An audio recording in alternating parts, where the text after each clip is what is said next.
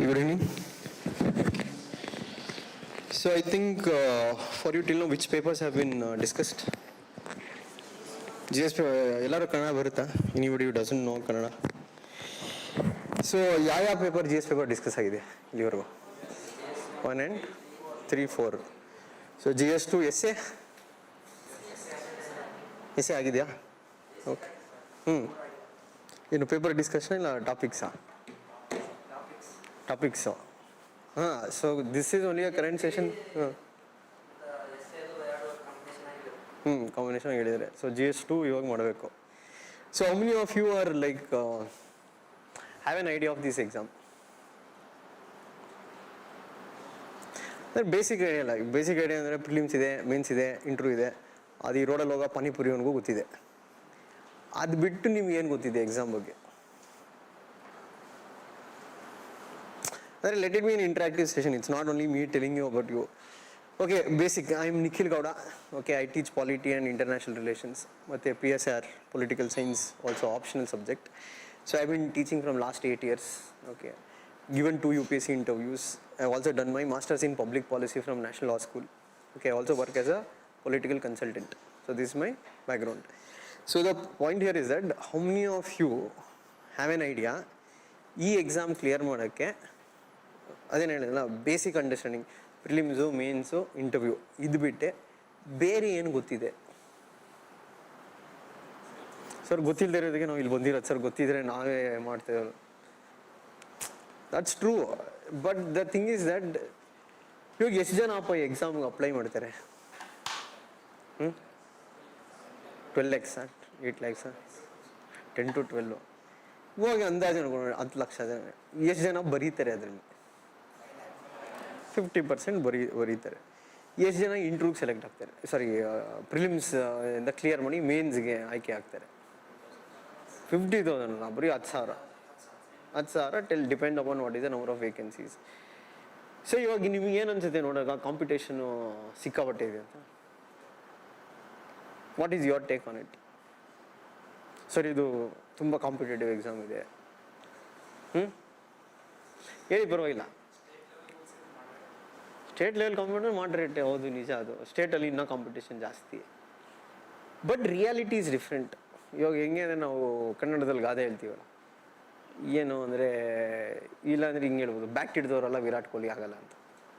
ಹಂಗೆ ಇಲ್ಲಿ exam ಬರೆದವರೆಲ್ಲ clear ಆಗಲ್ಲ. ಏನಕ್ಕೆ ಅಂದರೆ their understanding of the exam is only not holistic. Okay, to give an example, ಇವಾಗ ನಾನು ಫಸ್ಟ್ ಟೈಮ್ ಎಕ್ಸಾಮ್ ಪ್ರಿಪೇರ್ ಆಗಬೇಕಾದ್ರೆ, because I did my engineering before I did my masters in public policy. I did engineering ಆಗಿ some 3-4 years ಆದಮೇಲೆ then I decided I am going to write civil service exam. So first start what I came, okay ನಾನು ಎಕ್ಸಾಮ್ದು ನೋಡೋಣ, prelims ಇದೆ, mains ಇದೆ, interview ಇದೆ. ಆಯಿತು, ಇನ್ನೇನು ಬರೆಯೋಣ. ಡಿಸೆಂಬರಲ್ಲಿ ಡಿಸೈಡ್ ಮಾಡಿದ್ದು ಬರೆಯೋಣ. ಫೆಬ್ರವರಿ ನೋಟಿಫಿಕೇಶನ್ ಇವಾಗ ಬಿಡ್ತಾರೆ. ಅಪ್ಲೈ ಮಾಡಿಬಿಟ್ಟು ಆಯಿತು, ಅದು ಆಪ್ಷನಲ್ ಹೇಳ್ತಾರೆ. ಆಪ್ಷನಲ್ ಯಾವುದು ಯಾವ್ದು ಸಿಗೋದು ಅದು ಹಿಸ್ಟ್ರಿ ಅಂತ ಇತ್ತು. ಹಿಸ್ಟ್ರಿ ತಗೋ. ಸ್ಕೂಲೆಲ್ಲ ಹಿಸ್ಟ್ರಿ ಓದಿದ್ರು. ಏನು ಇತಿಹಾಸ ಕತೆ ಇರುತ್ತೆ, ಈ ರಾಜ ಆ ರಾಜ ಫೈಟಿಂಗ್ ಆಡಿದ್ರು. That is the understanding, that is how you approach. ಆಮೇಲೆ ಇವಾಗ ಯಾವ ಮೆಟೀರಿಯಲ್ ಓದಬೇಕು, ಬಿಕಾಸ್ ಇವಾಗ 3 months ಎಕ್ಸಾಮ್ ಬರೀಬೇಕು. ನಾನು ಹೇಳಿದ್ರು without any kind of preparation. There was some guide called as JTS ಅಂತ ಐತಿ, ಅದು ಅವಾಗ.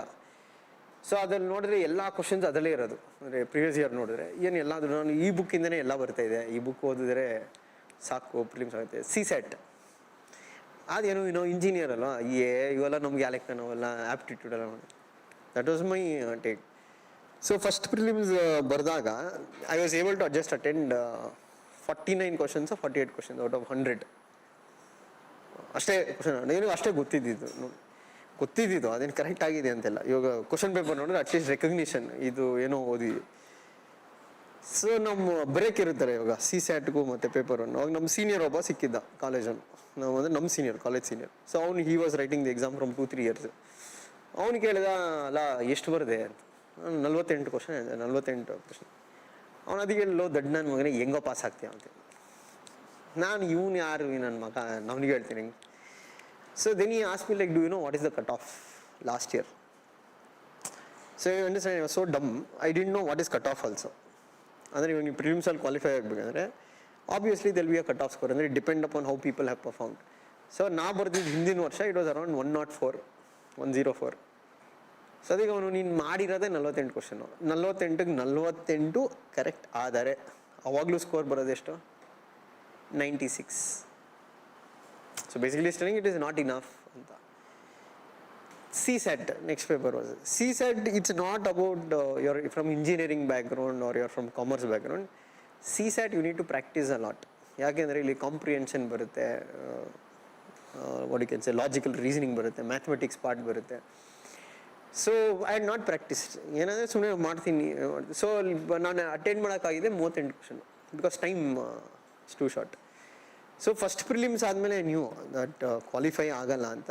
ಸೊ ಆಬ್ವಿಯಸ್ಲಿ ನಾವು before giving my second attempt I had to know that what should be done. So ಒಂದೊಂದು ಅರ್ಥ ಆಯಿತು, ಬರೀ ಇದು 2-3 ತಿಂಗಳಲ್ಲಿ ಮಾಡೋ ಕೆಲಸ ಅಲ್ಲ. It requires deeper study and deeper understanding of the examination process. But ನಾವು ಅವಾಗಿನ ಪ್ರಾಬ್ಲಮ್, ಸ್ಪೀಕಿಂಗ್ ಆಫ್ 2013 or 2014, ನಾವು ಪ್ರಾಬ್ಲಮ್ ಏನಂದರೆ Bangalore was not an epicentre for preparation of UPSC exams. Either you have to go to Delhi which was one of the base. But I was not comfortable going to Delhi.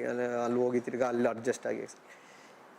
And ಇಲ್ಲೂ ಅಷ್ಟೇ, ಇಲ್ಲೂ ಅಂದರೆ ಯಾವುದು major academies ಅಂತ ಯಾವುದೂ ಇರಲಿಲ್ಲ. So there was one library, public library in South End Circle, because I from Jayanagar. So ಅಲ್ಲಿ public ಲೈಬ್ರರಿಗೆ ಹೋದರೆ ಸಮ್ ಪೀಪಲ್ ಟೋಲ್ಡ್ ಇಲ್ಲಿ UPSC ಓದ್ತಾ ಇರೋರು ಬರ್ತಾರೆ. ಸೊ ನಮ್ಮ ಲೈಬ್ರರಿಲಿ ಒಬ್ಬ ಇದ್ದ, ಕಲ್ಮೇಶ್ ಅಂದ್ಬಿಟ್ಟು, Indian police service. He was already into IPS and he was rewriting the exam again. So ಅವ್ರನ್ನ ಅಟ್ಲೀಸ್ಟ್ ಕೇಳೋಣ ಅಂದರೆ ನಾನು ಲೈಬ್ರರಿಗೆ ಹೋಗ್ತೀನಿ, ಅಟ್ಲೀಸ್ಟ್ ಅವ್ನು ಮೀಟ್ ಮಾಡಿದ್ರೆ ಐಡಿಯಾ ಬರುತ್ತೆ ಹೆಂಗೆ ಓದಬೇಕು ಅಂತ. ಬಟ್ ಅವ್ನು ಮಾತಾಡ್ಸೋಕ್ಕೆ ಹೆಂಗೆ ಅಂದರೆ ಫುಲ್ಲು ಜನ ಯಾವಾಗಲೂ ಒಂದು ಸುತ್ತಾನೆ ಇರೋರು. So may be after a week time I met him, he was free. So I asked him ಹೆಂಗೆ ಓದಬೇಕು, ನಂಗೆ ಸ್ವಲ್ಪ ಐಡಿಯಾ ಕೊಡಿ. ಸೊ ಐ ಟೋಲ್ಡ್, ಅದೇ ನಿಂದು ಐಡಿಯಾ ಹೇಳು, ಹೌ ಹ್ಯಾವ್ ಯು ಸ್ಟಡಿಡ್. ನಾನು ಹೇಳಿದೆ ಯಾವುದೋ ಮೆಟೀರಿಯಲ್ ಇದೆ, JTSದು ಗೈಡ್ ಅಂತ ಇದೆ, ಒಂದು ಬುಕ್ ಇದೆ, ಎಲ್ಲ ಇದರಲ್ಲಿ. ದೆನ್ ಈ ಟೋಲ್ಡ್, ಅಲ್ಲಪ್ಪ ಆ ಥರ ಎಲ್ಲ ಆಗಲ್ಲ, ಅದು ಗೈಡ್ಸಲ್ಲೆಲ್ಲ ಏನು ಮಾಡಿರ್ತಾರೆ ಅಂದರೆ, ಇವಾಗ ಈ ವರ್ಷ ಪೇಪರ್ ಬರುತ್ತಲ್ಲ ಇವಾಗ 2025, ಅದ್ರಲ್ಲಿ ಹೊಸ ಕ್ವಶನ್ಸ್ ಏನು ಬಂದಿದೆ ಅದ್ರದ್ದು ಎಕ್ಸ್ಪ್ಲನೇಷನ್ ಕೊಟ್ಟಿರ್ತಾರೆ. ಸೊ ಯಾರೋ ಹೊಸ ಕ್ಯಾಂಡಿಡೇಟ್ ಯಾರು ಬರ್ತಾರೆ ಇವಾಗ ಫೀಲ್ಡ್ಗೆ, ಯಾರಿಗೇನು ಹಿಂದೆ ಮುಂದೆ ಏನೂ ಗೊತ್ತಿಲ್ಲ, ಅವ್ರಿಗೇನು ಅನ್ಸುತ್ತೆ ಎಲ್ಲ ಒಂದೇ ಬುಕ್ಕಲ್ಲಿ ಬರುತ್ತೆ, ಒಂದೇ ಮೆಟೀರಿಯಲಲ್ಲಿ ಬರುತ್ತೆ, ಪಕ್ಕಾ ಅದೇ ಬರುತ್ತೆ. ಸೊ ಈ ಟೋಲ್ಡ್ ಆ ಥರ ಯಾವುದೂ ಇರಲ್ಲ. You have to go the traditional way. Traditional way ಅಂದರೆ ಮೇಜರ್ ಬುಕ್ಸ್ನ ಓದಬೇಕಾಗತ್ತೆ. ಇವಾಗ polity, Laxmikanth, modern history, spectrum, okay, geography, NCERT 6 to 12th. And so ಎಲ್ಲ ನಿಮಗೆ ಸಬ್ಜೆಕ್ಟ್ಸ್ ಹೇಳ್ತಾರೆ as subject on which are the books to be read. Then you told solve previous year question papers. First ಒಂದು 5 ವರ್ಷದ paper ತೊಗೊಂಡು pattern analyse ಮಾಡು, questions ಹೆಂಗೆ ಬಂದಿದೆ, got it. Solve lot of questions. ಬರೀ ಓದೋದು ಒಂದೇ ಅಲ್ಲ, ನೀನು ಎಷ್ಟು ಓದ್ತೀಯೋ ಅದ್ರ ಜೊತೆ ಕ್ವಶನ್ ಸಾಲ್ವ್ ಮಾಡಿ every day, try to solve. That help a lot. ಯಾಕೆಂದರೆ that is what I started doing. Okay, so ಒಂದೊಂದು ಸಬ್ಜೆಕ್ಟ್, ಇವಾಗ polity, geography, economy, major subject ಓದಿ ರೆಗ್ಯುಲರ್ಲಿ ಸಾಲ್ವ್ ಪ್ರೀವಿಯಸ್ ಇಯರ್ ಒಂದು ಲಾಸ್ಟ್ 5 years ಕ್ವಶನ್ ಪೇಪರ್ಸ್. ಆಮೇಲೆ started extending more. So ಅದು ಮಾಡಿದಾಗ ಒಂದು idea ಬಂತು, ಏನಂದರೆ ಪ್ರಿಲಿಮ್ಸ್ಗೆ. ದಟ್ ಏನಂದರೆ ಇಲ್ಲಿ UPSC ಪ್ರಿಲಿಮ್ಸ್ಗೂ that is what I understood. ಈ ಗೌರ್ಮೆಂಟ್ ಎಕ್ಸಾಮ್ ಬಂದವಾದರೆ FDA ಬರುತ್ತೆ, SDA ಬರುತ್ತೆ, PSI ಬರುತ್ತೆ. ಪಾಯಿಂಟ್. ನಮ್ಮ ಕರ್ನಾಟಕದಲ್ಲಿ ನೀವು ತೊಗೊಂಡ್ರೆ, Karnataka is one state in southern India which has the least number of results when it comes to UPSC compared to our neighboring states, be it Andhra Pradesh, be it Maharashtra, be it even Tamil Nadu. What is the reason here? What is the reason why don't we do perform so well? ನಮ್ಮ ಸ್ಟೇಟಲ್ಲಿ ಏನಕ್ಕೆ ಅಷ್ಟೊಂದು ranks ಬರಲ್ಲ ಅಂತ.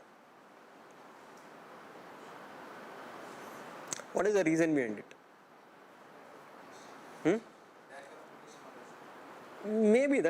Maybe one part is that it's more about lack of awareness. It is lack of an idea. ಆಯಿತಾ, ಅಂದರೆ ಐಡಿಯಾನೇ ಇಲ್ಲ ಅವ್ರಿಗೆ exam ಬಗ್ಗೆ. ನಮ್ಮಲ್ಲಿ ಏನು ಪಾಲಿಸಿ ಅಂದರೆ ಈ PC to DC ಅಂತ ಲಾಜಿಕ್. ಅಂದರೆ ನಾನು ಕಾನ್ಸ್ಟೇಬಲ್ ಎಕ್ಸಾಮು ಬರೀತೀನಿ, ಈ ಕಡೆ DC ಎಕ್ಸಾಮು ಬರೀತೀನಿ, ಎಲ್ಲದಕ್ಕೂ ಒಂದೇ ಸೋರ್ಸ್ ಓದ್ತೀನಿ. Technically PC exam is only different, your civil service exam is only completely different. ಯಾಕೆ ಅಂದರೆ both are government jobs, but both have different needs. Okay, if you clear this exam, what you are going to become? You are going to become a district collector or an IPS, Indian Police Service.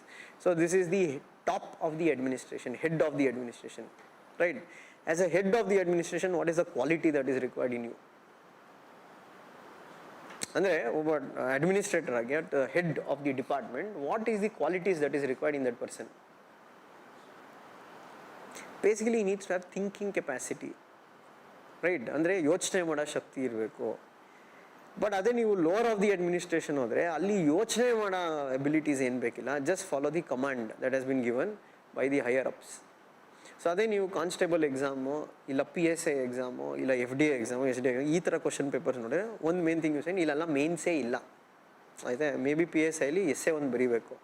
ಅದು ಬಿಟ್ಟರೆ ಇವೆಲ್ಲ objective types. Objective ಅಂದರೆ ನೀವು ಬರೀ objective exam ಮಾಡಿದ್ರೆ ಅದ್ರ ಮೇಲೆ thing. So there is no subjective, there is no return paper. Second one, most of the questions in these papers will be factual. Factual ಅಂದರೆ ಈ ಇಸ್ವಿಲಿ ರಾಜ ಯಾರಿದ್ದ, ಆಯಿತು ಇಂಡಿಯನ್ ಕಾನ್ಸ್ಟಿಟ್ಯೂಷನ್ ಯಾವಾಗ ಜಾರಿಗೆ ಬಂತು, ಡೇಟ್ ಏನು, ಎಷ್ಟು ಜನ ಮೆಂಬರ್ಸ್ ಇದ್ದರು ಕಾನ್ಸ್ಟಿಟ್ಯೂಂಟ್ ಅಸೆಂಬ್ಲಿಲಿ. ಅದೇ ನೀವು ಒಂದು UPSC ಪೇಪರ್ ತೆಗೆದು ನೋಡಿದ್ರೆ ಅಲ್ಲಿ ಫ್ಯಾಕ್ಚುಯಲ್ ಕ್ವಶನ್ಸ್ ಕಮ್ಮಿ, ಅನಾಲಿಟಿಕಲ್ ಕ್ವಶನ್ಸ್ ಜಾಸ್ತಿ.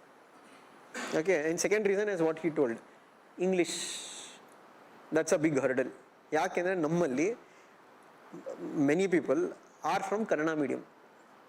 ಏನು ಪಾಯಿಂಟ್. ಸೊ UPSC ಹೇಳೋದು ಏನು ಹೇಳ್ತಾರೆ ಅಂದರೆ ನಮ್ಮದು ಕ್ವಶನ್ ಪೇಪರ್ಸ್ ಏನಿದೆ that is 10th standard level English ಅಂತ. But the reality is very different. If you open UPSC question papers and see, it's not up to 10th standard. C you can write in Kannada, but ನಿನಗೆ question paper first of all ಅರ್ಥ ಆಗಬೇಕಲ್ಲ, ಅದು ಇಂಗ್ಲೀಷಲ್ಲೇ ಬರೋದು, either English or Hindi. So ಇವಾಗ ನೀನು ಇಂಗ್ಲೀಷೇ ಗೊತ್ತಿಲ್ಲ, ಸ್ಟ್ರಾಂಗೇ ಇಲ್ಲ, ಅವಾಗ ಏನಾಗುತ್ತೆ, when you read the question paper there are many things you don't understand itself. So when you don't understand what is that, ನಿಂಗೆ ನಾಲೆಜ್ ಇದ್ದರೂ ಕೂಡ ನಿನಗೆ ಅದು ಗೊತ್ತಾಗಬೇಕಲ್ಲ ಪಾಯಿಂಟ್ಸ್ ಏನು ಅಂತ. ಸೆಕೆಂಡ್ ಒನ್, ನಮ್ಮಲ್ಲಿ ಕಲ್ಚರ್ ಹೆಂಗಿದೆ ಅಂದರೆ especially here in Chandra Layout is the epicentre. ನಿಮಗೆ ಈ Tier 2 ಕೋಚಿಂಗ್ ಸೆಂಟರ್ಸ್ ಅಂದರೆ ಧಾರವಾಡ ಆಯಿತಾ. ಇಲ್ಲೆಲ್ಲ ಜಾಸ್ತಿ ಕೋಚಿಂಗ್ ಇರೋದಲ್ಲ PSI ಎಕ್ಸಾಮು ಈ ಥರ ಎಕ್ಸಾಮ್. ನೀವು ಇವಾಗ ಸುಮ್ಮನೆ ನಮ್ಮ KPSC ಕ್ಲಾಸಸ್ ಇದೆ, okay, you go sit in classes for 2 weeks. ಅವ್ರದ್ದು ಮೆಂಟ್ಯಾಲಿಟಿನೇ ಬೇರೆ. Mind you can sense it from the way the people's attitude is, the way people behave. ಅವ್ರದ್ದು ಆ್ಯಟಿಟ್ಯೂಡೇ ಬೇರೆ. ಯಾಕೆ ಅಂದರೆ that's the exam what they're aiming for. So ಅಲ್ಲಿ thinking abilities ಕಮ್ಮಿ, ಜಾಸ್ತಿ ಏನು by hearting abilities in that regard.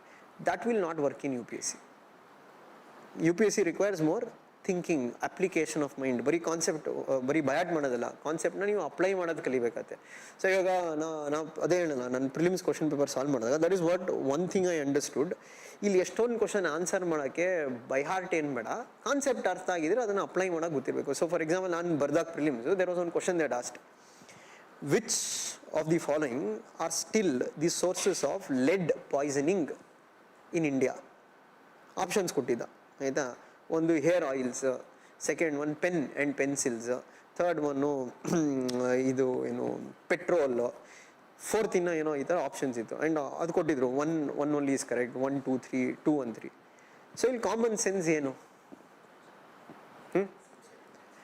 Pencils ಪೆನ್ನಲ್ಲಿ LED ಇಲ್ಲ ಆಯಿತಾ. ಕೆಲವು ಸರ್ ಲೆಡ್ ಇದೆಯಲ್ಲ ಅಂತ, ಅದು ಲೆಡ್ ಅಲ್ಲ, ಅದು ಗ್ರೆಫೈಟ್. ಇನ್ನೊಂದು ಕಾಮನ್ ಸೆನ್ಸ್ ಏನು ಅಂದರೆ ಕ್ವಶನಲ್ಲಿ ಅವನೇ ಕೊಟ್ಟಿದ್ದಾನೆ, ಏನು lead is still source of poisoning. So common sense apply ಮಾಡಿದ್ರೆ when lead is poisonous, why will the government allow lead to be used in pen and pencils? ಅದನ್ನು ತೆಗೆದ್ರೆ ನಿಮ್ಗೆ ಆನ್ಸರ್ ಬರುತ್ತೆ. You understanding what UPSC is not looking for. ನೀವು mercury poisoning sources ಏನು, lead poisoning sources ಏನು, that is all not required. You need to understand the concept. ಮತ್ತು ಇಲ್ಲಿ ಹೆಂಗಿದೆ ಅಂದರೆ ಅವ್ರು ರ್ಯಾಂಡಮ್ ಆಗಿ ಏನು ಕ್ವಶನ್ ಕೇಳಲ್ಲ. ಇವಾಗ ಪಾಲಿಟಿನೇ ಇರ್ಬೋದು, ಜಾಗ್ರಫಿನೇ ಇರ್ಬೋದು, ಯಾವುದೇ ಸಬ್ಜೆಕ್ಟ್ ಇರ್ಬೋದು, ರ್ಯಾಂಡಮ್ ಆಗಿ ಅವರು ಇನ್ ಪಿನ್ ಸೆಪ್ಟಿಪಿನ್ ಈ ಟಾಪಿಕ್ ಮೇಲೆ ಹಂಗಲ್ಲ. You need to know what are the developments. So for example ಈ ವರ್ಷ ಕಮಿಂಗ್ ಪೇಪರಲ್ಲಿ they might ask something regarding oil.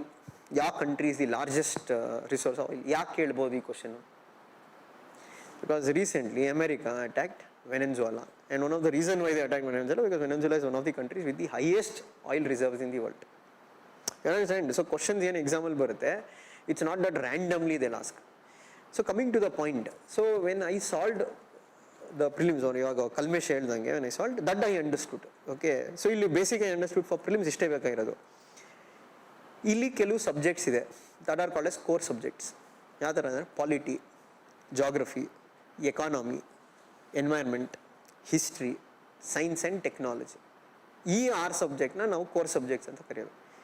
Why am telling it is core subject ಅಂದರೆ ನೀವು ಯಾವುದೇ ಕರೆಂಟ್ ಅಫೇರ್ಸ್ ಓದಬೇಕು, ಅದನ್ನು ಅರ್ಥ ಮಾಡ್ಕೋಬೇಕಂದ್ರೆ ಈ ಸಬ್ಜೆಕ್ಟಲ್ಲಿ ನಿಮ್ಗೆ ಹೋಲ್ಡ್ ಇರಬೇಕು. Okay, for example let us say you want to understand something regarding recently Ladakh is demanding for 6th schedule. First of all 6th schedule ಅಂದರೆ ಏನು ಗೊತ್ತಿರಬೇಕು, ಅದಕ್ಕೆ ಪಾಲಿಟಿ ಗೊತ್ತಿರಬೇಕು.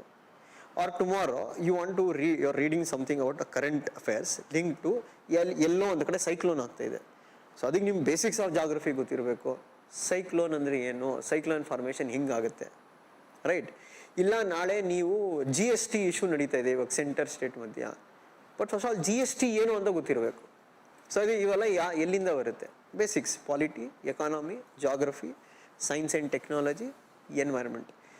ಸೊ ಇದಕ್ಕೆ ಯಾರು ಏನು ಓದಿಲ್ಲ ಅನ್ಕೊಳ್ಳೋಣ, let us think that you don't have any touch of UPSC. The first best step you can use that read your NCERTs. Okay, ಇಲ್ಲಿ ಕೆಲವರು ಏನಂದರೆ NCERT ನೋಟ್ಸ್ ಮಾಡಬೇಕಾ, ಯಾವ NCERT ಓದಬೇಕು? ಸಿಂಪಲ್, ಜಾಗ್ರಫಿಗೆ 6 to 12 ಓದಿ, ಪಾಲಿಟಿಗೆ 8 to 12 ಓದಿ, ಹಿಸ್ಟ್ರಿಗೆ ಅಗೇನ್ 6 to 12 ಓದಿ. Sir ಇದು ಫಾಸ್ಟ್ ಮಾಡಬೇಕು, ಹಂಗಾಗಲ್ಲ. ಮತ್ತು don't compare your self with others. ಯಾಕೆ ಅಂದರೆ ಇವಾಗ ನಮ್ಮಲ್ಲಿ ಇನ್ನೊಂದು ಲ್ಯಾಕ್ ಆಫ್ ಅವೇರ್ನೆಸ್ ಇದೆ. ಸೊ ನಿಮ್ಮಲ್ಲಿ ಎಷ್ಟು ಜನ ನಾರ್ತ್ ಕರ್ನಾಟಕದಿಂದ ಬರ್ತೀರಾ? ಓಕೆ, ಸೊ ಇಡೀ ಚಂದ್ರಲೇಔಟಲ್ಲಿ ಯಾವ ಪಾರ್ಟ್ ಆಫ್ ಕರ್ನಾಟಕ ಜಾಸ್ತಿ ಇರೋದು ಇದು ಸ್ಟೂಡೆಂಟ್ಸ್? ವೈ? ಎಷ್ಟು ಜನ ಮಂಗಳೂರಿಂದ ಬಂದಿದ್ದೀರಾ? Anybody from Mangalore?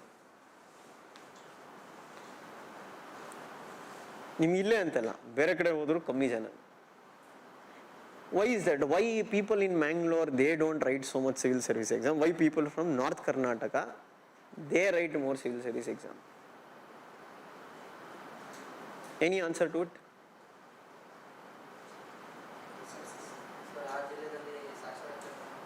Very good. ನೀವು ಇಡೀ ಇಂಡಿಯಾದಲ್ಲಿ ನೋಡಿದ್ರೆ ಎಲ್ಲಿ ಸಿವಿಲ್ ಸರ್ವಿಸ್ ಎಕ್ಸಾಮ್ ಜಾಸ್ತಿ ಬರೀತಾರೆ ಅಂದರೆ wherever there is more backwardness. ನೀವು ಅದೇ ನಾರ್ತ್ ಇಂಡಿಯಾಗೆ ಹೋದರೆ ಉತ್ತರ ಪ್ರದೇಶ್, ಬಿಹಾರ್, ರೈಟ್? ನೀವು ಮೋಸ್ಟ್ ಅಡ್ವಾನ್ಸ್ ಸ್ಟೇಟ್ಸ್ಗೆ ಹೋದರೆ ಬರೆಯೋದು ಕಮ್ಮಿ. So for example, if you take number of people who write from Gujarat, the number of people who write from Bombay are comparatively less. ಯಾಕೆಂದರೆ ಇವತ್ತು ಸಿವಿಲ್ ಸರ್ವಿಸ್ ಡಿಪೆಂಡೆಂಟ್ ಆಗಿರೋದ್ರೆ ದೋಸೆಲ್ಲೂ ಬ್ಯಾಕ್ವರ್ಡ್. ಸೊ ಇಲ್ಲಿ ಪ್ರಾಬ್ಲಮ್ ಏನು ಅಂದರೆ lack of exposure. Lack of exposure ಅಂದರೆ let us think government ಸ್ಕೂಲಲ್ಲಿ ಓದಿರ್ಬೋದು, government ಕಾಲೇಜಲ್ಲಿ ಓದಿರ್ಬೋದು, ಇಲ್ಲ ಮತ್ತೊಂದು ನಿಮಗೆ ಕಾಂಪಿಟೇಷನ್ ಏನು ಅಂತ ಗೊತ್ತಿಲ್ಲ. ಸಡನ್ಲಿ ಅವ್ರು ಎಕ್ಸ್ಪೋಸ್ ಟು ಬೆಂಗಳೂರಿಗೆ ಬರ್ತೀರ. ಇಲ್ಲಿ ನೀವು ಇಲ್ಲಿ ಕಾಂಪಿಟೇಷನ್ ಏನಿದೆ ಅಂತಲೇ ಅರ್ಥ ಮಾಡ್ಕೊಳೋಕೆ ಟೈಮ್ ಬೇಕಾಗುತ್ತೆ. ಸೊ ಇವಾಗ ಏನಂದರೆ ಇನ್ನೊಂದು ಮಿತ್ಸ್ ಏನು ಅಂದರೆ, ಇವಾಗ ನಮ್ಮಲ್ಲಿ ಫಾರ್ ಎಕ್ಸಾಂಪಲ್ ನಾನು ಸಿವಿಲ್ ಸರ್ವಿಸ್ ಬರೀಬೇಕು ಅಂತಾಗ ಮೈ ಡ್ಯಾಡ್ದು ರಿಲೇಟಿವ್ ಒಬ್ರು ಇದ್ದಾರೆ, ಅಂದರೆ ನಮ್ಮ ತಂದೆ ಅವರ ಅಣ್ಣ ಒಬ್ರು ಇದ್ದಾರೆ, ಕಸಿನ್, ಅವ್ರು ನಮ್ಮ ತಂದೆ ಕಸಿನ್ ಅಣ್ಣ. ಅವ್ರು ಹೆಂಗೆ ಅಂದರೆ ಫ್ಯಾಮಿಲಿಗೆ ಈಸ್ ದಿ ಮೇನ್ ಪರ್ಸನ್ ಅಂತ. ಏನಿಗೆ ನಮ್ಮ ಫ್ಯಾಮಿಲಿಲೂ they're educated, but they don't know about civil service exam. Civil service ಅಷ್ಟೊಂದು ಅವ್ರಿಗೇನು ಎಕ್ಸ್ಪೋಜರ್ ಇಲ್ಲ. ಸೊ ಅವರಲ್ಲಿ ಏನಂದರೆ ನಮ್ಮ ಅಣ್ಣ ಅವನಿದ್ದಾನಲ್ಲ, ಅವ್ನು ಹೆಂಗೆ ಅಂದರೆ ಅವನು ಫ್ರಾಡ್ ಏನಂದರೆ ಅವನಿಗೆ ಏನು ಐಡಿಯಾ ಇಲ್ಲ. ಅವ್ನು ಸುಮ್ಮನೆ ಮನೆಗೆ ನಾನೇ ದೊಡ್ಡವನು ಎಲ್ಲ ಗೊತ್ತು. ಅವ್ನು ಫಸ್ಟ್ ಟೈಮ್ ಹೋದಾಗ ನಮ್ಮ ತಂದೆ ಇವನು ಸಿವಿಲ್ ಸರ್ವಿಸ್ ಬರೀಬೇಕು ಅಂತೇನೆ ಗೈಡೆನ್ಸ್ ಕೊಡು ಅಂತ. ಅವ್ನು ಫಸ್ಟ್ ಏನು ಹೇಳಿದ, ನಂಗೆ ಫಸ್ಟ್ ಗೈಡೆನ್ಸ್ ಕೊಟ್ಟಿದ್ದು, ನೀನು ಮನೆಯಲ್ಲಿ ಫಸ್ಟ್ ಬೋರ್ಡ್ ಹಾಕೋ, I am going to be an IAS, daily ನೋಡ್ತಾ ಇರು, ಮ್ಯಾನಿಫೆಸ್ಟ್ ಮಾಡ್ತಾ ಇರು. ಅವೆಲ್ಲ ಓಕೆ. ಇವಾಗ ನಾನು ಡೈಲಿ ಬೋರ್ಡ್ ಮೇಲೆ ಹಾಕೊಂಡ್ಬಿಟ್ಟು I am going to become PM of this country, I am going to become PM, I am not going to become PM unless I make some efforts in that particular direction. Second one ಅವನು ಕೇಳಿದೆ ನಮ್ಮ ಅಂಕಲ್ನ, ಅಲ್ಲ ನಿಮ್ಮದು optional subject ಯಾವುದಿತ್ತು, ಹೆಂಗೆ ಓದಿರಿ? ಅವನೇನು ಹೇಳಿದ ಅಂದರೆ, ನಾನು ಪ್ರಿಲಿಮ್ಸ್ 1995 ಆಯಿತು, ರಿಸಲ್ಟ್ ನೋಡೋದೇ ಮರ್ತೋಗ್ಬಿಟ್ಟೆ, ನಂದು ಆಗಿತ್ತು, ಬಟ್ ನಾನು ಮೇನ್ಸ್ ಬರೆಯೋಕ್ಕೆ ಹೋಗಿಲ್ಲ. ನಂದು ಆಪ್ಷನಲ್ ಇದ್ದಿದ್ದು ಪಬ್ಲಿಕ್ ಅಡ್ಮಿನಿಸ್ಟ್ರೇಷನ್ ಅಂತ. ನಾನು ಇನ್ನೊಂದು ಯಾವ್ದು ಆಪ್ಷನ್ ಅಂತ ಕೇಳಿದೆ. ಇನ್ನೊಂದು ಯಾಕಿರೋದು ಒಂದೇ ಅಂತ ಹೇಳೋದು. ಅದು ಒಂದೇ ಆಗಿರೋದು 2013. ನೀವು 2013 ಮುಂಚೆ there were 2 optional subject you have to choose. So ಅಲ್ಲೇ ನಮ್ಗೆ ಗೊತ್ತಾಯ್ತು ನಮ್ಮ ಅಂಕಲ್ಗೆ ಹಾಗೆ ಅರ್ಸ್ತಾವೆ, ನೀನೇನು ಗೊತ್ತಿಲ್ಲ ಅಂದ್ಬಿಟ್ಟು. ಇಲ್ಲಿ ಆಗೋದು ಹಂಗೆ. ಇಲ್ಲಿ ನಾವು ಎಷ್ಟೊಂದು ಜನ ವಾಟ್ ವಿ ಸಿ, ರೈಟ್? ಇವಾಗ for example I think last year there was one brother and one sister who had come for admissions. Okay, so I was there down, I had come just for some meeting. So ಇವರು ಯಾರು ಅಲ್ಲಿ ಕೆಳಗಡೆ ಕೂತಿರ್ತಾರಲ್ಲ, she was trying to explain the course. ಅವ್ರ ಅಣ್ಣ ಹೆಂಗೆ ಅಂದರೆ, ಅವನು ಅರ್ಧಂಬರ್ಧ KPSC ಕೋಚಿಂಗ್ ಏನೋ ತೊಗೊಂಡಿದ್ದಾನೆ, ತಂಗಿನ ಸೇರ್ಸಕ್ಕೆ ಬಂದಿದ್ದಾನೆ. ಸೊ ಅವನು ಹೇಳ್ದವನೆ, ನೀವು ಮೆಟೀರಿಯಲ್ ಕೊಡಲ್ವಾ UPSCಲಿ? ನಮ್ಮ ಕಡೆ ಎಲ್ಲ ಮೆಟೀರಿಯಲ್ ಕೊಡ್ತಾರೆ, ನೀವು ಮೆಟೀರಿಯಲ್ಲೇ ಕೊಡಲ್ಲ. ಸೊ ನಾನು ನಮ್ಮ ಇವ್ರನ್ನ ಹೇಳಿದೆ, ಸುಮ್ಮನೆ ರೀ ನಾನು ಮಾತಾಡ್ತೀನಿ. ಹೇಳಿದ್ರು, ಹೌದು ಕೊಡಲ್ಲ, ಹೌದು ಮೆಟೀರಿಯಲ್ ಕೊಡಲ್ಲ, ಮೆಟೀರಿಯಲ್ ಓದಬೇಕಾಗತ್ತೆ. ಅಲ್ಲ ಮತ್ತೆ ಇದು ನಾನು KPSC ಓದಿದ್ದೀನಿ. ನಾನು ಒಂದೇ ಮಾತಾಡಿ, ನೀನು KPC ಓದಿರ್ಬೋದು, ನಾನು ಬರ್ಕೊಡ್ತೀನಿ, ನೀನು ಪಾಸ್ ಅಂತೂ ಆಗಿರಲ್ಲ ಅಂತ. ಅವಳ ತಂಗಿಗೆ ಹೇಳಿದೆ, ಕರೆಕ್ಟಾ ನಿಮ್ಮ ಅಣ್ಣ ಅಂತೂ ಆಗಿಲ್ಲ ಅಂತ. ಹೌದು ಅಂದು. ನೀನು ಅವಳು ಒಂದೇ ಹೇಳಿದ್ದು, ನೀನು ಕೋಚಿಂಗ್ ಸೇರ್ಕೊಂತೀಯೋ ಬಿಡ್ತೀಯೋ secondary, if you listen to your brother 100% you are not going to clear the exam. ಏಕೆಂದರೆ ಹಿಂದಿಲಿ ಒಂದು ಗಾದೆ ಇದೆ, ಏಕ್ ಅಂದ ದೂಸರ ಅಂದಾಕೋ ದಾರಿ ನೈ ದಿಗಾ ಸಕ್ತೆ ಅಂತ. ಒಬ್ಬ ಕುರುಡ ಇನ್ನೊಬ್ಬನ ಕುರುಡನಿಗೆ ದಾರಿ ತೋರ್ಸೋಕ್ಕಾಗಲ್ಲ. ಯಾಕೆಂದರೆ ಅವನಿಗೆ ಅಂಡರ್ಸ್ಟ್ಯಾಂಡಿಂಗ್ ಇಲ್ಲ ಎಕ್ಸಾಂಪಲ್. ಸೊ ಇಲ್ಲಿ ನಮ್ಮಲ್ಲಿ ಏನಾಗುತ್ತೆ ಗೊತ್ತಾ, ನಾನು ಜಾಸ್ತಿ ಅಬ್ಸರ್ವ್ ಮಾಡಿದ್ದೀವಿ ನಾರ್ತ್ ಕರ್ನಾಟಕದಲ್ಲಿ, ಚಿಕ್ಕಪ್ಪನೋ ದೊಡ್ಡಪ್ಪನೋ ಅವ್ರ ಮಕ್ಕಳು ಯಾರೋ ಇರ್ತಾರೆ, ಅವ್ರು PSI ಏನೋ ಆಗಿರ್ತಾರೆ, ಅವರೇ ಡಾನ್ಸಲ್ಲಿ ನಮ್ಗೆ ಗೊತ್ತು ಎಲ್ಲಿ ಕೋಚಿಂಗ್ ಕೊಡಿಸ್ಬೇಕು. It's very different. ಅದಕ್ಕೆ ಹೇಳೋದು, ಬಳ್ಳಾರಿಯಿಂದ ಬಂದಿದ್ದು ಅವನೇನಂದರೆ, ಸರ್ ಈ ಎಕ್ಸಾಮ್ನ 4 ತಿಂಗಳಲ್ಲಿ ಕ್ಲಿಯರ್ ಮಾಡ್ಬೋಡ್ರಿ. ನಾವು ಸ್ಟಾರ್ಟಿಂಗಲ್ಲಿ ಹಿಂಗೆ ಹೇಳೋದಲ್ಲ, ಅವನು ನೀವು ಸುಮ್ಮನೆ ಹೇಳ್ತಿದ್ರಿ 4 ತಿಂಗಳು 6 ತಿಂಗಳಲ್ಲಿ ಮಾಡಿ. ನಾನು ಅದಕ್ಕೆ ಹೇಳಿದೆ, ಎಲ್ಲಿ ನೋಡಿದೆ, ಹೆಂಗೆ ಗೊತ್ತಾಯ್ತು ನಿಂಗೆ 6 ತಿಂಗಳಲ್ಲಿ? ಅವ್ನು ಯಾವುದೋ ಹೇಳಿದ, ಟಾಪರ್ ಒಬ್ರು ಇದ್ದಾರೆ ರೀ, ಆರ್ತಿಕಾ ಶುಕ್ಲಾ ಅಂದ್ಬಿಟ್ಟು, ಅವರು ಯೂಟ್ಯೂಬಲ್ಲಿ ಇಂಟರ್ವ್ಯೂ ನೋಡಿದ್ದೀನಿ, ಅವರು 6 ತಿಂಗಳು 7 ತಿಂಗಳಲ್ಲಿ ಓದಿ ಎಕ್ಸಾಮ್ ಕ್ಲಿಯರ್ ಮಾಡೋರು. Okay, well and good, interview ನೋಡಿದ್ದೆ, ಗುಡ್. ನಿನಗೆ ಆರ್ತಿಕಾ ಶುಕ್ಲಾ ಬಗ್ಗೆ ಇನ್ನೇನು ಗೊತ್ತು ಬೇರೆ? ಇಲ್ಲ ಅಷ್ಟೇ ಇಂಟರ್ವ್ಯೂ ನೋಡಿದೆ. ಸೊ ನಿನ್ಗೆ ಗೊತ್ತಿತ್ತಾ, ಆರ್ತಿಕಾ ಶುಕ್ಲಾ ಸ್ವಂತ ಅಣ್ಣ, the year she cleared, the previous year, he became an IAS. Artika Shukla comes from Delhi. She is from All India Institute of Medical Science. She's got All India AIMS rank number 4. So I'm telling you, we should not compare ourselves with others. Yaro abba ivaga 6 ತಿಂಗಳಲ್ಲಿ ಮಾಡಿದಾನೆ, ಇನ್ನೊಬ್ಬ. There are people also who have cleared the exam in 5 years. There are people who have cleared the exam in 2 years. So it all depends upon our individual abilities and based on our understanding of the exam. So ನಾನು ಅದಕ್ಕೆ ಹೇಳಿದ್ದು, ನಮ್ಮಲ್ಲಿ ಏನು problem ಅಂದರೆ ಅಂಡರ್ಸ್ಟ್ಯಾಂಡಿಂಗೇ ಕಮ್ಮಿ ಜನಕ್ಕೆ. And secondly ಏನಂದರೆ, ಈ ನಮ್ಮಲ್ಲಿ ಏನಂದರೆ ಫಾಸ್ಟ್ ಫುಡ್ ಕಲ್ಚರ್ ಥರ. ಹಿಂಗೆ ಅಂದರೆ ಇನ್ಸ್ಟೆಂಟ್ ರಿಸಲ್ಟ್ಸ್ ಬರಬೇಕು. ಓಕೆ, ಇನ್ಸ್ಟೆಂಟ್ ರಿಸಲ್ಟ್ಸ್ ಅಂದರೆ ತಕ್ಷಣ ಇವಾಗ ಸೇರ್ಕೊಂಡು 6 ತಿಂಗಳಲ್ಲಿ ಎಫೆಕ್ಟಿವ್ ಆಗಬೇಕು. That won't happen. It also depends upon how well you are prepared. ಯಾರಿಗೇನು ಮೈಂಡ್, ನೀವು 1 ವರ್ಷದಲ್ಲಿ ನನಗೆ ರಿಸಲ್ಟ್ ಬೇಕು ಅಂದರೆ you have to show some kind of abilities where you can say that you have already prepared to a certain extent. Alright. So prelims ಅಲ್ಲಿ ಅವನು ಹೇಳಿದಂಗೆ ಅಷ್ಟೇ, prelims that's what I understood. ಇಲ್ಲಿ ಜಾಸ್ತಿ ಅವ್ರೇನು ಫ್ಯಾಕ್ಚುಯಲ್ ಕೇಳಲ್ಲ. ಸೊ ನೆಕ್ಸ್ಟ್ ಟೈಮ್ ನಾನು prelims ಬರೆದಾಗ, this time I did very well. ಮತ್ತು CSAT ಪ್ರಾಕ್ಟೀಸ್ಡ್ ಅಲಾಟ್. ಅಂದರೆ ಒಂದು ಎಕ್ಸಾಮ್ ಮುಂಚೆ ಒಂದು 50-60 paper CSAT with time limit. So ಈ ಸತಿ ಬರೆದಾಗ I was able to attend 99 questions. ಅದು ಪ್ರಿಲಿಮ್ಸಲ್ಲಿ paper. And CSAT I was able to attend 67 questions. So UPSC ಅವ್ರು ಕೀ ಆನ್ಸರ್ ಅಂತ ಏನು ಕೊಡಲ್ಲ, ಬಟ್ ಈ ಡಿಫ್ರೆಂಟ್ ಅಕಾಡೆಮೀಸ್ ಅವರು ಕೀಸ್ ಬಿಡ್ತಾರೆ. ಸೊ ಯು ಕ್ಯಾನ್ ಚೆಕ್ ಅಂದರೆ ಎಷ್ಟು ಬಂದು. So I check I was scoring well, ಅಂದರೆ 120 ಹಂಗೆ ಬರ್ತಾಯಿತ್ತು. ಐ ನ್ಯೂ ದಟ್ ಚಾನ್ಸಸ್ ಇದೆ ಈ ಸತಿ ಕ್ಲಿಯರ್ ಆಗಿ. ಬಟ್ ಇನ್ನೂ ಗ್ಯಾರಂಟಿನೂ ಹೇಳೋಕ್ಕಾಗಲ್ಲ ಮನೇಲಿ, ಇವಾಗ ಗೊತ್ತಿಲ್ಲ ಕಟ್ ಆಫ್ ಜಾಸ್ತಿ ಆಗಿಬಿಟ್ರೆ ಏನು ಮಾಡೋದು. ಸೊ ನಮ್ಮ ಮನೇಲಿ ನಮ್ಮ ಅಮ್ಮ ಕೇಳಿದ್ರೆ ಹೆಂಗಾಗಿದೆ ಪೇಪರ್, ಇಲ್ಲ ಪರವಾಗಿಲ್ಲ ನೋಡಬೇಕು, because they will take around 1 month to give the results. ನಮ್ಮ ಕಸಿನ್ ಒಬ್ಳು ಅದೇ ವರ್ಷ ಬದಲು, ಅವಳು ಫಸ್ಟ್ ಟೈಮ್ ಅವಳು ಬರಲು. ಸೊ ಅವಳು ಮಧ್ಯದ ಯಾವುದೋ ಫಂಕ್ಷನಲ್ಲಿ ಸಿಕ್ಕಿಲ್ಲ. ನಮ್ಮ ಕೇಳಿದ್ರಲ್ಲ, ನಮ್ಮ ನೀನು ಎಕ್ಸಾಮ್ ಬರ್ದಿದ್ಯಾ ಹೆಂಗಾಯ್ತು ಅಂತ. ಅವಳು, aunty very easy aunty, such easy, ನಂಗೆ UPSC ಎಷ್ಟು ಈಸಿ ಅಂತ ಗೊತ್ತೇ ಇರಲಿಲ್ಲ ಅಂತ. ನಮ್ಮಮ್ಮ ನನ್ನ ನೋಡ್ದವ್ರೆ, ನೀನು ನೋಡಿದ್ರೆ ಕಷ್ಟ ಅಂತ, ಅವಳು ನೋಡಿದ್ರೆ ಈಸಿ. ಅವಳು ಅಷ್ಟೊಂದು ಈಸಿ ಇತ್ತು ಅಂದು. ಹ್ಞೂ ಆಂಟಿ, ಎಲ್ಲ ಒಂದು ಬುಕ್ಕಿಂದನೇ ಬರುತ್ತೆ ಆಂಟಿ, ಒಂದು ಬುಕ್ ಓದಿದ್ರೆ ಸಾಕು ಆಂಟಿ. ಯಾವುದು ಅಂದರೆ ಸೇಮ್ ಅದೇ JTS material. So I knew that ಅವಳ್ದೇನು ಆಗಲ್ಲ ಅಂತ. ರಿಸಲ್ಟ್ಸ್ಗೆ ನಂದು ಕ್ಲಿಯರ್ ಆಯಿತು prelims. But problem this is where we'll always think about prelims. We don't think so much about mains. Prelims is just a qualifying paper. ಏನು prelims ಅಂದ್ರೆ ಏನು, if you clear prelims you are eligible to write mains. ಏನು point. ಮತ್ತು ಪ್ರಿಲಿಮ್ಸಲ್ಲಿ ನಿನಗೇನು advantage ಇಲ್ಲ. ಅಂದರೆ you scored 150 in prelims, one more fellow scored 100, but both have qualified. So ನಿಮಗೇನು 150 ಅಂದರೆ ನಿಮಗೆ ಜಾಸ್ತಿ ಮಾರ್ಕ್ಸು, ಇವನು 100 ಅನ್ನೋ ಹಂಗೇನಿಲ್ಲ. Everybody same in mains, right? Everybody should write mains. ನಾವು ಮೇನ್ಸಲ್ಲಿ ಎಷ್ಟು ಸ್ಕೋರ್ ಮಾಡ್ತೀರಾ that will count to your total. ಏನು ಮೈಂಡ್. ಸೊ ಪ್ರಿಲಿಮ್ಸ್ ಇಷ್ಟೇ ಇಂಟೆನ್ಷನು. 8 ಲಕ್ಷ ಜನ ಮೇನ್ಸ್ ಬರ್ಸೋಕ್ಕಾಗಲ್ಲ. ಪ್ರಿಲಿಮ್ಸ್ ಮಾಡಿ ಅದ್ರಲ್ಲಿ 10,000 ಜನನ ಸೆಲೆಕ್ಟ್ ಮಾಡಿ, ಈ 10,000 ಜನ ಮೇನ್ಸ್ ಬರ್ಸಿ ಅದ್ರಲ್ಲಿ ನಾವು ಆಯ್ಕೆ ಮಾಡಬೇಕಾದ.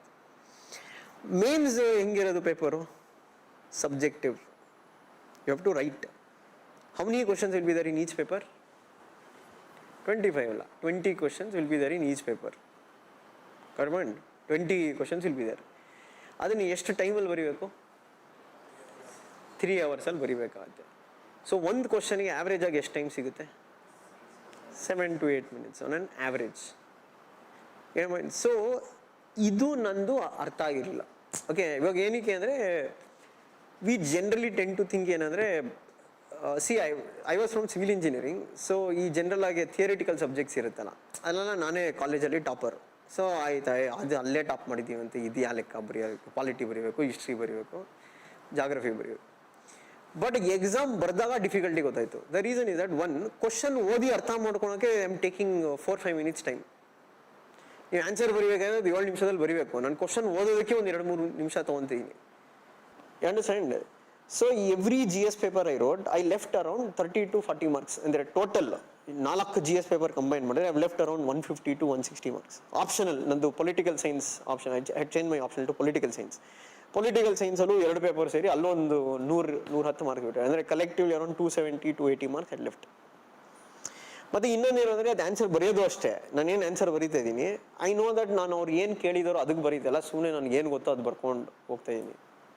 You will sense it. So I knew it, ಅಂದರೆ ನಮ್ಮ ಪ್ರಿಪ್ರೇಷನ್ ಮೇನ್ಸ್ದು it is not up to the mark ಅಂತ. ಸೊ ಗೊತ್ತಿತ್ತು ಏನಂದರೆ ಬರೆದಾಗ ಮೇನ್ಸ್ ಆಗಲ್ಲ. ಓಕೆ,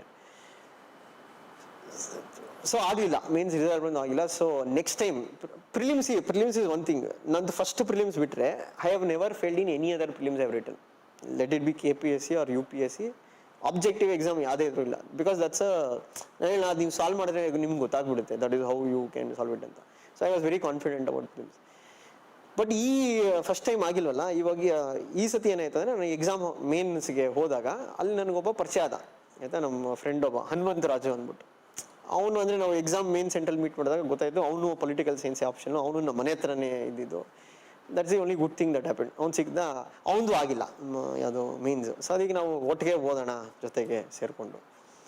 ಅವ್ನು ಇನ್ನೊಬ್ಬ ಫ್ರೆಂಡ್ನ ಕರ್ಕೊಂಬಂದ ಓದೋಕ್ಕೆ, ನಾವು ಜೊತೆಗೆ ತಿರ್ಗಾ ಓದೋಣ ಅಂದ್ಬಿಟ್ಟು. ಅವನ ಹೆಸರು ಏನು, ದರ್ಶನ್ HV ಅಂದ್ಬಿಟ್ಟು. ಅವನು ಏನಂದರೆ ಅವನು ನಮ್ಗಿಂತ ಮುಂಚೆನೇ ಪ್ರಿಲಿಮ್ಸ್ ಬರ್ದಿದ್ದ, ಒಂದು 4 ಪ್ರಿಲಿಮ್ಸ್ ಔಟು, ಅವನು ಪಾಸೇ ಆಗಿಲ್ಲ.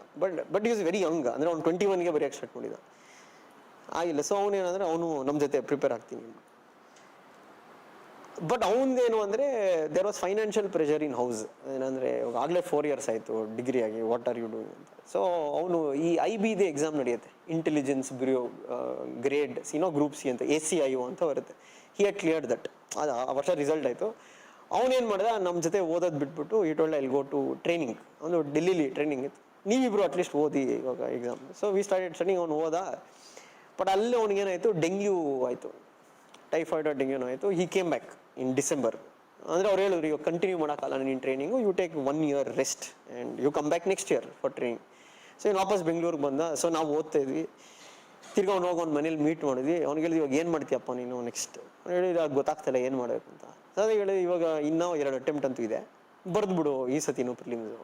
ಅವ್ನಿಗೆ ಕಾನ್ಫಿಡೆನ್ಸೇ ಇಲ್ಲ ಪ್ರಿಲಿಮ್ಸ್ ಬರೆಯೋಕ್ಕೆ. ಏನೇ ವರಿ ಮಾಡ್ಬಾರ್ದು, ನಮ್ಮ ಜೊತೆ ಓದೋ ಪ್ರಿಲಿಮ್ಸ್ ಆಗುತ್ತೆ.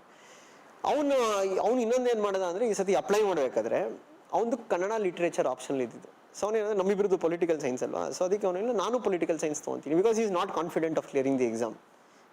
ತೊಗೊತೀನಿ, ನಾನು ಓದ್ತೀನಿ ನಿಮ್ಮ ಜೊತೆ political science, maybe next year I will prepare well and right.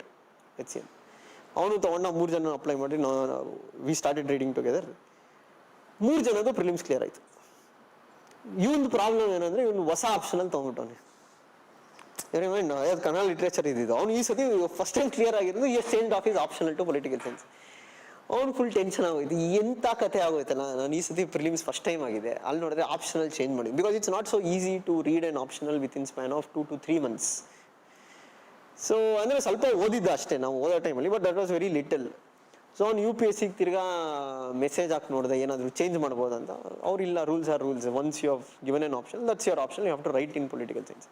So ಇವನೇನು ಮಾಡ್ದ, ಇವಾಗ ಬೇರೆ ಗತಿ ಇಲ್ಲ, ನಂಗೆ ಅಷ್ಟು ಟೈಮೂ ಇಲ್ಲ, ಸೊ ನೀವಿಬ್ಬರೇ ನನಗೆ ಹೆಲ್ಪ್ ಮಾಡಬೇಕು. So exactly tell what to read, because you have read the optional from 1.5 years, ಅಂತ. ಇವನು ಇನ್ನೊಂದೇ ಕೆಲಸ ಏನು ಮಾಡಿದ್ರೆ, ನಮ್ಮ ಜಯನಗರಲ್ಲಿ JSS ಅಂತ ಲೈಬ್ರರಿ ಇದೆ, ಇವಾಗಲೂ ಇದೆ, JSS ಇನ್ಸ್ಟಿಟ್ಯೂಟ್ ಅಂತ ಇದೆ. ಸೊ ಅಲ್ಲಿ ಅವ್ರದ್ದೊಂದು ರೂಲ್ ಇದೆ, ಇವಾಗಿಲ್ಲ, ಅವಾಗ ರೂಲ್ಸ್ ಇತ್ತು. ಏನು ಅಂತಂದರೆ, if you are clearing prelims they will give you free library facilities for 3 months. ಅದು ಮೇನ್ಸ್ ಆಗೋವರೆಗೂ ನೀವು ಅಲ್ಲೇ ಓದ್ಬೋದು. ಸೊ ಇವನೇನು ಅಲ್ಲಿ ಹೋಗೋಣ, ಅಲ್ಲಿ ಯಾಕೆ ಹೋಗೋಣ ಅಂದರೆ, ಅಲ್ಲಿ ಮೇನ್ಸ್ ಬರೆಯೋರು ಮಿಕ್ಕಿದವರು ಬರ್ತಾರೆ, ಸ್ವಲ್ಪ ಕೆಲವರು ಸೆಲೆಕ್ಟ್ ಆದವರು ಇರ್ತಾರೆ, ಕೆಲವರು ಇಂಟರ್ವ್ಯೂ ಹೋದವರು ಇದ್ದಾರೆ. ಸೊ ಅವಾಗ ನಮಗೆ ಎಕ್ಸ್ಪೋಜರ್ ಸಿಗುತ್ತೆ. I told okay will fine, will go and we all join JSS ಅಲ್ಲಿ ಹೆಂಗೆ ಅಂದರೆ ರೂಲ್ ಇತ್ತು, ಅಂದರೆ ಅಲ್ಲಿ ಯಾರು ಟೀಚ್ ಮಾಡಲ್ಲ, ಈ ಸೀನಿಯರ್ಸೇ ಇರ್ತಾರಲ್ಲ ಬರೆಯೋರು, ಅವರು ಒಬ್ಬರು ಸೀನಿಯರ್ ಇದ್ದರು. ಅವ್ರು ಹೆಂಗೆ ಅಂದರೆ, he used to take the lead. ಅಂದರೆ ಅವ್ರು ಹೆಂಗೆ ಅಂದರೆ ಓದಿಸೋರು ಯಾವ ಥರ ಅಂದರೆ, 10 questions every day 6 to 7 use to give. 6 o'clock to 7 o'clock ನಾವೆಲ್ಲ ಕುತ್ಕೊಂಡು ಬರೀಬೇಕು. ಬರೆದಾದ್ಮೇಲೆ ಎಕ್ಸ್ಚೇಂಜ್ ಮಾಡಿಕೊಂಡು we have to discuss answer. First day we wrote ನಾನು 10 ಕ್ವಶನ್ ತಿರ್ಗಿ ಅದೇ ಪ್ರಾಬ್ಲಮ್, ಬರೆಯೋಕ್ಕಾಗಿದೆ 3 ಕ್ವಶನ್, ಟೈಮ್ ಸಾಲ್ತಾ ಇಲ್ಲ ಬರೆಯೋದಕ್ಕೆ, ನಂಗೆ ಕ್ವಶನ್ಸ್ ಎಷ್ಟೊಂದು ಓದೋಕ್ಕೆ ಸ್ಟಾರ್ಟ್ ಆಗಿದೆ. ಇವ್ನು ದರ್ಶನ್ ಒಂದು 3 ಕ್ವಶನ್ ಬಿಡ್ದ, ಅವ್ನು ಹನುಮಂತರಾಜನು ಒಂದು 4 ಕ್ವಶನ್ ಏನೋ ಬಂದ. ಬಟ್ ಮಿಕ್ಕಿದವ್ರು ಕೆಲವರು ಬರೆಯೋರು ಇರೋ, ಅವರು 8 ಕ್ವಶನ್, 9 ಕ್ವಶನ್, 10 ಕ್ವಶನ್. ಫಸ್ಟ್ ದಿನ ನಂಗೆ ಭಯ ಆಯ್ತು, ಏನು ಹಿಂಗೆ ಅಪ್ಪ, ನಾವು 3 ಕ್ವಶನ್ ಬರೀತೀವಿ, ಇವರೆಲ್ಲ 8 ಕ್ವಶನ್ ಬರೀತಾರೆ ಅಂತ. ಅದು ಅವ್ರ ಆನ್ಸರ್ಸ್ ಹಿಂಗೆ ಸಕ್ಕದಾಗಿ ಬರ್ದಿರೋರು ಆನ್ಸರ್, ಅವ್ರು ಓದೋರಲ್ಲ ಅವ್ರ ಆನ್ಸರ್. ನನಗೆ ಒಂಥರ ಇನ್ಫೀರಿಯಾರಿಟಿ ಕಾಂಪ್ಲೆಕ್ಸ್, ಇಲ್ಲಿ ಏನು ನಾವು ಹಿಂಗೆ. ತಿರ್ಗಾ ನೆಕ್ಸ್ಟ್ ದಿನ ಬರ್ದ್ವಿ, ಸೇಮ್ ಪ್ರಾಬ್ಲಮ್, ತಿರ್ಗಾ ಒಂದು 3.5 question. I started becoming more depressed. ಅಂದರೆ ನಾವು ಫಿಟ್ಟೇ ಇಲ್ಲ ಅನ್ಸುತ್ತೆ ಇಲ್ಲಿ ಕಾಂಪಿಟೇಷನ್ಗೆ, ನಾನು ವಾಪಸ್ ಸೌತ್ ಎಂಡ್ ಲೈಬ್ರರಿಗೆ ಹೋಗ್ಬಿಡ್ತೀನಿ ಅಂತ. ಅದು public library. South end library problem ಏನು ಅಂದರೆ, ಅಲ್ಲಿ ಓದೋರು ಸೀರಿಯಸ್ ಆಗಿ ಓದೋರು ಕಮ್ಮಿ. ಏನ್ ಅದು ನಿಮಗೆ ಗೊತ್ತಿಲ್ಲ, if you gone to a public library, ಇಲ್ಲಿರೋ ಲೈಬ್ರರಿ ಥರ ಅಲ್ಲ. ಇವೆಲ್ಲ ಇಲ್ಲಿ ಲೈಬ್ರರಿ ಅಂದರೆ ಪೇಡ್ ಲೈಬ್ರರಿ ಅಂದರೆ ನೀವು ತಿಂಗಳ ದುಡ್ಡು ಕೊಡಬೇಕು, ನಿಮ್ಗೆ ಸ್ಲಾಟ್ ಕೊಟ್ಟಿರ್ತಾರೆ. ಪಬ್ಲಿಕ್ ಲೈಬ್ರರಿ ಹಂಗಲ್ಲ, ನೀವು ಹೋಗ್ಬಿಟ್ಟು ಬೆಳಿಗ್ಗೆ ಜಾಗ ಇಟ್ಕೊಬೇಕು. ಇದು ಇಲ್ಲಿ ಇವಾಗ ವಿಜಯನಗರಲ್ಲೂ ಒಂದು ಪಬ್ಲಿಕ್ ಲೈಬ್ರರಿ ಇದೆ. ಅಲ್ಲಿ ಹೆಂಗೆ ಅಂದರೆ ಓದೋದೇ ಕಮ್ಮಿ. ಅಲ್ಲಿ ನಾವು ಲೈಬ್ರರಿಗೆ ಹೋಗ್ತೇನೆ, ಅಲ್ಲಿ ಹೆಂಗೆ ಅಂದರೆ ಫಸ್ಟ್ 8 ಗಂಟೆವರೆಗೆ ಲೈಬ್ರರಿ ಓಪನ್ ಮಾಡಿದ್ರೆ, ಕೆಲವರು ಹೋಗ್ಬಿಟ್ಟು ಬುಕ್ಸ್ ಇಟ್ಬಿಡ್ತಾರೆ. ಒಬ್ಬ 4 ಬುಕ್ ಇಟ್ಟಿರ್ತಾನೆ. ಏನಕ್ಕೆ ಹಂಗೆ ಮಾಡಿರ್ತಾರೆ ಅಂದರೆ, ಇವಾಗ ಎಲ್ಲಿ ಚೆನ್ನಾಗಿರೋ ಹುಡುಗಿ ಕೂತ್ಕೊಂಡಲ್ಲ, ಅಲ್ಲಿ ಹೋಗ್ಬಿಟ್ಟು ಬುಕ್ ಎತ್ಬಿಟ್ಟು ಕೂತ್ಕೊಳೋದು, ಇಷ್ಟವರ ಮಾಡೋದು, ಏನು ಓದಲ್ಲ ಅವರಿಗೆ. ಇವರು ನಮ್ಮ ಫ್ರೆಂಡ್ಸ್ ಅಲ್ಲಿ ಎಲ್ಲಿ ಲೈಬ್ರರಿಲಿ ಅವರು ಯಾರು ಪ್ರಿಲಿಮ್ಸ್ ಆಗ್ತಾ ಇರಲಿಲ್ಲ, ನಮ್ಮ ಒಬ್ಬಂದೇ ಪ್ರಿಲಿಮ್ಸ್ ಆಗ್ತಿದೆ. ಫುಲ್ ಬಿಲ್ಡಪ್ ಜಾಸ್ತಿ ಕೊಡೋರು. ಹೆಂಗೆ ಮಗ ಲೈಬ್ರರಿಲಿ ನೀನು ಮತ್ತೆ ಇನ್ನೊಬ್ಬ ಇದ್ದ ಇಷ್ಟೇ ಕ್ಲಿಯರ್ ಮಾಡ್ತಿರೋದು ಹೆಂಗೆ ಅಂತ. ಸೊ ಅಲ್ಲಿ ಕಾಂಪಿಟೇಷನ್ ಇಲ್ಲ. So you feel better, you feel that you are the main thing. So ನಾವು ವಾಪಸ್ ಆ ಲೈಬ್ರರಿಗೆ ಹೋದ್ರೆ, ಅಲ್ಲಿ ನಮ್ಮ ಫ್ರೆಂಡ್ಸ್ ಅದೇ ಹೇಳೋದು, ನೀನು ಬರೀತೀಯ ಬಿಡು ಮಗ, ನೀನೇನು ತಲೆ ಕೆಡ್ಸ್ಕೊಂತೀಯ, you will definitely write well, ನೀನು ಅಲ್ಲಿ ಹೋಗೋಕ್ಕೆ ಹೋಗ್ಬೇಡ, ನೀನು ತಲೆನೇ ಕೆಡ್ಸ್ಕೊಂಬೇಡ. ಈ ದರ್ಶನ್ ಹನುಮಂತರಾಜು ನಂಗೆ ಫೋನ್ ಮಾಡ್ಬಿಟ್ಟು, ಅಲ್ಲ ನೀವು ಯಾಕೆ ಬರ್ತಾ ಇಲ್ಲ ಲೈಬ್ರರಿಗೆ ಅಂತ. ಇಲ್ಲ ನಾನು ಬರಲ್ಲ, ನನಗೆ ಆಗಲ್ಲ, ಅಲ್ಲಿ ಐ ಆಮ್ ಫೀಲಿಂಗ್ ಡಿಮೋಟಿವೇಟೆಡ್. ಇಲ್ಲಿ ನಂಗೆ ಸ್ವಲ್ಪ ಕಾನ್ಫಿಡೆನ್ಸ್ ಬರುತ್ತೆ, ನಾನು ಓದ್ಕೊಂಡು ಕೂತಿರ್ತೀನಿ. ಅವರಲ್ಲ, ನಿಮ್ಮನ್ನು ನಂಬಿ ನಾವು ಪೊಲಿಟಿಕಲ್ ಸೈನ್ಸ್ ತೊಗೊಂಡಿರೋದು, ನೀವೇ ಬರಲ್ಲ ಅಂದ್ರೆ ಹೆಂಗಿದೆ, ಇಲ್ಲ ಡಿಸ್ಕಸ್ ಮಾಡೋಣ ಬನ್ನಿ ಬೇಕಾದ್ರೆ ಲೈಬ್ರರಿಗೆ, ಬಟ್ ನಾನು ಅಲ್ಲಿ ಬರಲ್ಲ. ಅವನು ಓಕೆ ಅಂದ್ಬಿಟ್ಟು ಪಾಪ ಡಿಸ್ಕಸ್ ಮಾಡಿ, ಸಾಯಂಕಾಲ ಬರೋರು 1 hour ಡಿಸ್ಕಸ್ ಮಾಡಿ. ನಾವು ಇರೋದು ಮೇನ್ಸ್, ಇವಾಗ ಅದು ಸೆಕೆಂಡ್ ಮೇನ್ಸ್. ಅವ್ನು ದರ್ಶನ್ ಹೇಳಿದಲ್ಲ, ದರ್ಶನ್ ಅಂತ ಹೇಳಿ ನಮಗೆಲ್ಲ ಒಂದೇ ಹಾಲ್ ಅಂದರೆ ಎಕ್ಸಾಮ್ ಹಾಲ್. ಯಾಕೆಂದರೆ ಬೆಂಗಳೂರೇ ಒಂದೇ ಸೆಂಟರ್ ಇದ್ದಿದ್ದು, ಬೆಂಗಳೂರು. ತಿರ್ಗಾ ಸೇಮ್ ಪ್ರಾಬ್ಲಮ್ ನಂದು, ಏನೋ ಎಲ್ಲ GS ಪೇಪರ್ಸಲ್ಲೂ ತಿರ್ಗಾ ಒಂದು 5 ಕ್ವಶನ್, 4 ಕ್ವಶನ್. ಇವನು ನಮ್ಮ ಯಾರೋ ದರ್ಶನ್ ಏನಿದ್ದ, ಪ್ರತಿ ಪೇಪರ್ ಆದಮೇಲೆ ಸರ್ ಸಖತ್ತಾಗಿ ಬರೆದೆ, 20ಕ್ಕೆ 20 ಬರೆದೆ ಅಂತ. ನಾನು ಇವನು ಏನು ಗುರು ಏನು ಹೇಳ್ತಾನೆ, ಫಸ್ಟ್ ಟೈಮ್ ಬೇರೆ ಮೇನ್ಸ್ ಬರೀತೇನೆ, ರಿಯಲ್ ಆಗಿದ್ದು ಸಾಧ್ಯನಾ ಅಂದ್ಬಿಟ್ಟು. ಅದು ಇನ್ನೂ ನನಗೆ ಭಯ ಆಗೋದು ಮಧ್ಯದಲ್ಲಿ. ನಾನು ಒಂದು 5 ಕ್ವಶನ್ ಬಿಟ್ಟು ಬರ್ತಾ ಇದೆ. ಅವನು ಸರ್ ಅವತ್ತು ನೀವು ಒಂದು ಪಾಯಿಂಟ್ ಹೇಳಿದ್ರಲ್ಲ, ನಾನು ಹಿಂಗೆ ಹಾಕ್ಬಿಟ್ಟೆ ಆ ಪಾಯಿಂಟ್ನ, ಹಿಂಗೆ ನನ್ನ ಪಾಯಿಂಟ್ ಯಾವಾಗ ಹೇಳಿದೆ, ಇವನು ಏನು ಬರ್ದವನೆ. ಓಕೆ ನೋಡೋಣ, ಏನೋ ಎಕ್ಸೈಟ್ ಆಗ್ಬಿಟ್ಟವನೆ ಹುಡುಗ. ನೋಡಿ political science paper came, and he has read political science only for 3.5 months ಅಷ್ಟೇ. ಪೊಲಿಟಿಕಲ್ ಸೈನ್ಸ್ ಪೇಪರ್ ಬರ್ದ, ಫುಲ್ ಕಂಪ್ಲೀಟ್ ಮಾಡಿ ಬರ್ದ. ನಾನು ಅಲ್ಲೂ ಅಷ್ಟೇ ತಿರ್ಗಿ ಒಂದು 50 ಮಾರ್ಕ್ಸ್ ಬಿಟ್ಟೆ. ಅವ್ನು ನೋಡ್ಬಿಟ್ಟು ಸರ್ ಸಖತ್ತು ಥ್ಯಾಂಕ್ ಯು, ನೀವು ಪೊಲಿಟಿಕಲ್ ಸೈನ್ಸ್ ಹೇಳ್ಕೊಡ್ತೀವಿ, ಎಲ್ಲ ಬರ್ದಾಕ್ಬಿಟ್ಟೆ ಅಂತ. ನಾನೇ 50 ಮಾರ್ಕ್ಸ್ ಬಿಟ್ಟಿದ್ದೀನಿ ಸರ್, ನಂದು ಇಂಟ್ರೂ ಕಾಲ್ ಬರುತ್ತೆ ಅಂತ. ನಾನು ಇವ್ನು ಯಾಕೋ ಓವರ್ ಕಾನ್ಫಿಡೆನ್ಸ್ ಆಗ್ಬಿಟ್ಟು ಅವ್ನು ಹುಡುಗ. ನೋಡೋಣ, ರಿಸಲ್ಟ್ಸ್ ಕೇಮ್ ಆಫ್ಟರ್ 2 months. ನಂದು ಮತ್ತೆ ಗೊತ್ತಿತ್ತು ಬರೋದೇ ನೋಡಿ. ಶಾಕಿಂಗ್ ಏನಂದ್ರೆ ಅವ್ನು ಇಂಟ್ರೂ ಕಾಲ್ ಬಂದ್ಬಿಟ್ಟಿದೆ, ಅವನು ಮತ್ತೆ ಇನ್ನೊಬ್ಬ ಹನುಮಂತರಾಜು. ನನ್ಗೆ ಶಾಕ್ ಆಗಿದೆ, ಹೆಂಗ್ ಸಾಧ್ಯ ಇದು, ಓದಿರೋದೇ ಅವನು 3 ತಿಂಗಳು. ಇದೆಲ್ಲ ಅವಶ್ಯ 1 ವರ್ಷ ಆಗೋಯ್ತು. ಒಂದು ತಿರ್ಗಾ ಟ್ರೈನಿಂಗ್, ಅದೇ ಯಾವುದು ACIO, ಅದಕ್ಕೆ ಡೆಲ್ಲಿಗೆ ವಾಪಸ್ ಟ್ರೈನಿಂಗ್ ಹೋಗ್ಬೇಕಿತ್ತು. ಅವ್ನು ಇಂಟರ್ವ್ಯೂನು ಡೆಲ್ಲಿನೇ ಇದ್ದಿತ್ತು. ಸೊ ಸರ್ ಟ್ರೈನಿಂಗ್ ಮಾಡ್ಕೊಂಡು ಅಲ್ಲೇ ಇಂಟ್ರ್ಯೂ ಕೊಟ್ಬಿಟ್ಟು ಬರ್ತೀನಿ. ಸೊ ಇಂಟ್ರ್ಯೂ ಕೊಟ್ಟ ಅವನಿಗೆ ರಜನಿ ರಜ್ದಾನ್ ಅಂತ ಅವಾಗ ಬೋರ್ಡ್ ಗಾಟ್ ಇಟ್. ಆ್ಯಂಡ್ ಮತ್ತೆ ಅವನಿಗೆ ಟ್ರೈನಿಂಗ್ ಎಲ್ಲ ಮುಗಿಸಿ ಬೆಂಗಳೂರಲ್ಲಿ, ಇದು ಬೆಂಗಳೂರು ಅಂತೆ ಮ್ಯಾಂಗ್ಳೂರಲ್ಲಿ IBದು ಪೋಸ್ಟಿಂಗ್ ಆಯಿತು. ಸೊ ಇಲ್ಲಿ ಬಂದಿದ್ದ ಬೆಂಗಳೂರು. ಬಟ್ ಇನ್ನೂ ಫೈನಲ್ ಲಿಸ್ಟ್ ಬಿಟ್ಟಿಲ್ಲ ಯಾರು UPSC. Then he went to Mangalore and next day he called me saying that sir final list announce ಮಾಡಿದ್ದಾರೆ UPSC ಅವರು, ನಂದು ನೆಟ್ ಕನೆಕ್ಟಿವಿಟಿಲಿ ಓಪನ್ ಆಗ್ತಾಯಿಲ್ಲ, ದಯವಿಟ್ಟು ಚೆಕ್ ಮಾಡಿ ಲಿಸ್ಟ್ನ, ಫುಲ್ ಟೆನ್ಷನ್ ಆಗ್ತಿದೆ. ಸರಿ ಬಿಟ್ಟು ಲಾಸ್ಟಿಂದ ಚೆಕ್ ಮಾಡ್ಕೊಂಡು ಹೋಗಿ. ನೋಡಿದೆ ಹನುಮಂತರಾಜು ಹೆಸರು ಸಿಕ್ತು. He had got 700 odd rank or something. ಅವ್ನು ಸೆಲೆಕ್ಷನ್ ಆಗಿತ್ತು. 300 ನೋಡಿದೆ, 400 ನೋಡಿದೆ, 200 ನೋಡಿದೆ, ಇವ್ನ ಹೆಸರೇ ಇಲ್ಲ. ನಮಗೂ ಸ್ವಲ್ಪ ಖುಷಿ ಒಳಗಡೆ, ಹೋಗ್ಲಿ ಇವನು ಆಗಿಲ್ಲ. ಶಾಕಿಂಗ್ ಏನಂದರೆ 48th ರ್ಯಾಂಕ್ ಅವನ ಹೆಸರು ಇತ್ತು, ದರ್ಶನ್ HV. ನಾನು ಅದಕ್ಕೆ ರೋಲ್ ನಂಬರ್ ಹೇಳೋದು, ನಂಬಕ್ಕೆ ಆಗ್ತಾಯಿಲ್ಲ, ಇವನ ಹೆಸರಿದೆ, ನಿಮ್ಮ ರೋಲ್ ನಂಬರ್ ಹೇಳಿ ಅಂತ. ರೋಲ್ ನಂಬರ್ ಹೇಳ್ದ, ಸೇಮ್ ರೋಲ್ ನಂಬರು ಹೇಳಿ, ನಿಮ್ದು ಆಗಿದೆ 48th ರ್ಯಾಂಕ್ ಬಂದಿದೆ ಉಂಟು. ಅವ್ನು ಫುಲ್ಲು ಖುಷಿಲಿ ಕೂಗಾಡ್ಕೊಂಡು ಫೋನ್ ಕಟ್ ಮಾಡಿ ಅವನಿಟ್ಟ. And he knew that is going to become IAS. Is none other than the current Mangaluru DC Darshan HV ಅಂತ. ಇವಾಗೇನು ಕರೆಂಟ್ ಮ್ಯಾಂಗ್ಳೂರು DC ಇದ್ದಾನೆ, ಅವನೇನು ಹೇಳ್ತಾರೆ, ನಮ್ಮ ಫ್ರೆಂಡೇ ಅವನು ದರ್ಶನ್ HV. ಸ್ಕೋರ್ಸ್ ಎಲ್ಲ ಬಿಟ್ಟರು. ಆಮೇಲೆ ಪೊಲಿಟಿಕಲ್ ಸೈನ್ಸಲ್ಲಿ he was the all India topper, ಅಂದರೆ second highest he scored. Okay, Tina Dabi that year she got first rank She is also from political science. She got 299, 284. ನಂದು ಪೊಲಿಟಿಕಲ್ ಸೈನ್ಸ್ ನೋಡೋದು ಬರೀ 170 ಬಂದಿದೆ. ನಾನು ಶಾಕಿ, ಹೆಂಗೆ ಸಾಧ್ಯ ಇದು, ಬರೀ 3 ತಿಂಗಳು ಓದೋನು ಇವನು. ಸೊ ನಂದೇನಂದರೆ UPSC ಸರಿನೇ ಇಲ್ಲ ಇವ್ರೇನೋ ಮೋಸ್ಟ್ಲಿ. ಸೊ ಇವನು ಮಂಗಳೂರಿಂದ ಬಂದ ವಾಪಸ್ಸು ಬೆಂಗಳೂರಿಗೆ. Then he called, sir meet ಆಗೋಣ ಬನ್ನಿ ಒಂದ್ಸತಿ, ನಿಮ್ಗೆ ಸ್ವಲ್ಪ ನಾನು ಟ್ರೀಟ್ ಎಲ್ಲ ಕೊಡಿಸ್ಬೇಕು, ಹೆಲ್ಪ್ ಮಾಡಿದ್ದೀರಾ ಎಕ್ಸಾಮ್ನಲ್ಲಿ, ಅಂತೂ ಇದು ಬರೆ ಆಗ್ದಂಗಿದೆ ಇದು ನೋಡಿ. ಸರಿ ಆಯಿತು. Then he called, then we went for a treat. Then he told, ಏನು ಮಾಡ್ತೀರಾ next. Hanumantharaju also bit sad, ಏನಕ್ಕೆ ಒಂದು ರ್ಯಾಂಕ್ ಬಂದಿದೆ, but it was 700 odd rank. So ನಾನು ಏನಪ್ಪ ಮಾಡೋದು, ಏನು ಮಾಡಲ್ಲ, ನಾನು UPSCನೇ ಬಿಟ್ಬಿಡೋಣ ಅಂತ ಇದ್ದೀನಿ. ಹಾಗೆ ಇದು ಯಾಕೋ ವರ್ಕೌಟ್ ಆಗ್ತದೆ, 2 ಮೇನ್ಸ್ ಬರ್ತೀನಿ. ದೆನ್ ಹಿ ಟೋಲ್ಡ್, ಇಲ್ಲ ನೀವು ಬೇಜಾರಾಗ್ತಿದ್ರೆ ಒಂದು ಮಾತು ಹೇಳ್ತೀನಿ. So he told, the problem was that among all 3 of us, you are the most knowledgeable, but still you are not getting marks in the exam. The reason is that ನೀವು writing practice ಮಾಡ್ತಾ ಇಲ್ಲ, you are just reading. So mains is more about writing. So ಅವನು ಹೇಳಿದ, ನೀವು ಅದೇ JSS ಬರಲಿಲ್ಲ, ನೀವು ಬರಬೇಕಾಯಿತು. ಯಾಕೆಂದರೆ ಹೌದು ಸ್ಟಾರ್ಟಿಂಗಲ್ಲೆಲ್ಲ ಬರೀ 3 ಕ್ವಶನೇ ಬರೀತಾ ಇದ್ದು, but over the months our speed started improving, our understanding started improving. And ಈ ಟೋಲ್ಡ್, ಇಲ್ಲ ನೀವು ಇನ್ನೊಂದ್ಸತಿ ಎಕ್ಸಾಮ್ ಬರೀರಿ, okay I will tell you how to write. Understand, ಇದಕ್ಕೇನು ಅಷ್ಟೊಂದೇನು ಓದಬೇಕಿಲ್ಲ, ನಿಮ್ಗೆ ಇಲ್ಲಿ ಟೆಕ್ನಿಕ್ ಗೊತ್ತಿರಬೇಕಷ್ಟೇ. ಒಂದು ಪಾಪ ಹೇಳ್ಕೊಟ್ಟ, ನೋಡಿ ಹಿಂಗೆ ಬರಿಬೇಕು, ಈ ಥರ ಕೇಳಿದ್ರೆ ಈ ಥರ ಬರೀಬೇಕು. So I got an idea that where I am missing out. So ಇನ್ನೊಂದೇನಂದರೆ, that is one more thing I understood, because I read lot of books. ಅವನು ಓದಿದ minimum number of books. Understand, ಇದೊಂದು ಮಿತ್ತು. UPSC ಕೆಲವ್ರು ಏನು ಅನ್ಕೊಂತಾರೆ, you need so much of knowledge, UPSC clear ಮಾಡ್ತಾರೆ ತುಂಬ knowledgeable person. ನಾಲೆಜ್ಗೂ ಎಕ್ಸಾಮ್ ಕ್ಲಿಯರ್ ಮಾಡೋದಕ್ಕೂ ಸಂಬಂಧನೇ ಇಲ್ಲ. ಏಮಂಡ್, you need some amount of knowledge, a basic knowledge is required, but along with it you need lot of examination skills.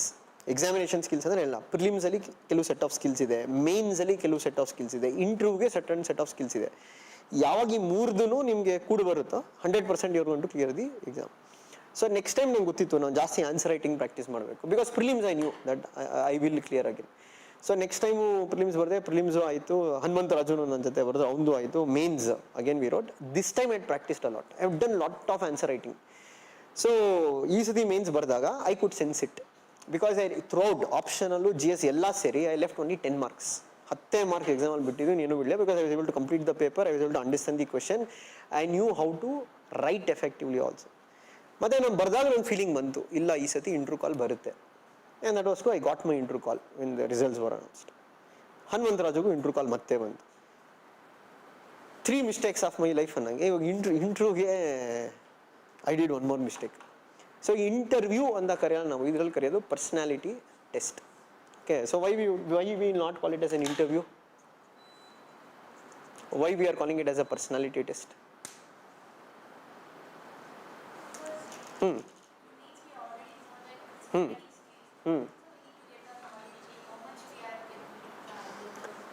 Yeah, correct. You can say it's more about assessing somebody's abilities, not knowledge. Knowledge is already checked. You're cleared means you are a knowledgeable person. But do you have leadership qualities? Understand? So it's not like that they are going to do interrogation. You ಕೂರ್ಸ್ಕೊಂಡಿ ಇದು ಗೊತ್ತಾ, ಹಂಗಿರಲ್ಲ. It's purely conversation. 5 ಜನ ಇರ್ತಾರೆ ಬೋರ್ಡಲ್ಲಿ.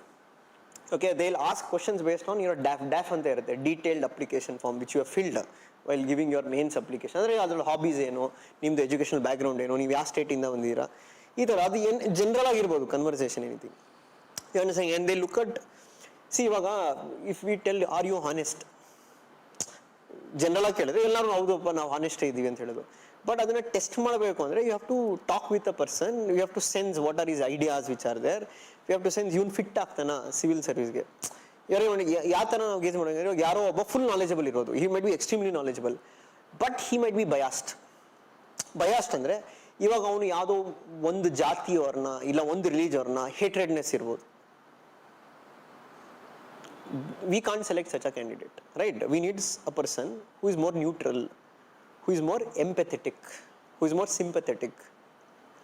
ಮತ್ತೆ confidence ಇರಬೇಕು. ಯಾಕೆಂದರೆ you are handling, ಇವಾಗ DC ಆಗಿ ನಾಳೆ ಕೋಮು ಗಲಭೆ ಆಗ್ಬೋದು. ಸೊ ಆ ಸಿಚುವೇಷನಲ್ಲಿ you have to know how to tackle the situation. ಮತ್ತು ಇನ್ನೊಂದು, you have to be a person who should work within the law, right? You can't give a solution. ಇವಾಗ ನಾಳೆ ಕೇಳ್ಬೋದು ಅವರು, ನಾಳೆ ನೋಡಿ ಇಂಡಿಯಾದಲ್ಲಿ ರೇಪ್ ಇನ್ಸಿಡೆಂಟ್ಸ್ ಜಾಸ್ತಿ ಆಗ್ತಿದೆ, ಸೊ ಏನು ಮೆಷರ್ಸ್ ತೊಗೊತೀರಾ? ನೀವು ಹೇಳ್ಬೋದು, ನಾನು ಎಲ್ಲರನ್ನೂ ಸುಟ್ಕೊಂಡ್ಬಿಡ್ತೀನಿ, ಸಾಯಿಸ್ಬಿಡ್ತೀನಿ, ಸಾಯಿಸಿದ್ರೆ ನೋಡಿ problem solve. You can't give such an answer in interview, right? It also reflects your personality. So ಇವಾಗ ಇಂಟರ್ವ್ಯೂ ಕಾಲ್ ಬಂತು. I had almost 1.5 months time to prepare for interview. ಅಂದರೆ ನಂದು ಡೇಟ್ ಬಂದಿದ್ದು ರಿಸಲ್ಟಿಂದ I had one month or 1.5 months to prepare.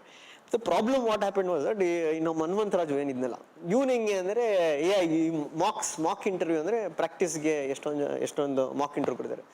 ಹೋಗೋದೇ ಬೇಡ, ಅದು waste ಇರುತ್ತೆ. ಯಾಕೆ ಲಾಸ್ಟ್ ಟೈಮ್ ಅವ್ನು ಇಂಟರ್ವ್ಯೂಗೆ ಹೋಗಿದ್ನಲ್ಲ, ಅವೆಲ್ಲ ಯೂಸೇ ಇಲ್ಲ, ಏನು ಯೂಸ್ ಆಗಲ್ಲ. ಪ್ಲಸ್ ಇನ್ನೊಂದು ಏನು ಅಂದರೆ for this exam, UPSC exam, mind set is very much important.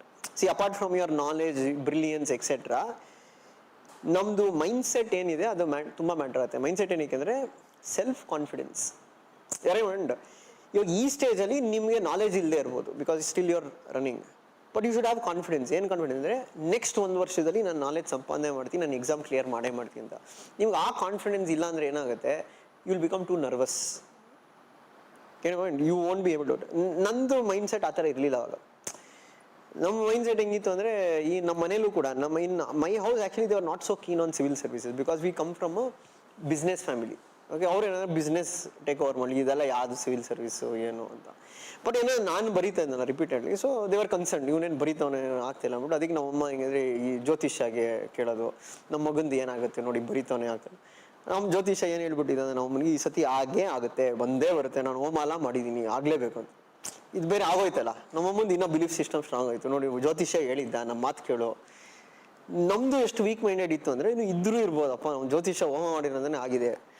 So ಅವನೇನು ಅಂದರೆ ನೆಕ್ಸ್ಟ್ ಇಂಟರ್ವ್ಯೂಗೆ ನೀವು ಈ ದೇವಸ್ಥಾನಕ್ಕೆ ಹೋಗಿ, ಆ ದೇವಸ್ಥಾನಕ್ಕೆ ಹೋಗಿ. ಸೊ ನಾನು 1 monthಲ್ಲಿ ನಾನು ಎಷ್ಟು ದೇವಸ್ಥಾನಕ್ಕೆ ಹೋಗಿದ್ದೀನೋ ನನಗೇ ಗೊತ್ತಿಲ್ಲ. ಪ್ರತಿ ಸತಿ ಹೋಗೋದು ದೇವ್ರು ಬೇಡ್ಕೊಳೋದು, ಹೆಂಗಾದ್ರೂ ಆಗಲಿ ಅಂತ. The point I'm trying to make is that you need to prepare for interview ಏನೋ ಸುಮ್ಮನೆ ಹೋಗಿ ಕೂತ್ಕೊಂಡ್ಬರೋಲ್ಲ, ನೀವು ಪ್ರಿಪೇರ್ ಆಗಬೇಕಾದ್ರೆ. ಇವಾಗ ಅವ್ರು ಕೇಳ್ಬೋದು, ನಿಮ್ಮ ಹೆಸರದು ಮೀನಿಂಗ್ ಏನು ಆಯಿತಾ. You come from Bangalore, tell me major problems of Bangalore. And they don't only want to listen to problems. Since you are going to apply for a position which is going to solve people's problem, you also have to think about solutions. ಈ ಥರ preparation ನಾನು ಆ ಥರ ಏನೂ ಮಾಡಲಿಲ್ಲ. General ಆಗಿ ಏನು ಮಾತಾಡ್ಬೋದಲ್ಲ, ಹೋಗಿ ಮಾತಾಡ್ತೀನಿ. ಅದಾದಮೇಲೆ ನಮ್ಮ ಜ್ಯೋತಿಷ್ ಏನು ಹೇಳಿದ, ನೀವು ಘಾಟಿ ಸುಬ್ರಹ್ಮಣ್ಯಗೆ ಹೋಗಿ, ತುಂಬ ಒಳ್ಳೇದಾಗುತ್ತೆ. ಅದು ನಾನು ಇನ್ನೇನು ಡೆಲ್ಲಿಗೆ ಹೋಗ್ಬೇಕಿತ್ತು 2 days ಬಿಫೋರ್. ಇಟ್ಟೊಳ್ಳು ಘಾಟಿಗೆ ಇಲ್ಲೇ ಹೋಗಿ, ಹತ್ರದಲ್ಲಿದೆಯಲ್ಲ. ಸರಿ ಆಯಿತು, ಅಲ್ಲಿ ಗರುಡಗಂಬ ಇದೆ, ಅಲ್ಲಿ ಹೋಗಿ ಬೇಡ್ಕೊಂಡ್ರೆ ಹಾಗೆ ಆಗುತ್ತೆ ಅಂತ. ನಾನು ಹೋಗಿ ಬೇಡ್ಕೊಂಡೆ, ಹಿಂಗೆ ಈ ಸತಿ IAS ಆಗಿಬಿಡ್ಬೇಕು. ಅವನು ಯಾವನು ಪಕ್ಕದಲ್ಲಿ ಒಬ್ಬ ಯಾರೋ ನಿಂತಿದ್ದವನು, ಅಕ್ಷಿ ಅಂದ್ಬಿಟ್ಟು ಒಂದ್ಸತಿ. ನಾನು ಇದು ಎಂಥದ್ದು, because it's believed here as it is ಇನ್ಆಸ್ಪಿಷಿಯಸ್.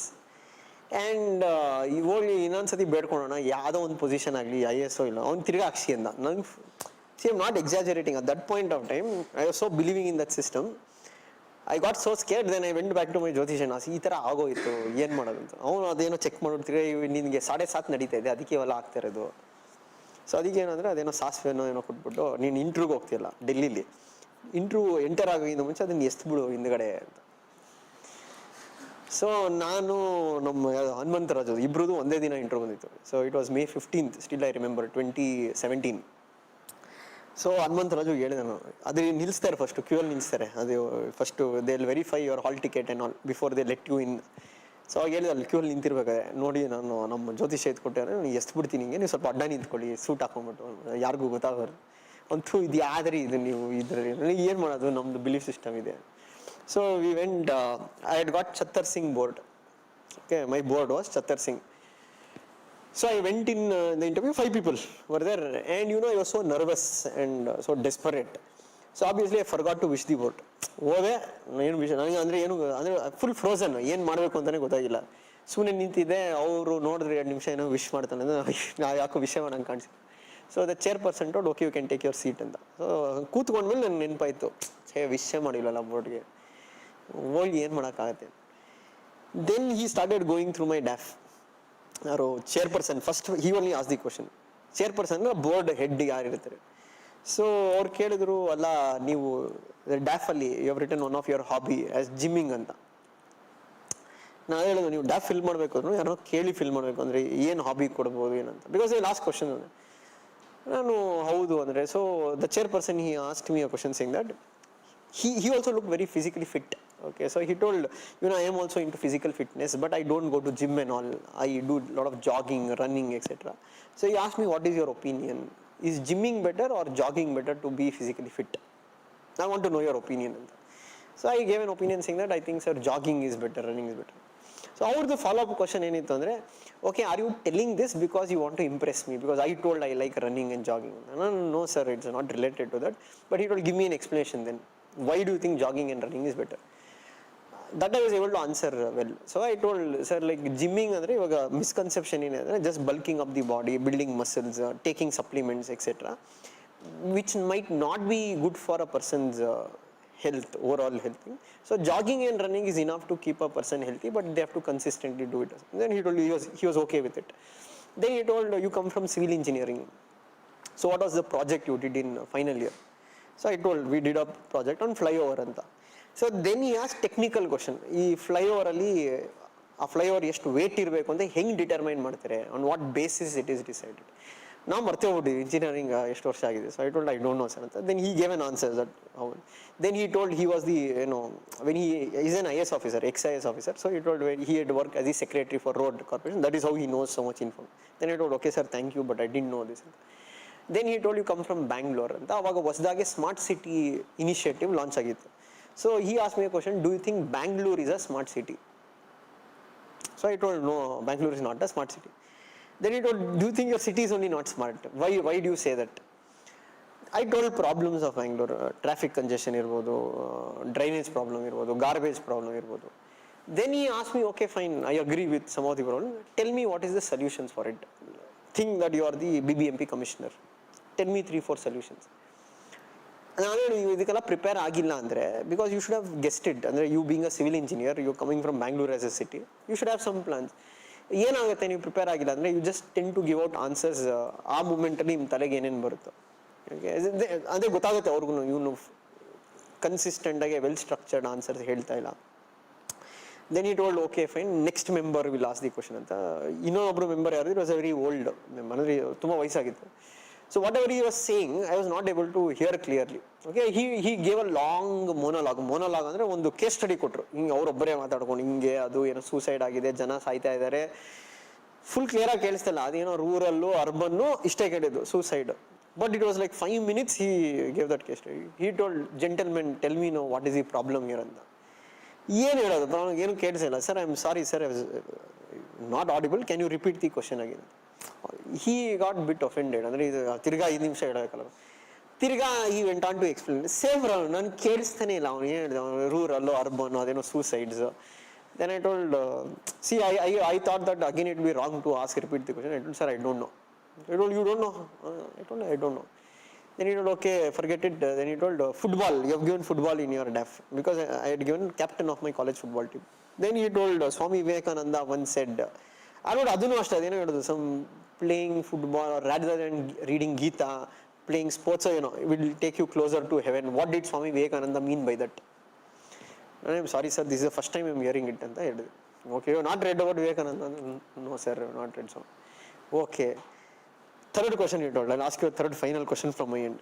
Then he told, over the years, the last few years ಅಲ್ಲಿ, girls are topping the UPSC exam. ಯಾಕೆಂದರೆ ನಾನು ಹೇಳಿಲ್ಲ, previous year Tina Dabi was the first ranker. But he told, overall representation of women in civil services is very less. ಅರ್ಥ ಆಗ್ತದೆ, ಅವ್ರು ಹೇಳಿದ್ರು exam toppers ಅಲ್ಲಿ women ಇದ್ದಾರೆ, ಬಟ್ ನೀವು overall percentage of women ತೊಗೊಂಡ್ರೆ ಸಿವಿಲ್ ಸರ್ವಿಸಲ್ಲಿ ಕಮ್ಮಿ ಇದೆ, ಯಾಕೆ ಆ ಥರ? So I told, I think sir it is due to patriarchy ಅಂತ. ಪೇಟ್ರಿಯಾರ್ಕಿ ಅಂದರೆ ಮೇಲ್ ಡಾಮಿನೇಟೆಡ್ ಸೊಸೈಟಿ. ಅವ್ನು sudden he got full angry.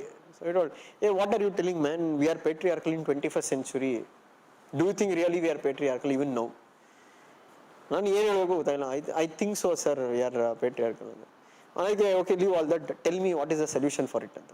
So I told, ನಂಗೆ ಏನು ಹೇಳಬೇಕು ಅಂತ ಗೊತ್ತಾಗಿಲ್ಲ. So I told, sir, I think we can give reservation to women in civil.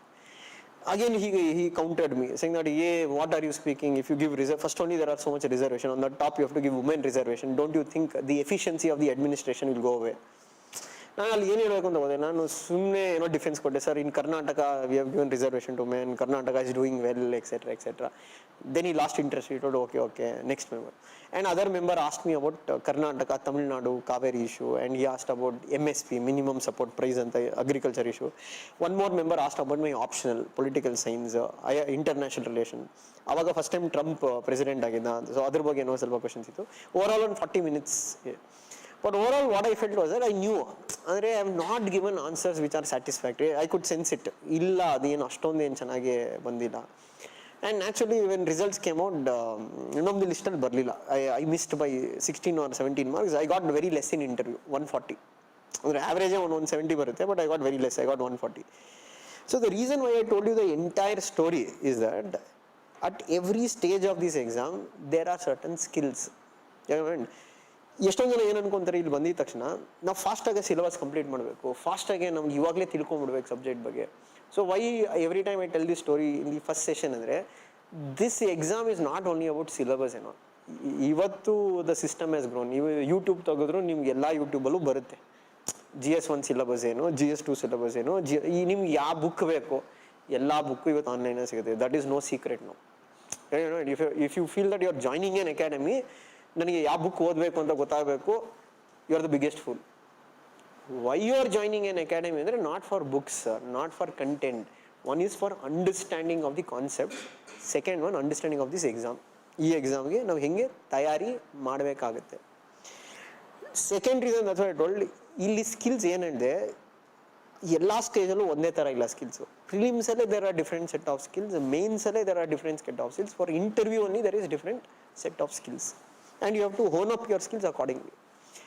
ಕೆಲವ್ರ problem ಏನಿರುತ್ತೆ ಅಂದರೆ ಲ್ಯಾಕ್ ನಾಲೆಡ್ಜ್. ಅವಾಗ ಏನೂ ಮಾಡೋಕ್ಕ ನೀವು ನಾಲೆಡ್ಜೇ ಇಲ್ಲ. ಕೆಲವ್ರಿಗೆ ಏನು ಪ್ರಾಬ್ಲಮ್ಸ್ ಅಂದರೆ ನಾಲೆಡ್ಜ್ ತುಂಬ ಚೆನ್ನಾಗಿದೆ, but they lac the skills of the exam. Skill ಅಂದರೆ ಹೇಳಲ್ಲ, ಇವಾಗ ಪ್ರಿಲಿಮ್ಸ್ ಪೇಪರ್ ಕೊಟ್ಟಾಗ ಎಲಿಮಿನೇಟ್ ಮಾಡೋಕ್ಕೆ ಗೊತ್ತಿರಬೇಕು, ಐಡೆಂಟಿಫೈ ಮಾಡೋಕ್ಕೆ ಗೊತ್ತಿರಬೇಕು. ಮೇನ್ಸ್ ಕೊಟ್ಟಾಗ ಎಫೆಕ್ಟಿವ್ ಆಗಿ ಬರೆಯೋಕ್ಕೆ ಗೊತ್ತಿರಬೇಕು. ಇಂಟರ್ವ್ಯೂ ಹೋದಾಗ ಚೆನ್ನಾಗಿ ಮಾತಾಡೋಕ್ಕೆ ಗೊತ್ತಿರಬೇಕು. You understand? ಪರ್ಸನಾಲಿಟಿ ಅಂದರೆ ಅದೊಂದು ಪ್ರೆಸೆಂಟ್ ಮಾಡಬೇಕು ಬೋರ್ಡ್ ಮುಂದೆ. ಅವ್ರಿಗೂ ಅನ್ಸ್ಬೇಕು, okay this fellow should be an officer. Got it? ನಮ್ಮಲ್ಲಿ ಅದೇ ಪ್ರಾಬ್ಲಮ್ಮು ಏನಂದರೆ, ಎಷ್ಟೋ ಜನ ಇಲ್ಲಿ ಕೋಚಿಂಗ್ ಹೆಂಗೆ ನೋಡ್ತಾರೆ ಅಂದರೆ, they look at coaching more as like knowledge, books, material. That's what I told. ಇವತ್ತು ನೀವು ಮಟೀರಿಯಲ್ಗೋಸ್ಕರ ನೀವು ಒಂದು ಕೋಚಿಂಗ್ ಸೆಂಟರ್ ಸೇರ್ತೀರ ಅಂದರೆ ಇಟ್ ಈಸ್ ಯೂಸ್ಲೆಸ್ ಅಂತ. ಬಿಕಾಸ್ ಎಲ್ಲ ಮೆಟೀರಿಯಲ್ ಆನ್ಲೈನಲ್ಲೇ ಸಿಗುತ್ತೆ. The reason why you are joining a coaching centre, one for mentorship, second one to understand the concepts, third one to learn how to approach it. That's the thing. That is one thing. Second thing is that what you need to do, first stage alli read your NCERTs. Don't try to approach advanced. Read your NCERTs. Yadadu, I think Prashant sir or somebody would have told, polity ge NCERT odbeku, economy ge odbeku, geography ge odbeku, history ge odbeku. That is first step. First step is that start reading NCERTs. Second step, ಪ್ರಿಲಿಮ್ಸ್ಗೂ ಮೇನ್ಸ್ಗೂ syllabus difference ಏನಿದೆ? Can anybody tell? ಪ್ರಿಲಿಮ್ಸ್ಗೆ ಒಂದು syllabus copy ಇದೆ ತಾನೆ, ಮೇನ್ಸ್ಗೆ ಒಂದು syllabus copy ಇದ್ದಾನೆ, ಎರಡರಲ್ಲೂ ಡಿಫ್ರೆನ್ಸ್ ಏನು? Can any one of you point out? Okay, correct. What you are telling is correct. Then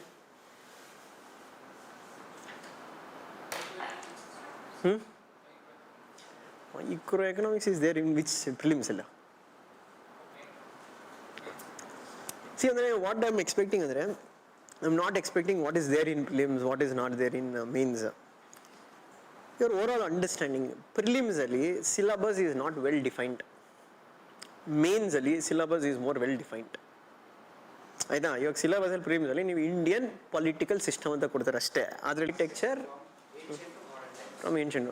so ಅಲ್ಲೆಲ್ಲೂ ಕೂಡ they have not mention about political system, they have not mention about economic system, they mention about what? Arts, literature, architecture. So basically means they are not going to ask you questions in mains regarding let us take battles ಏನೇನಾಯಿತು ಅದ್ರ ಬಗ್ಗೆ ಕೇಳಲ್ಲ. ಯಾವ್ದ್ರ ಬಗ್ಗೆ ಕೇಳ್ತಾರೆ? Arts ಬಗ್ಗೆ ಕೇಳ್ತಾರೆ, architecture ಬಗ್ಗೆ ಕೇಳ್ತಾರೆ, ಲಿಟ್ರೇಚರ್ ಬಗ್ಗೆ ಹೇಳ್ತಾರೆ. ಸೊ ಇಲ್ಲಿ ಇಲ್ಲ ವೆಲ್ ಡಿಫೈನ್ಡ್ ಇದೆ. ಸೊ ನೀವು when you read about Indus valley civilisation, you don't need to read everything, you have to focus more on ಆಗಿನ ಟೈಮಲ್ಲಿ ಆರ್ಟ್ ಫಾರ್ಮ್ಸ್ ಹೆಂಗಿತ್ತು, ಲಿಟ್ರೇಚರ್ ಹೆಂಗಿತ್ತು.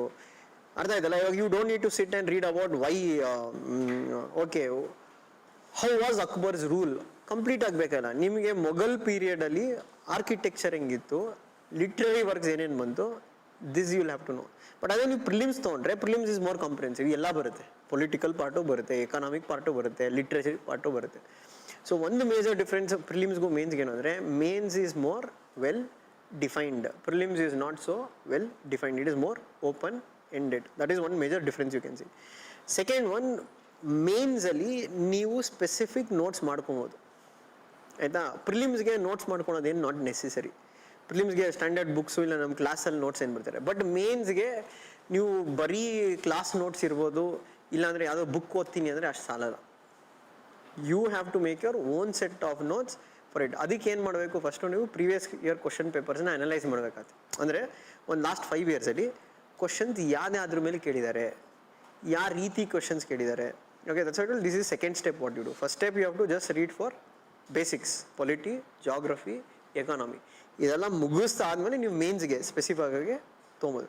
ಸೊ ಅದರಲ್ಲಿ ನಾವು ಸ್ಪೆಸಿಫಿಕ್ ಆಗಿ ಇವತ್ತು ಯಾವ ಪೇಪರ್ ನೋಡ್ತಾ ಇರೋದು, GS-2. GS-2 ಸ್ಪೆಸಿಫಿಕ್ ಆಗಿ ಏನೇನು ಸಬ್ಜೆಕ್ಟ್ಸ್ ಬರುತ್ತೆ ಬ್ರಾಡ್ಲಿ, ಇಂಡಿಯನ್ ಕಾನ್ಸ್ಟಿಟ್ಯೂಷನ್, ಈ ಏನು ಪಬ್ಲಿಕ್ ಅಡ್ಮಿನಿಸ್ಟ್ರೇಷನ್ ಬಿಟ್ ಆಫ್ ಅಂದರೆ ಗವರ್ನೆನ್ಸ್ ಅಂತ ಕರಿತೀವಿ, ಸೋಷಿಯಲ್ ಜಸ್ಟಿಸ್ ಅಂತ ಬರುತ್ತೆ, ಇನ್ನೊಂದು ಇಂಟರ್ನ್ಯಾಷನಲ್ ರಿಲೇಷನ್ಸ್. ಅದನ್ನು ನೀವು ಸಿಲೆಬಸಲ್ಲಿ ನೋಡಿದ್ರೆ ಅವನಿನ್ನ ಸ್ಪೆಸಿಫಿಕ್ ಆಗಿ ಕೊಟ್ಟಿದ್ದಾನೆ. ಇವಾಗ historical background, okay, judiciary, federalism, and these are the topics that has been given in your main syllabus. ಅಂದರೆ ಗವರ್ನೆನ್ಸ್ಗೆ ಹೆಂಗೆ ಹೋದರೆ ಗುಡ್ ಗವರ್ನೆನ್ಸ್ ಅಂದರೆ ಏನು, ಸೆಲ್ಫ್ ಹೆಲ್ಪ್ ಗ್ರೂಪ್ಸ್, NGOs ಇವ್ರದ್ದು ರೋಲ್ ಏನಿರುತ್ತೆ. ಹಂಗೆ ನೀವು ಸೋಷಿಯಲ್ ಜಸ್ಟಿಸ್ಗೆ ಹೋದರೆ vulnerable sections of society, scheduled cost ಇರ್ಬೋದು, ಶೆಡ್ಯೂಲ್ಡ್ ಟ್ರೈಬ್ ಇರ್ಬೋದು, ವುಮೆನ್ ಇರ್ಬೋದು, ಇವ್ರ ಮೇಲೆ ಕ್ವಶನ್ಸ್ ಬರುತ್ತೆ. ಇಂಟರ್ನ್ಯಾಷನಲ್ ರಿಲೇಷನ್ಸ್ಗೆ ಹೋದರೆ India and neighbourhood, India and international organisations, ಇದ್ರ ಬಗ್ಗೆ ಓದಬೇಕಾಗತ್ತೆ. So get in mind. So GS-2 ಬರೋದು ನಿಮ್ಗೆ ಯಾವುದು, constitution, governance, social justice and what, international relations. ಈ 4 ಭಾಗ GS-2 ಅಲ್ಲಿ ಬರುತ್ತೆ. Now sir, how do we start our preparation? So first ಮೇನ್ಸ್ಗೆ ಓದ್ಲಾ, ಫಸ್ಟು ಪ್ರಿಲಿಮ್ಸ್ಗೆ ಓದ್ಲಾ, ಯಾವುದಕ್ಕೆ ಓದಬೇಕು? You have to read it in integrated way. But first step is always to read the basics of it.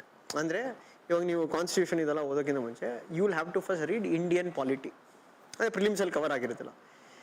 ಪ್ರಿಲಿಮ್ಸ್ಗೂ ಮೇನ್ಸ್ಗೂ ಏನು ಡಿಫ್ರೆನ್ಸ್ ಅಂದರೆ, prelims is more of an objective type of questions, mains is more of what, subjective. ಏನು ಹಂಗಂದ್ರೆ difference?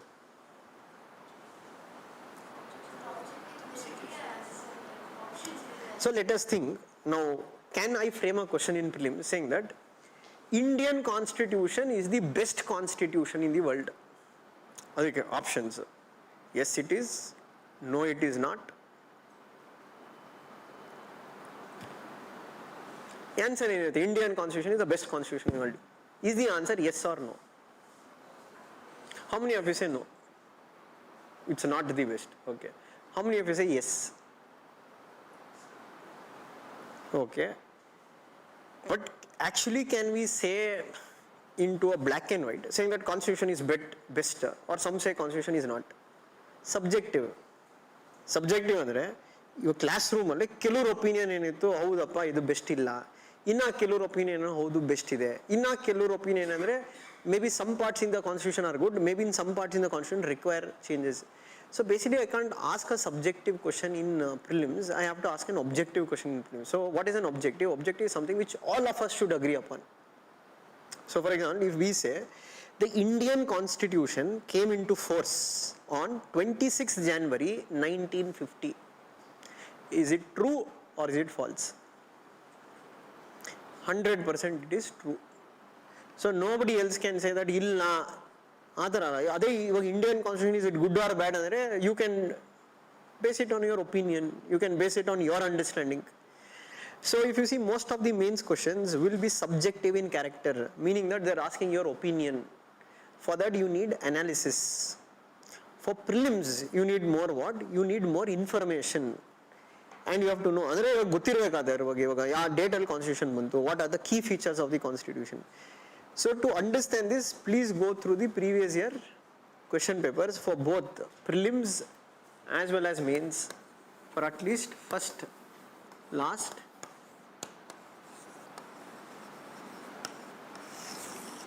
5 years. Okay. So one of the question here it can come is that, sir, what is the use of looking at the previous year question paper when I have not read the topics itself? Nobody is asking you to solve these questions. We are just asking you what? Look at the questions. Just look into which are the topics they are asking in the questions. That will give you a fair idea that what you should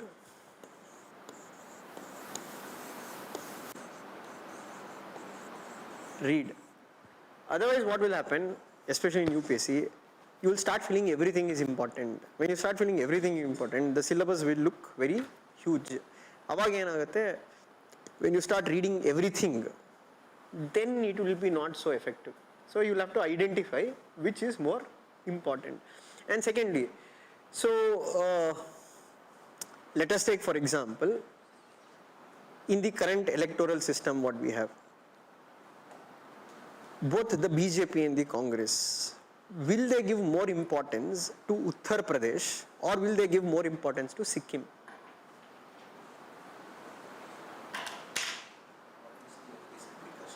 Why will they give more importance to UP?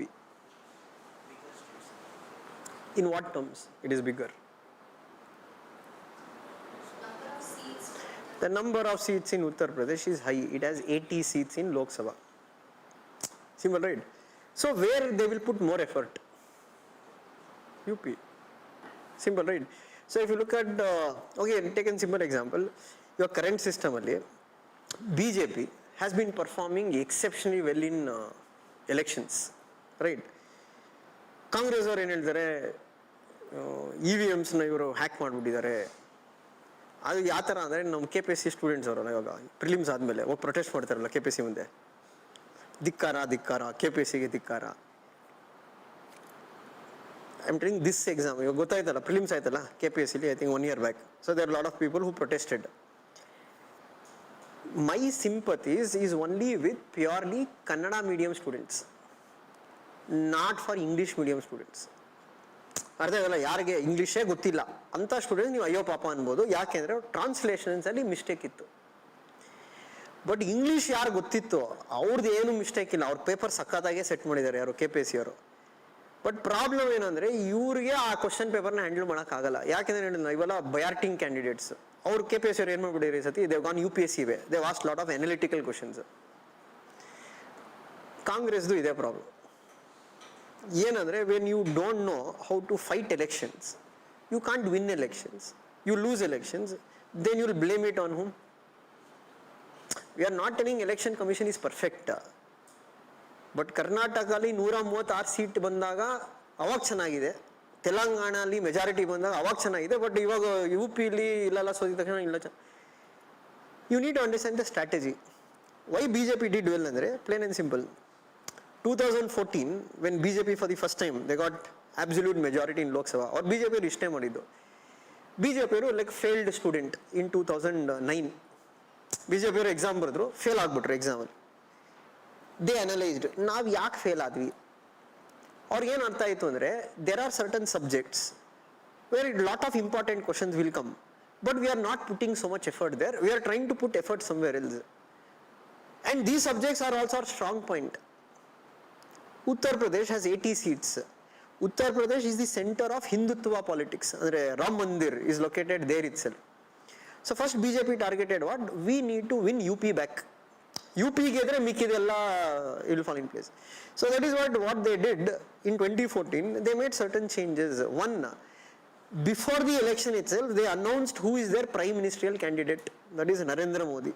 So ಅವ್ರದ್ದು ನೀವು slogan ನೋಡಿದ್ರೆ 2014 ಇರ್ಬೋದು, 2019 ಇರ್ಬೋದು, they never told ಅಬ್ಕಿ ಬಾರ್ BJP ka sarkar, it was ಅಬ್ಕಿ ಬಾರ್ Modi ka sarkar. So they made the election not on BJP, they converted the entire election on Modi.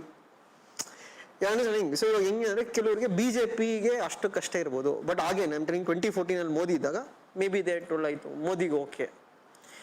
Secondly what they did, they made Narendra Modi contest from Uttar Pradesh. ಅಂದರೆ 2014 Narendra Modi stood from 2 constituencies, one in Gujarat, the other was in UP. Reason ಇದೆ ಏನಕ್ಕೆ UP ಅಂತ. UPಲಿ ಅದೇನಲ್ಲ, BJP knew that for them to do excellently well they have to perform well in UP. ಅಲ್ಲಿ ಮಾಡಬೇಕಂದ್ರೆ ಅವ್ರು ಏನಾದರೂ ಡ್ರಾಸ್ಟಿಕ್ ಚೇಂಜ್ ಮಾಡಬೇಕಾಗುತ್ತೆ. So they made Narendra Modi stand from Varanasi. ವಾರಣಾಸಿದು ಸಿಗ್ನಿಫಿಕೆನ್ಸ್ ಏನಂದರೆ it's the Hindu significant, and Narendra Modi's politics is complete based on Hindutva. So ಅಂದರೆ ಇವ್ರು ಏನಂದರೆ ಇವಾಗ ನೋಡಿ there is a strong Hindu leader. So ಅದೇನಾಯಿತು, BJPಗೆ gave results because they 167 seats. Not only UP, they swept other things, Rajasthan, Gujarat, Haryana etcetera. BJPಗೆ ಅಲ್ಲೇ ಮೆಜಾರಿಟಿ ಬಂತು. ನಿಮ್ಮದು ಸ್ಟ್ರಾಟಜಿ ಇದಿಲ್ಲೇ. ಫಸ್ಟ್ ನಿಮ್ಗೆ ಗೊತ್ತಿರಬೇಕು ಯಾವ ಸಬ್ಜೆಕ್ಟಿಂದ ಎಷ್ಟು ಕ್ವಶನ್ ಬರುತ್ತೆ, ಯಾವ ಸಬ್ಜೆಕ್ಟ್ಗೆ ನಾನು ಎಷ್ಟು ಎಫರ್ಟ್ ಹಾಕಿದ್ರೆ ರಿಟರ್ನ್ಸ್ ಬರುತ್ತೆ. ಕೆಲವ್ರು ಏನು ಮಾಡ್ತಾರೆ ಹೇಳಿ ಕೂತ್ಕೊಂಡು ಈ ಅದು ಲೇಟೆಸ್ಟ್ ಲೈಕ್ ಅಗ್ರಿಕಲ್ಚರ್ 1 ತಿಂಗಳು ಓದ್ತಾರೆ, ಬಟ್ ಅದರಿಂದ ಬರೋದೇ 3 question 4 question. Polity, if you take on an average in last 4 to 5 years, minimum 15 questions have come. Economy, minimum 17 questions have come. Geography, 12 to 13 questions have come. And these are the major areas you will have to focus upon. ಆಯ್ತಾ, ನೀವು ಹೇಳ್ಬೋದು sir art and ಆರ್ಕಿಟೆಕ್ಚರಲ್ಲೂ ಬರುತ್ತೆ ಅಂತ, but ಅಲ್ಲಿ problem ಇದೆ. ಯಾಕೆ ಅಂದರೆ ನೀವು ಆರ್ಟ್ ಆ್ಯಂಡ್ ಆರ್ಕಿಟೆಕ್ಚರ್ ತೊಗೊಂಡ್ರೆ it is two wide as a scope. ನೀವು ಅದೇ ಪೊಲಿಟಿ, ಎಕಾನಮಿ, ಜಾಗ್ರಫಿ ಕ್ವಶನ್ಸ್ ನೀವು ನೋಡಿದ್ರೆ ಗೊತ್ತಾಗುತ್ತೆ. ಅಲ್ಲಿ ಅಂದರೆ ಪ್ರೆಡಿಕ್ಟಬಲ್ ಅಂದ್ರೆ ಗೊತ್ತಾಗ್ಬಿಡುತ್ತೆ ಈ ಏರಿಯಾಯಿಂದ ಕ್ವಶನ್ ಬರುತ್ತೆ. ಅದೇ ನೀವು ಆರ್ಟ್ ಆ್ಯಂಡ್ ಆರ್ಕಿಟೆಕ್ಚರ್ ಅಂದರೆ ಇಟ್ ಈಸ್ ಹೈಲಿ ಅನ್ಪ್ರೆಡಿಕ್ಟಬಲ್. ಅವ್ರು ಒಂದ್ಸತಿ ಇಂಡಸ್ ಬಗ್ಗೆ ಕೇಳ್ಬೋದು, ಇನ್ನೊಂದ್ಸತಿ ಇವಾಗ ಯಾವುದೋ ರೀಸೆಂಟ್ ಆರ್ಕಿಟೆಕ್ಚರ್ ಬಗ್ಗೆ ಕೇಳ್ಬೋದು. ಸೊ ಅದಕ್ಕೊಂದು ಫಿಕ್ಸ್ಡ್ ಪ್ಯಾಟರ್ನ್ ಅಂತ ಇಲ್ಲ. So it's very difficult to depend on art and architecture score mark. ಮತ್ತು ನೀವು ಪ್ರಿಲಿಮ್ಸ್ ಪೇಪರ್ ತೊಗೊಂಡ್ರೆ 100 ಕ್ವಶನ್ ಇದೆ. 100 ಕ್ವಶನ್ ನೀವೇನು 100 ಆನ್ಸರ್ ಮಾಡಬೇಕು ಅಂತ ಇಲ್ಲ. On an average candidate to qualify, ಇವಾಗ ಲಾಸ್ಟ್ ಇಯರ್ ನೀವು ತೊಗೊಂಡ್ರೆ ಒಂದು 90 to 95 ಬರಬೇಕು. 90 to 95 ಅಂದರೆ ಅಪ್ರಾಕ್ಸಿಮೇಟ್ಲಿ ಎಷ್ಟು ನೆಟ್ ಸ್ಕೋರ್ ಇರಬೇಕು, ಅಂದರೆ ಎಷ್ಟು ಕ್ವಶನ್ಸ್ ಕರೆಕ್ಟ್ ಆಗಬೇಕು? 47 to 45. ನೀವು ಕ್ಲೀನಾಗಿ ಪೇಪರ್ ನೋಡಿದ್ರೆ ಪೊಲಿಟಿ 16-17 ಕ್ವಶನ್ ಬರುತ್ತೆ, ಜಾಗ್ರಫಿ 15 ಕ್ವಶನ್ ಬರುತ್ತೆ, ಎಕಾನಮಿ 16 ಕ್ವಶನ್, ಎನ್ವೈರನ್ಮೆಂಟ್ ಅದರಲ್ಲೊಂದು. ಇಷ್ಟು ಪೇಪರ್ಸ್ ತೊಗೊಂಡ್ರೆ ನಿಮ್ಗೆ ಇಲ್ಲೇ ಒಂದು 40-50 ಕ್ವಶನ್ ಬರುತ್ತೆ. ಮತ್ತು ಇಲ್ಲೆಲ್ಲ ಬರೋ ಕ್ವಶನ್ಸ್ ಹೆಂಗಿರುತ್ತೆ ಅಂದರೆ ಬೇಸಿಕ್ ಕ್ವಶನ್ಸ್ ಇರುತ್ತೆ. UPSC ಹೆಂಗೆ ಗೊತ್ತಾ, UPSC ಹೆಂಗೆ ಅಂದರೆ don't always look at their questions and get scared. ಈ ಇಡೀ UPSC ಪೇಪರ್ ತೊಗೊಂಡ್ರೆ there is 25 to 35 questions. Even now ನಿಮ್ದೊಂದು ಬೇಸಿಕ್ ನಾಲೆಜ್ ಇದ್ರೆ you can get all these questions correct. But ನೀವೇನಂದ್ರೆ ಟೆನ್ಷನ್ ಆಗಕ್ಕೆ ಹೋಗ್ಬಾರ್ದು ಎಕ್ಸಾಮಲ್ಲಿ. ಕಾಮನ್ ಸೆನ್ಸ್, ಇವಾಗ ಕಾಮನ್ ಸೆನ್ಸ್ ಅಂದರೆ ಅದೇ. ಲಾಸ್ಟ್ ಇಯರ್ ಒಂದು ಕ್ವಶನ್ ಕೇಳಿದ್ದೀನಿ UPSC. Question is like this: some butterflies are poisonous, some species of spiders are poisonous, some species of frogs are poisonous. Which of the following statements are correct? 1 ಅಂದ್ರೆ ಅದ್ರಲ್ಲಿ ಒಂದೇ ಒಂದು ಕರೆಕ್ಟಾ, 2 ಕರೆಕ್ಟಾ, ಇಲ್ಲ 3 ಕರೆಕ್ಟಾ, ಇಲ್ಲ none of them above. Some frogs are poisonous, some butterflies are poisonous, some ಇದು are poisonous. ಆನ್ಸರ್ ಏನಿರ್ಬೋದು? ಇವಾಗ ಅವರು ಆಲ್ ಅಂತ ಹೇಳ್ತಿದ್ದಾರೆ.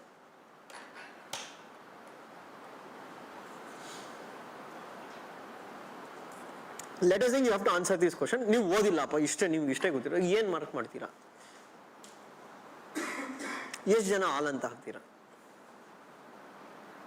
ಓಕೆ, ಎಷ್ಟು ಜನ ಇಲ್ಲ ಸೆಲೆಕ್ಟೆಡ್ ಹೋಗ್ತೀನಿ? What will your answer? Butterfly poisonous ಇಲ್ಲ ಅಲ್ಲ. ನೀವು ಕ್ವಶನ್ ನೋಡಿದ್ರೆ ಅವನು ಆಲ್ ಬಟರ್ಫ್ಲೈಸ್ ಅಂತ ಏನು ಕೊಟ್ಟಿಲ್ಲ, ಸಮ್ ಬಟರ್ಫ್ಲೈಸ್ ಆರ್ ಪಾಯ್ಸನಸ್. ನೀವೇ ಲಾಜಿಕ್ ಯೂಸ್ ಮಾಡಿ. ಈ ಪ್ರಪಂಚದಲ್ಲಿ ಇಷ್ಟು ಸ್ಪೀಶೀಸ್ ಆಫ್ ಬಟರ್ಫ್ಲೈ ಇದೆ, ಮತ್ತು ಅಲ್ಲಿ ಅವ್ರು ಏನಂದ್ರೆ ಪಾಯ್ಸನಸ್ ಟು ಯು ಅಂತ ಏನು ಹೇಳಿಲ್ವಲ್ಲ. They given it is poisonous to humans.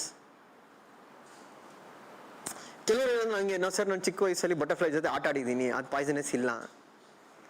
Logic ಹಂಗೆ ಅರ್ಥ ಆಗಲ್ಲ. ಇವಾಗ human saliva or saliva, is it poisonous? Yes, it is poisonous to some other species. So ನೀವು ಏನು ಯೋಚನೆ ಮಾಡಬೇಡ, you have to go for the answer all.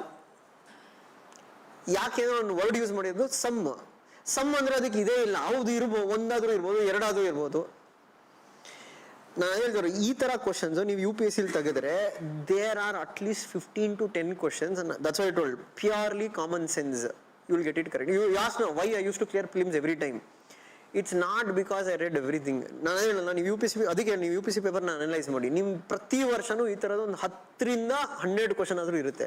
Purely common sense ಮೇಲೆ answer ಮಾಡೋದು.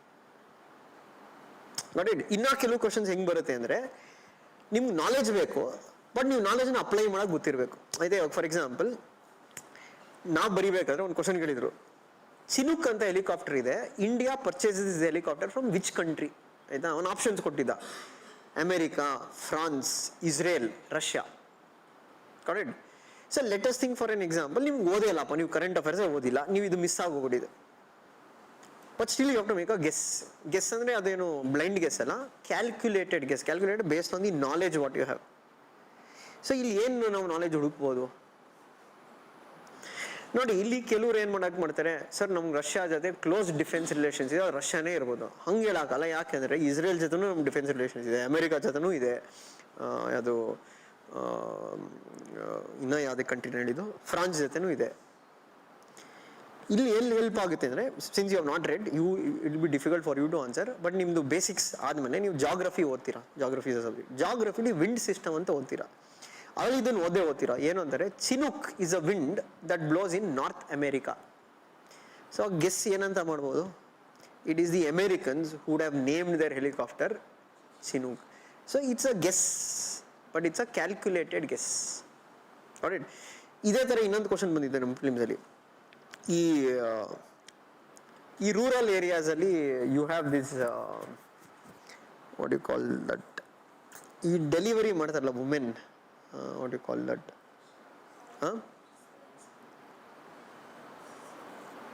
ದೇಸ್ ಗೌರ್ಮೆಂಟಿಂದ ಅಪಾಯಿಂಟ್ ಮಾಡ್ತಾರೆ ಅವ್ರನ್ನ, ASHA workers. Okay, ASHA workers. ಅವ್ರು ಏನಂತ ಕೇಳಿದ್ರೆ, ASHA workers does which of the following functions? First statement ಕೊಟ್ಟಿದ್ರು, bringing pregnant women to hospitals. Second one, pregnancy tests they will do on pregnant women. Third, they are given is that ಅವ್ರಿಗೆ information about supplements etc. Fourth one, delivery of babies. And that given which of the following are correct? 1, 2 and 3, 2, 3, 4, 1, 2, 3, 1, 2, 3, 4. Simple ಅಲ್ಲ. Last one ರಾಂಗೆ. ಏನಕ್ಕೆ ಅಂದರೆ, ನೀವು ಡಾಕ್ಟ್ರೇ ಓದ್ದಿರಾ, ನೀವು medical delivery ಮಾಡ್ತೀವಿ, ಮತ್ತು ಏನಕ್ಕೆ MBBS ಓದಬೇಕು, ಏನಕ್ಕೆ ಗೈನಕಾಲಜಿಸ್ಟ್ ಆಗಬೇಕು? ಆಶಾ ವರ್ಕರ್ಸ್ ಏನು ಮಗು ಡೆಲಿವರಿ ಮಾಡಲ್ಲ, they'll only help them to come to hospitals. Of course ಅವ್ರಿಗೆ ಇನ್ಫಾರ್ಮೇಷನ್ ಕೊಡ್ತಾರೆ, ಏನು ಸಪ್ಲಿಮೆಂಟ್ಸ್ ಕೊಡಬೇಕು ಅಂತ ಹೇಳ್ತಾರೆ, ಆಯಿತಾ. ಪ್ರೆಗ್ನೆನ್ಸಿ ಟೆಸ್ಟ್ ಅಂದರೆ ಅರ್ಲಿ ಡಿಟೆಕ್ಷನ್ ಮಾಡಬೇಕಲ್ಲ, ಅವ್ರು ಪ್ರೆಗ್ನೆಂಟ್ ಇದ್ದಾರೆ ಅಂತ. ಸೊ ಇನ್ ರೂರಲ್ ಏರಿಯಾಸ್ ಅವ್ರಿಗೆ ಗೊತ್ತಿರಲ್ಲ ಹೆಂಗೆ ಯೂಸ್ ಮಾಡೋದು pregnancy test kits. So they will help them with that. So ಅದನ್ನು ಅಷ್ಟೇ. ನೀವು ಸರ್ ಇದು ಯಾವ ಬುಕ್ಕಲ್ಲಿದೆ, ಯಾವ ಬುಕ್ಕಲ್ಲೂ ಇಲ್ಲ, purely common sense. Newspaper reading ನೀವು ಚೆನ್ನಾಗಿ ಮಾಡಿದರೆ, ಸ್ವಲ್ಪ ಕಾಮನ್ ಸೆನ್ಸ್ ಅಪ್ಲೈ ಮಾಡಿದ್ರೆ will get it correct. Point. So you understood how to approach the exam. That's why I told, even before going into the syllabus, first understand the exam you are writing. That is more important. And second one, see, don't go by this coaching, what you can say, advertisements. Mind. So I am also in coaching industry, but I'll never promote that ನೀವು ಓದಿ 100% ನಿಮ್ದು rank ಬಂದೇ ಬರುತ್ತೆ. ನೀವು ಹೇಳ್ಬೋದು, sir ನಿಮ್ದೇ rank ಬಂದಿಲ್ಲ, ನೀವು ಹೆಂಗೆ ಗ್ಯಾರಂಟಿ ಕೊಡ್ತೀರಾ?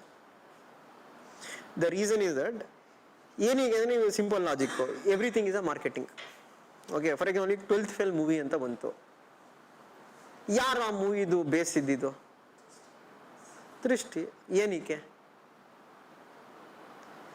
ಬಿಕಾಸ್ ಯಾವುದೇ ಒಂದು ಬಿಸ್ನೆಸ್ ಮಾಡಬೇಕಾದ್ರೆ ಆ ಬಿಸ್ನೆಸ್ದು ನಮಗೆ ಇದು ಗೊತ್ತಿರಬೇಕು, ಬಿಸ್ನೆಸ್ಸಲ್ಲಿ ಸಕ್ಸಸ್ಫುಲ್ ಹೆಂಗಾಗಕ್ಕೆ ಅಂತ. ನಾಳೆ latest thing, you take begging as a business. ಭಿಕ್ಷೆ ಬೇಡೋದೇ ನಿಮ್ಮೊಂದು ಬಿಸ್ನೆಸ್, ಅದು ಬಿಸ್ನೆಸ್ಸೇ. ಇವಾಗ ಅದಕ್ಕೆ ಏನು ಮೋಸ್ಟ್ ಇಂಪಾರ್ಟೆಂಟ್, ಒಂದು ಸಕ್ಸಸ್ಫುಲ್ ಬೆಗ್ಗಿಂಗ್ ಬಿಸ್ನೆಸ್ ಬಿಲ್ಡ್ ಮಾಡೋದು ಹೆಂಗೆ?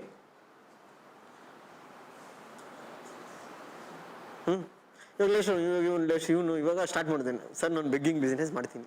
ಅವನೇನು ಹೇಳಿದ್ದು, ಇವಾಗ ನಾನು ಅವ್ನಿಗೆ ಏನಾದರೂ ಭಿಕ್ಷೆ ಹಾಕಬೇಕು ಅಂದರೆ ನಾ ಏನು ಮಾಡ್ತೀನಿ, ಇವ್ನಿಗೇನು ಕೈ ಕಾಲ್ಸಿ ನೆಟ್ಟಿಗೈತೆ, ಇವ್ನಿಗೇನು ದೊಡ್ಡ ರೋಗ ಹೋಗಿ ದುಡ್ಕೊಂಡು ತಿನ್ನೋಕ್ಕೆ 1 ರೂಪಾಯಿನೂ ಹಾಕಲ್ಲ. ಕೈಯೋ ಕಾಲು ಮುರಿದೋಗಿದ್ರೆ ಯಾವುದೋ ಚಿಕ್ಕ ಮಗುನ ಇಟ್ಕೊಂಡ್ಬಂದು ಅಯ್ಯೋ ಪಾಪ ಅಂದರೆ ನಿಮ್ಮ ಎಮೋಷನ್ ಬರಬೇಕು. ಎಮೋಷನ್ ಅಯ್ಯೋ ಪಾಪ ಅನ್ಸಿದ್ರೆ ನೀವು ದುಡ್ಡು ಕೊಡೋದು. ಫುಲ್ ಬಾಡಿ ಬಿಲ್ಡರು 6 ಪ್ಯಾಕ್ಸ್ ನೀವು ಹೋಗ್ಬಿಟ್ಟು ಬೆಗ್ಗಿಂಗ್ ಯಾವೊಂದು ದುಡ್ಡು ಕೊಡ್ತೇನೆ? For every business there are certain things you will have to understand. Coaching ಒಂದು ಬಿಸ್ನೆಸ್ಸೇ. ಇವಾಗ ದಿಸ್ ಈಸ್ ಆಲ್ಸೋ ಒಂದು ಬಿಸ್ನೆಸ್. ಪ್ಲೇ ಅನ್ಸ್ right, you are paid, we are giving you service. ಆಯ್ತಾ? ಇಲ್ಲೇನು there is no free service being provided. You are paying, we are providing a service. But ಇವಾಗ ಜನನ್ನ ನಾವು ಇಲ್ಲಿ ಕರ್ಸ್ಬೇಕಲ್ಲ. ಕರ್ಸಕ್ಕೆ ಹೆಂಗೆ ಅಂದರೆ, ಜಾಸ್ತಿ ಜನ ಎಕ್ಸಾಮ್ ಬರೀಬೇಕು. ಜಾಸ್ತಿ ಜನ ಎಕ್ಸಾಮ್ ಬರೀಬೇಕಂದ್ರೆ ಅವ್ರಿಗೆ ಆ ಮೋಟಿವೇಶನ್ ಬೇಕು, ಆ ಇನ್ಸ್ಪಿರೇಷನ್ ಬೇಕು. ಇವಾಗ 12th ಫೇಲ್ ಮೂವಿ ನೋಡ್ತಾರೆ, ಇವನು ಯಾವನೋ ಯಾವುದೋ ಹಳ್ಳಿಯವನೇ ಕ್ಲಿಯರ್ ಮಾಡೋವನೇ, ನಮ್ಗೇನಪ್ಪ ನಾವು ಸಿಟಿಲಿದ್ದೀವಿ. ಇವಾಗ ಇಲ್ಲಾಂದರೆ ನೀವು ಟಿ ವಿಲಿ ನೋಡಿ ಎಷ್ಟು ಜನ ಕ್ಲಿಯರ್ ಮಾಡ್ತಾರೆ. ಟಿ ವಿಯವರು ಎಲ್ಲರನ್ನೂ ಕವರ್ ಮಾಡಲ್ಲ. ಇವಾಗ ಮೊನ್ನೆ ಯಾರೋ ಒಬ್ಬ ಕುರುಬಾ ಇನ್ ಮಹಾರಾಷ್ಟ್ರ, ಅವನ ಸ್ಟೋರಿನೇ ಇಟ್ಕೊಂತಾರೆ. ಯಾಕೆ? That is what attracts. ಯಾರಿಗೆ mind, that is what attracts people. ಇವಾಗ ಟಿವಿ ನೋಡ್ತಾ ಇರೋರ್ಗೆ ಏನಂತೆ, ನೋಡು ಅವ್ನು ಯಾರೋ ಕುರಿ ಮೇಸೋನೇ ಕ್ಲಿಯರ್ ಮಾಡೋನು, ನೀನು ಕುರಿ ತಿಂತೀಯ, ನಿನಗೇನಾಗಲ್ವಾ, ನಿನ್ನ ಕೈಲೂ ಹಾಗೆ ಆಗುತ್ತೆ. That is what we say, that is motivation. Motivation to bring you here. but to go to Missouri or to get selected, motivation alone is not enough. Practicality is more important. Practicality, you have to work with necessary skills. ಕೆಲವು ಸತಿ ಏನಾಗುತ್ತೆ ಗೊತ್ತಾ, it might be harsh what we say, but that is always for your good. ಇಲ್ಲಿ ಚಂದ್ರ ಲೇಔಟಲ್ಲಿ atmosphere ಹೆಂಗಿರುತ್ತೆ ಅಂದರೆ, ಕೆಲವು ಸತಿ ಜನಕ್ಕೆ ನಾವು ಬೈದರೆ ಇಲ್ಲ ಹಾರ್ಶ್ ಆಗಿ ಹೇಳಿದ್ರೆ they take it offensive. Offensive ಅಂದರೆ ಏನು ಹಂಗಲ್ಲ, they like what they like false praising. ಇವಾಗ ಫಾಲ್ಸ್ ಪ್ರೇಸಿಂಗ್ ಅಂದರೆ, ಇವಾಗ ನಾನು ಪಾಲಿಟಿ ಪಾಠ ಮಾಡಿಬಿಟ್ಟು ನೋಡಿ ಅಪ್ಪ 50 ಕ್ವಶನ್ ನಾನು ಕೊಡ್ತೀನಿ, ಬಂದೇ ಬರಬೇಕು, ನಾನು ಬಿಟ್ಟರೆ ಕ್ವಶನೇ ಬರಲ್ಲ. ನಿಮ್ಮಷ್ಟು ಶತ ಮುಟ್ಟಾದರೂ ಯಾರೂ ಇಲ್ಲ ಅದನ್ನು ನಂಬಿದ್ರೆ. ಯಾಕೆಂದರೆ, do you think UPSC is foolish enough to pick from my notes and give you questions? What we can teach you ಅಂದರೆ ಬೇಸಿಕ್ಸ್ ಆಫ್ ಪಾಲಿಟಿ ಹೇಳ್ಕೊಡ್ಬೋದು, ಯಾವ ಇಶ್ಯೂ ಇಂಪಾರ್ಟೆಂಟ್ ಇಂದ ಹೇಳ್ಬೋದು, but we can't predict what question last. We can just predict the topics on which question might come. ಇಲ್ಲಿ ಎಷ್ಟೊಂದು ಜನ ಏನಂದರೆ they get fooled by this. ಮತ್ತು ಎಸ್ಪೆಷಲಿ ಇವಾಗ ನೋಡಿ ಪ್ರಿಲಿಮ್ಸ್ ಏನೇನು ಬರುತ್ತೆ, ಇವಾಗ ಫೆಬ್ರವರಿ ನೋಟಿಫಿಕೇಶನ್, ಇವಾಗ ಎಲ್ಲ ಕಡೆ ಕ್ರ್ಯಾಶ್ ಕೋರ್ಸ್ ಎಲ್ಲ ಜಾಸ್ತಿ ಆಗುತ್ತೆ. ಕ್ರ್ಯಾಶ್ ಕೋರ್ಸ್ ಅಂದರೆ master polity within 15 days, master ಇಡೀ ವರ್ಷನೇ ಓದಿಲ್ಲ ಅವನು, ಇನ್ನು 10 ದಿನದಲ್ಲಿ ಹೋಗಿ ಒಂದು ಪಾಲಿಟಿ ಮಾಸ್ಟರ್ ಮಾಡೋದು. ಅದು ಹೆಂಗೆ ಅಂದರೆ ಹೈಟ್ಸ್ ಆಫ್ ಡೆಸ್ಪರೇಷನ್ ಅಷ್ಟೇ. ನೀವು ಯಾವಾಗ ಡೆಸ್ಪರೇಟ್ ಜಾಸ್ತಿ ಆಗ್ತಿರೋ ಅವಾಗಲೇ ರೆಡಿ ಟು ಸ್ಪೆಂಡ್ ಮನಿ. ಇವಾಗ ಫಾರ್ ಎಕ್ಸಾಂಪಲ್ ನೀವು ಇವಾಗ ಕೆಲವು ಸತಿ ನೋಡಿರ್ಬೋದಲ್ಲ, ಮೊನ್ನೆ ಯಾರೋ ಒಬ್ರು ಲೈಕ್ ಏನು ಕೌ ಡಂಗ್ ತಿಂದರೆ ಕ್ಯಾನ್ಸರ್ ಕ್ಯೂರ್ ಆಗುತ್ತೆ. ಅದಕ್ಕೆ ಸೈನ್ಸು ಇಲ್ಲ, ಲಾಜಿಕ್ಕು ಇಲ್ಲ, it's out of pure desperation ಅಷ್ಟೇ. ಅಂದರೆ ನಿಮ್ಮದು ಮೆಡಿಸಿನ್ ಯಾವುದು ವರ್ಕ್ ಆಗ್ತಾ ಇಲ್ಲ, you want to survive, you want to live, ಅವಾಗ ಏನಾಗುತ್ತೆ, your mind will start listening to any Tom Dick ಕ್ಯಾನ್ Harry whatever suggestion he gives. So ಅದಕ್ಕೇನು ಹೇಳಿದ್ದು, ನೀವು ಆ ರೂಟಲ್ಲಿ ಇಲ್ಲಿ ಹೋಗಬಾರ್ದು, take it slowly. Okay, first that's what I told, spend more time on understanding this exam. Okay, understanding ಅಂದರೆ question papers ನೋಡಿ, ಸ್ವಲ್ಪ ಅದನ್ನು ಕನ್ಸಿಸ್ಟೆಂಟ್ ಆಗಿ ನೋಡಿ, ಒಂದು ಪ್ರಿಂಟ್ಔಟ್ ಇಟ್ಕೊಂಬಿಡಿ. ಯಾವಾಗಿಂದ 25ಇಂದ 24, 23, 22, 21, 2020 ಗೋ ಉಲ್ಟಾ. ಯಾಕೆಂದರೆ ರೀಸೆಂಟ್ ಪೇಪರ್ಸ್ ನೋಡಿ to understand the recent trend. ಜೊತೆಗೆ ಇಟ್ಕೊಂಡಿರಿ. ಹೇಗೆಂದರೆ ನಾನು ಹೇಳೋದು ಬರೀ ಒಂದ್ಸತಿ ನೋಡೋದಲ್ಲ, ನೋಡ್ತಾನೆ ಇರಿ ಕ್ವಶನ್ಸ್. ನೀವು ಸಾಲ್ವ್ ಮಾಡೋಕ್ಕಾಗದಿದ್ರು ಪರವಾಗಿಲ್ಲ, just keep looking at those question. Syllabus copy ಒಂದು ಜೊತೆಗೆ ಇಟ್ಕೊಂಡಿರಿ. So constantly keep looking at the syllabus copy, what is there in syllabus or not. That is one thing. Second one, ನಾನು ಮೇನ್ಸ್ಗೆ ಇವಾಗಲೇ, ಇವಾಗ ನಾವು GS-2 ಇದೆ, ನಾನು ಹೇಳಿದ್ನಲ್ಲ ಮೇನ್ಸ್, ಇವಾಗಲೇ ಏನು ಸ್ಟಾರ್ಟ್ ಮಾಡೋಗ್ಬಿಡಿ. First complete polity, general reading of polity. General reading of polity, that is NCERT and your classroom start ಆದಾಗ, since I will only be handling polity, I give you notes, return notes. ಅದೇನು different ಇರಲ್ಲ. ಲಕ್ಷ್ಮೀಕಾಂತಲ್ಲಿ ಏನಿದೆ more also same, with current affairs example, with recent issues, and the language will be bit more simple then what is it in Lakshmikant. ಅದು ಆದಮೇಲೆ ಅವಾಗ ನೀವೇನು ಮಾಡಿ, next current affairs update ಆಗಿ. ಕರೆಂಟ್ ಅಫೇರ್ಸ್ ಅಂದರೆ ಇವಾಗ ನಾವು ಪಾಲಿಟಿ ಏನು ಮಾಡಿದ್ದೀವಿ, last 6 months to 1 year politics ಸಂಬಂಧಪಟ್ಟಂಗೆ ಏನೇನು ಇಶ್ಯೂಸ್ ಇದೆ, ದಟ್ ಶುಡ್ ಬಿ ಕವರ್ಡ್. ಇವಾಗ simple example, some of you might know, some of you might not know. ಇವಾಗ 1 nation 1 election ಅಂತ ಕೇಳಿದ್ದೀರಾ? ಇವಾಗ that is link to polity current affairs. Uniform civil code ಅಂತ ಕೇಳಿದ್ದೀರಾ? ಇವಾಗ ರೀಸೆಂಟಾಗಿ ಉತ್ತರಾಖಂಡಲ್ಲಿ they brought uniform civil code. So ಅವಾಗ ನೀವು ಬೇಸಿಕ್ ಯೂನಿಫಾರ್ಮ್ ಸಿವಿಲ್ ಕೋಡ್ ಅಂದರೆ ಏನು, ಏನಕ್ಕಾಗುತ್ತೆ, ಏನು ಬರುತ್ತೆ, ಕರೆಕ್ಟ್. ಸೊ ಕರೆಂಟ್ ಇಶ್ಯೂಸ್ ಅಂದ್ರೇನು, ಲಾಸ್ಟ್ 6 months ಅಲ್ಲಿ ಏನೇನು ಡೆವಲಪ್ಮೆಂಟ್ಸ್ ಆಗಿದೆ ಅದ್ರ ಬಗ್ಗೆ ಅಪ್ಡೇಟ್ ಆಗೋದು ಅಷ್ಟೇ. As simple as that. Understood? Second thing, third thing, what you have to do, once you start preparing, first initial ಡೇಸಲ್ಲಿ ಆನ್ಸರ್ ರೈಟಿಂಗ್ ಎಲ್ಲ ಸ್ಟಾರ್ಟಿಂಗ್ಗೆ ಬರೆಯೋಕ್ಕಾಗಲ್ಲ. ಯಾಕೆಂದರೆ ಆನ್ಸರ್ ರೈಟಿಂಗ್ ಬರೀಬೇಕಂದ್ರೆ ಫಸ್ಟ್ ಮೇನ್ ಏನು ಬೇಕು, ಕಂಟೆಂಟ್. ಸೆಕೆಂಡ್ ಏನು ಬೇಕು, ಅದೇ ಕಂಟೆಂಟ್ ಬಂತು, ಸೆಕೆಂಡ್ ಏನು ಬೇಕು, ರೈಟಿಂಗ್ ಸ್ಕಿಲ್. ರೈಟಿಂಗ್ ಸ್ಕಿಲ್ ಅಂದರೆ ಫಸ್ಟ್ ಅದರಲ್ಲಿ understanding the question, that is more important. ಆಯಿತಾ? ಕ್ವಶನ್ನೇ ಇವಾಗ ಅರ್ಥ ಆಗಿಲ್ಲ ಅಂದರೆ ಅವಾಗ ನೀವೇನು ಬರೀತೀರಾ? ನೀವು ಕ್ವಶನ್ನೇ ಅರ್ಥ ಆಗಿಲ್ಲಪ್ಪ, ಅವಾಗ ಏನು ಬರೀತೀರಾ? You generally tend to write whatever you know about the topic rather then what is being asked. Okay, ಇವಾಗ ನಮ್ಮ ಮೇನ್ಸ್ ಬರೆದಾಗ ಒಂದು ಕ್ವಶನ್ ಇತ್ತು, ನಂಗೆ ಕ್ವಶನ್ನೇ ಅರ್ಥ ಆಗಿಲ್ಲ ಫಸ್ಟ್ ಸ್ಟಾರ್ಟಿಂಗಲ್ಲಿ ಫಾಸ್ಟಾಗಿ ಹೋದಾಗ. ಅವ್ರು ಏನಾದ ಕ್ವಶನ್ ಇದ್ದಿದ್ದು ಅಂದರೆ, discuss the relevance of the adjectives attached to the word republic in the Indian preamble. ಇದು ಕ್ವಶನ್ ಇದ್ದಿದ್ದು. ಏನಂತ? discuss the relevance of the adjectives attached to the word republic in the Indian preamble. 10 marks, 150 words ಇತ್ತು. ನಾವು ಫಾಸ್ಟಾಗಿ 7 ನಿಮಿಷದಲ್ಲಿ ಬರೀಬೇಕು answer. ನಾನು ಓದಿದೆ, ನಂಗೆ ಅರ್ಥನೇ ಆಗಿಲ್ಲ 2 ನಿಮಿಷ, ಇದೇನು ಅಬ್ಜೆಕ್ಟಿವ್ಸ್ ಅಟ್ಯಾಚ್ಡ್, ಟೈಮ್ ಬೇರೆ ಆಗೋಗ್ತಾ ಇದೆ, ಏನೋ ಒಂದು ಬರ್ದು ಬಿಸಾಕ್ಬಿಟ್ಟೆ. India is republic, India is not banana republic, in India president is indirectly elected, ಏನೇನೋ ಬಾಯಿಗೆ ಬಂದಿದ್ದು, ಏನೇನೋ ಒಂದು 150 ಒಂದು ಎಕ್ಸಾಮ್ ಅಲ್ಲಿ ಆಚೆ ಬಂದೆ ನಮ್ಮ ಫ್ರೆಂಡ್ ಸಿಗ್ದಾಗ ಕೇಳಿದ, ಅಲ್ಲ ಗುರು ಇದು ಏನು ಕೊಟ್ಟಿದ್ರಲ್ಲ ಏನು, ಅವನು ಹೇಳಿದ ಅಷ್ಟು ಈಸಿ ಕ್ವಶನ್ ನಿಂಗೆ ಅರ್ಥ ಆಗಲಿಲ್ಲ, ನಂಗೆ ಅರ್ಥನೇ ಆಗಿಲ್ಲ, ಅಡ್ಜೆಕ್ಟಿವ್ಸ್ ಅದೇನೋ ಕೊಟ್ಟು ನಂಗಂದ್ರೆ ಆ ಟೈಮಲ್ಲಿ ಅಡ್ಜೆಕ್ಟಿವ್ಸ್ ಅಂದ್ರೆ ಫ್ಲಾಶ್ ಆಗಿಲ್ಲ. ನಾವು ಇಫ್ ಯು ಕಾಮ್ಲಿ ಥಿಂಕ್ ಏನು ಅದು adjectives attach to word republic? Correct. Preamble ಅಲ್ಲಿ ರಿಪಬ್ಲಿಕ್ ಮುಂಚೆ ಏನೇನು ವರ್ಡ್ಸ್ ಇದೆ? Sovereign, socialist, secular, democratic. ಅದ್ರದ್ದು ಸಿಗ್ನಿಫಿಕೆನ್ಸ್ ಬರೀ ಅಂದರೆ ಸಾವರಿನಿಟಿ ಏನಕ್ಕೆ ಸಿಗ್ನಿಫಿಕೆಂಟು, ಸೋಷಿಯಲಿಸಮ್ ಏನಕ್ಕೆ ಸಿಗ್ನಿಫಿಕೆಂಟು, ಸೆಕ್ಯುಲರಿಸಮ್ ಏನಕ್ಕೆ ಸಿಗ್ನಿಫಿಕೆಂಟು, ಡೆಮಾಕ್ರಸಿ ಏನಕ್ಕೆ, ಇದನ್ನು ಬರೀಬೇಕಾಗಿದ್ದು. ನಾನೇನು ಬರ್ದೀನಿ, ರಿಪಬ್ಲಿಕ್ ಅಂದರೆ ಏನು, ಇಂಡಿಯಾ ಯಾವಾಗ ರಿಪಬ್ಲಿಕ್ ಆಯಿತು ಎಲ್ಲ ಒಂದು ಫುಲ್ ಅಂತೂ ಪೇಜ್ ತುಂಬಿಸಿದೆ. ಬಟ್ ನಿಜವಾಗ್ಲೂ marks ಕೊಟ್ಟಿರ್ತಾರಾ? 100%. UPSC is not like your degree exam. Please understand that. Right? This is a competitive exam. Degree exam is different, competitive exam is different. ಏನು difference degree ಎಕ್ಸಾಮ್ಗೂ competitive ಎಕ್ಸಾಮ್ಗೂ? ಕೇಳಿಸ್ತಲ್ಲ.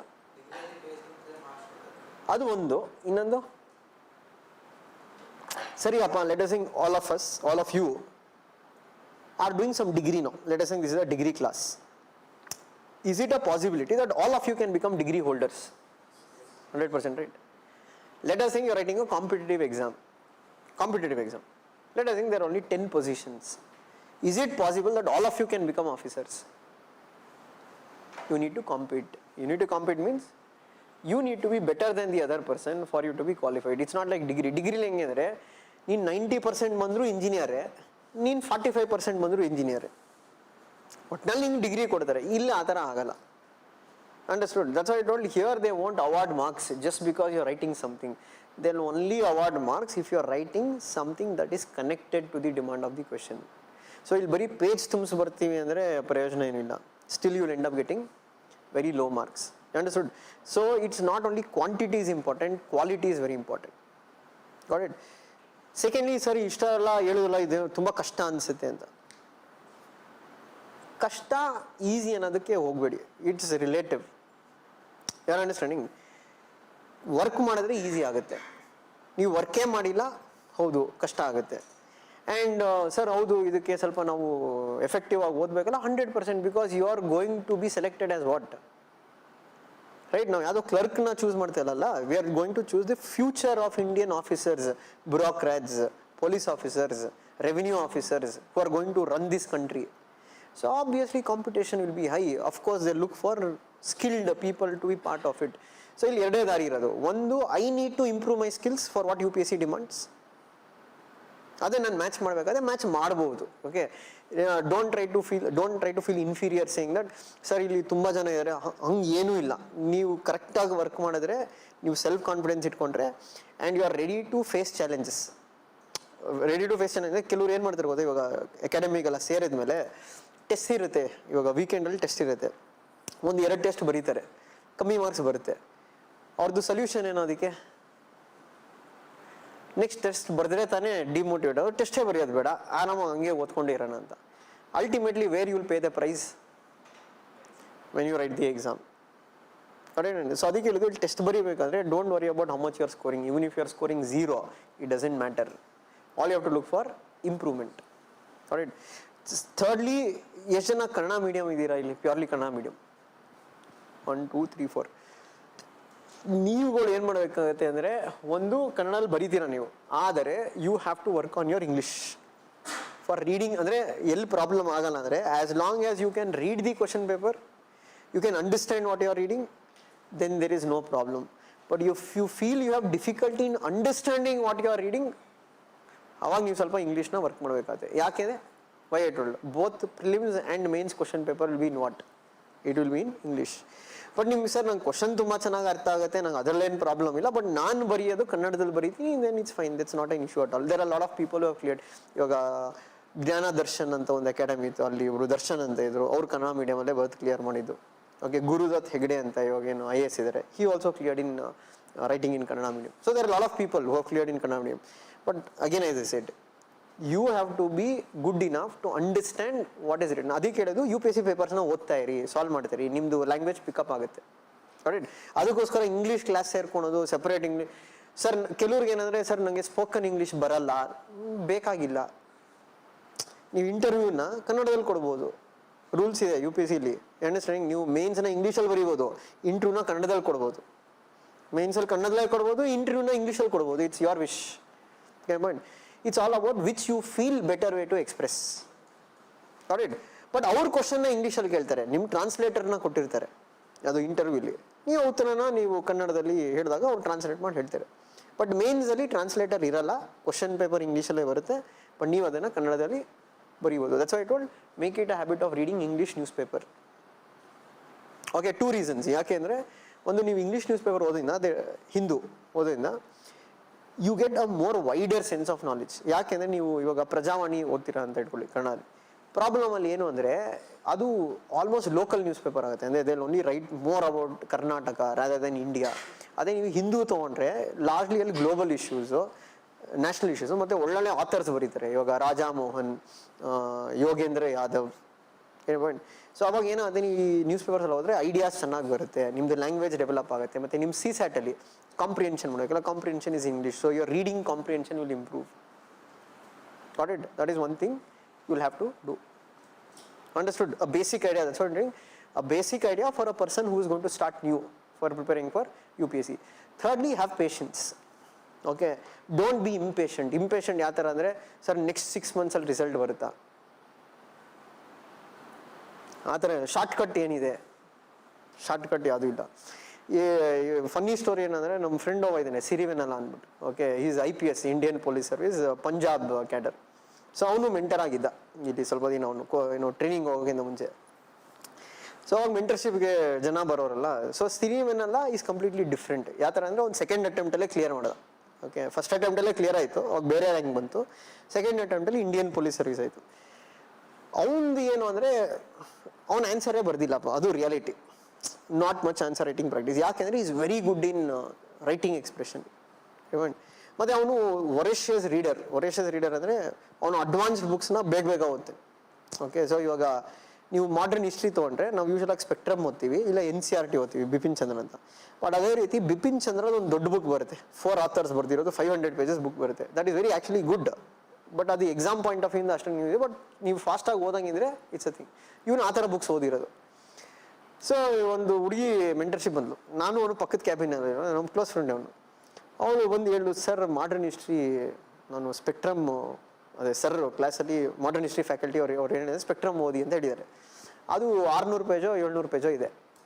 So ಇವಳು ಏನಂದರೆ, sir ಅದು 600 page ಇದೆ sir, ನಂಗೆ ತುಂಬ ಓದೋದು ಕಷ್ಟ ಆಗ್ತಿದೆ, ಅರ್ಥನೇ ಆಗ್ತಾಯಿಲ್ಲ, ಏನು ಮಾಡಲಿ ಸರ್ ಅದಕ್ಕೆ? ನೀವು ಅಲ್ಲ ನೋಡಿ, ನೀವು ಬಿಪಿನ್ ಚಂದ್ರ ಅಂತ ಬುಕ್ ಇದೆ, ನೀವು ಅದು ಓದ್ಬಿಡಿ, ಸಖತ್ತಾಗಿ ಅರ್ಥ ಆಗುತ್ತೆ, ಕತೆ ಥರಲ್ಲಾಗಿರುತ್ತೆ. ಇವಳಿಗೆ ಏನು ಹಿಂದೆ ಮುಂದೆ ನೋಡಿಲ್ಲ, ಅಲ್ಲೇ ಹೋಗ್ಬಿಟ್ಟು ಅಮೆಝಾನ್ಗೆ ಹೋಗ್ಬಿಟ್ಟು ಅಲ್ಲೇ ಬುಕ್ ಮಾಡಿ ಬಿಪಿನ್ ಚಂದ್ರ, ಸರಿ ಇವತ್ತು ರಾತ್ರಿನೇ ಬರುತ್ತೆ, ಓದ್ತೀನಿ. ಬುಕ್ ಮನೆಗೆ ಒಂದಲ್ಲಿ ಬಂದಿದೆ, ಅದು ನೋಡಿದ್ರೆ 600 ಪೇಜ್ ಇದೆ. ಅದು ಒಂದು ಫುಲ್ ಇರ್ತಾರೆ. ಅದು ಇಂಗ್ಲೀಷ್ ಬೇರೆ ವೆರಿ ಅಡ್ವಾನ್ಸ್ಡ್ ಅದರಲ್ಲಿ, ಅದು ಬಿಪಿನ್ ಚಂದ್ರಲ್ಲಿ. ಇವಳಿಗೆ ಏನೂ ಅರ್ಥ ಆಗಿಲ್ಲ.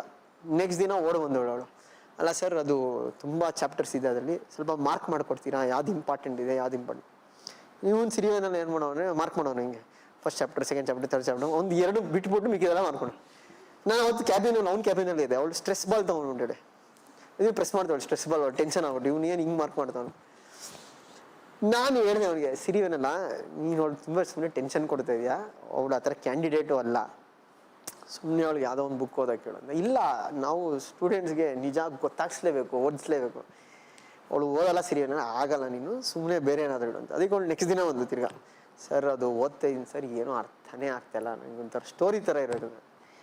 ಅದೀಗ ಇವನೇನು ಹೇಳ್ದ, ನೋಡಿ ನಾನು ವರ್ಲ್ಡ್ ಹಿಸ್ಟ್ರಿ, ಇವಾಗ ವರ್ಲ್ಡ್ ಹಿಸ್ಟ್ರಿ ಅಲ್ಲ, see some people have that skill. ಯಾವ ಥರ ಅಂದರೆ, ಈ ಕೆಲವು ಇಂಟರ್ನ್ಯಾಷನಲ್ ರಿಲೇಷನ್ಸ್ ಎಲ್ಲ ಇದೆಯಲ್ಲ, rather than reading a book, if you see some videos you will understand better. ಅದರಲ್ಲಿ ಚೆನ್ನಾಗಿ ಅನಾಲಿಸಿಸ್ ಕೊಟ್ಟಿರ್ತಾರೆ. ಇವನು ಆ ಥರ ಯಾವುದೋ ಡಾಕ್ಯುಮೆಂಟ್ರೀಸ್ ಎಲ್ಲ ನೋಡೋಣ ಅದಕ್ಕೆ ವರ್ಲ್ಡ್ ಹಿಸ್ಟ್ರಿಗೆ. ಇವಳಿಗೆ ಹೇಳ್ದ ಅದನ್ನು, ನೋಡಿ ನಿಮ್ಗೆ ಹಂಗೆ ಕಷ್ಟ ಆದರೆ ಕೆಲವು ಡಾಕ್ಯುಮೆಂಟ್ರೀಸ್ ಇದೆ ಇಂಡಿಯನ್ ನ್ಯಾಷನಲ್ ಮೂವ್ಮೆಂಟ್ ಬಗ್ಗೆ, ಅದು ನೋಡಿ ಅವಾಗ ಸ್ವಲ್ಪ ಅರ್ಥ ಆಗುತ್ತೆ ಅಂತ. ಹ್ಞೂ ಸರ್, ಸ್ವಲ್ಪ ಡಾಕ್ಯುಮೆಂಟ್ರೀಸ್ ಹೇಳಿ ಯಾವುದ್ಯಾವುದು, ಇವನು ಬರ್ಕೊಟ್ಟವನು. ಅದೆಲ್ಲ 2 ಅವರ್ ಡಾಕ್ಯುಮೆಂಟ್ರಿ, 2 hours 2.5 hours. ಇವಳು ಅಲ್ಲೂ ತಲೆ ಕೆಟ್ಟೋಗ್ಬಿಟ್ಟಿದೆ. ನೆಕ್ಸ್ಟ್ ಡೇ, ಸರ್ ಅಷ್ಟು 2.5 hour ನೋಡೋಕ್ಕಾಗಲ್ಲ, ಅದರಲ್ಲಿ ಯಾವ್ದು ನೋಡಬೇಕು ಅಂತ ನೀವು ಟೈಮ್ ಸ್ಟ್ಯಾಂಪ್ ಕೊಟ್ಬಿಟ್ರೆ ನಾನು ಅದು ನೋಡ್ಕೊಂಡು ಹೋಗ್ತೀನಿ. So the moral of the story is that she can't be Sirivennela, Sirivennela cannot be her. But I'm not telling she can't clear the exam. She should clear the exam according to her own needs and necessity. She can't blindly follow what a topper says.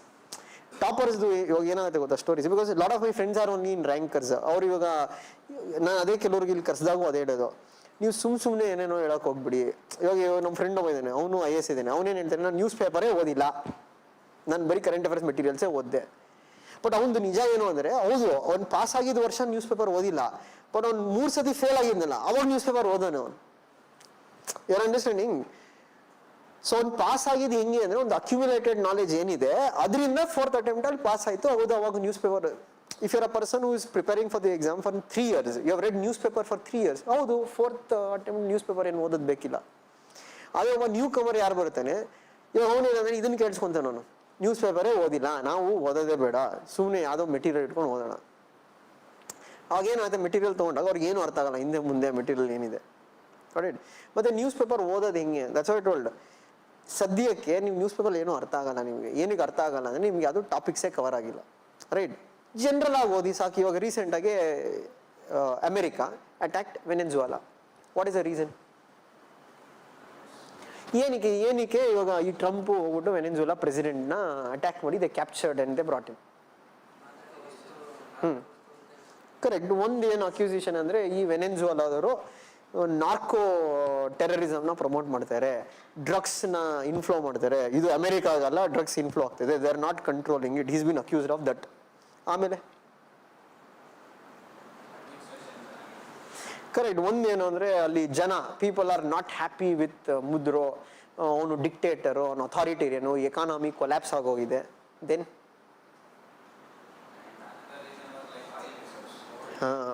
Very good, that's the main reason. ಇವೆಲ್ಲ ಇದೇ reason. But America ಅವ್ರಿಗೆ ಕಣ್ಣಿರೋದು ಯಾವ್ದ್ರ ಮೇಲೆ? The oil reserves Venezuela has, because Venezuela has one of the largest oil reserves in the world.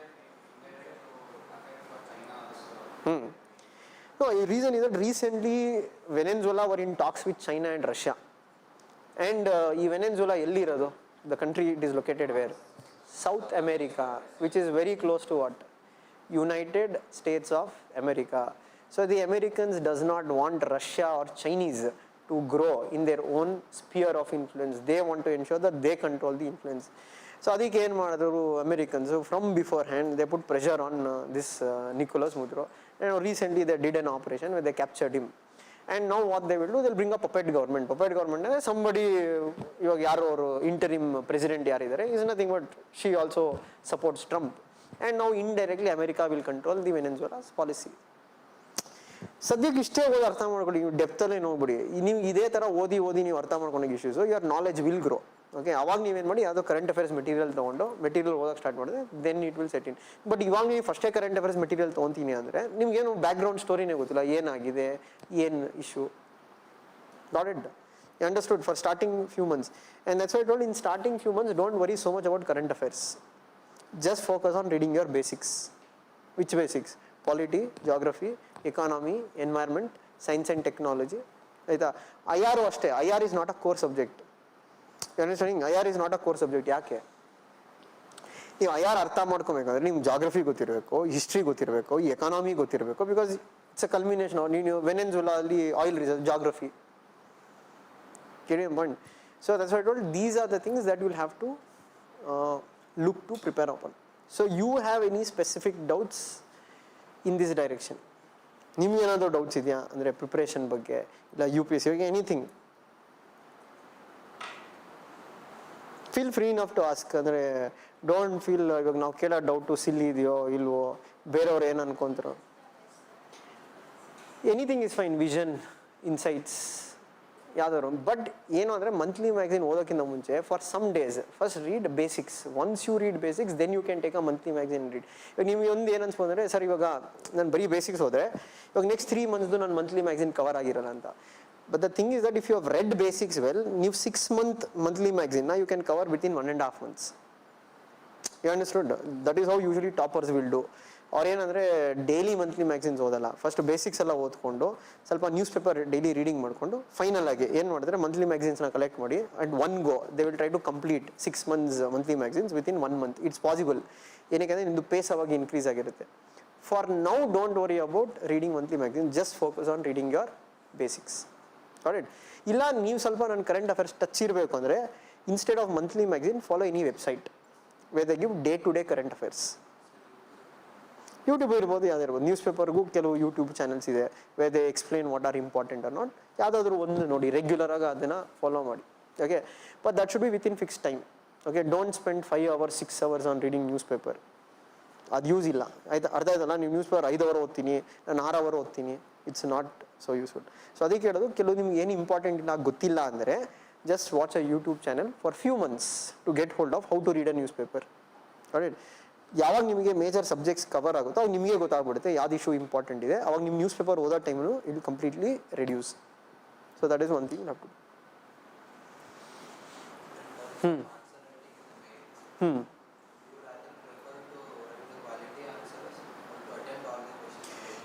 It should be a combination of both.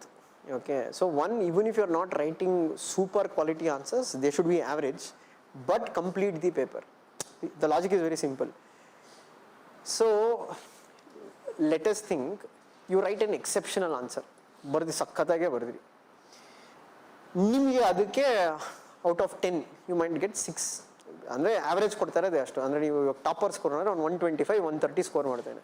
So 125 130 what percentage of 250? 50 to 55%.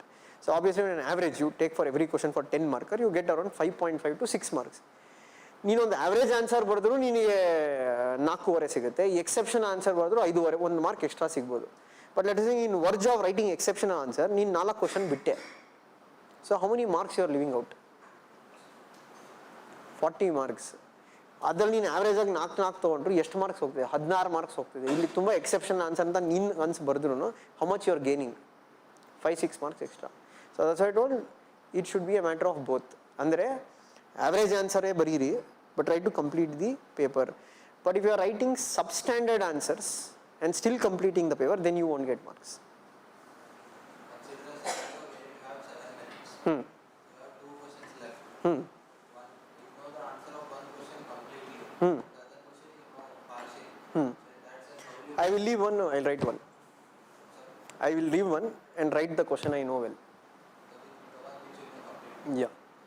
See, it depends on if there is a question which I don't know at all, then I'll try to write both. On an average, I'll try to write both.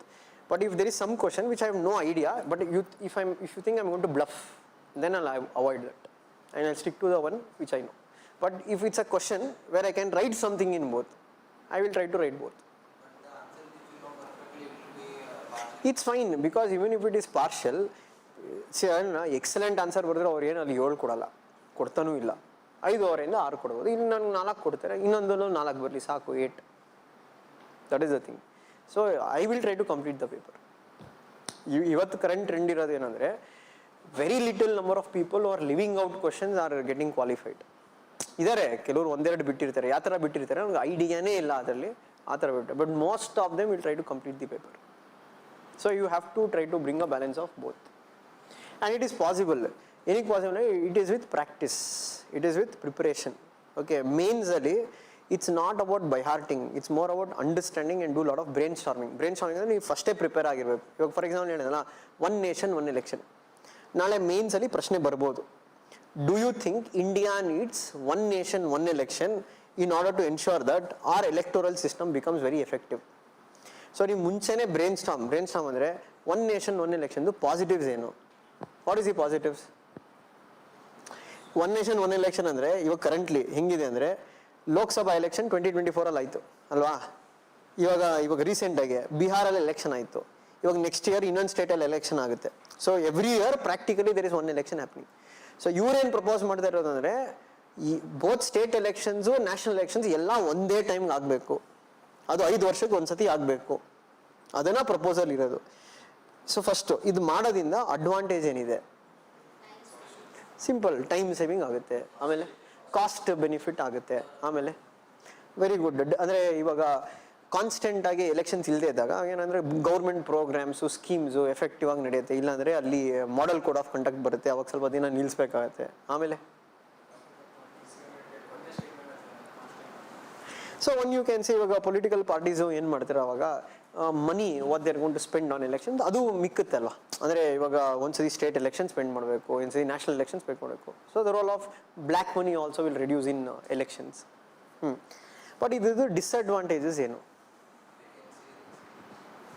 ಇಲ್ಲ, ಅದಕ್ಕೆ solution ಕೊಟ್ಟಿದ್ದಾರೆ. ನಾಳೆ ಯಾವುದಾದ್ರೂ ಸ್ಟೇಟಲ್ಲಿ, ಆ ಸ್ಟೇಟಲ್ಲಿ government ಬಿದ್ದರೆ, ಆ ಹೊಸ election ಆಗಿ ಏನು ಗೌರ್ಮೆಂಟ್ ಬರುತ್ತೋ, they won't have 5 years, they only complete the remaining term.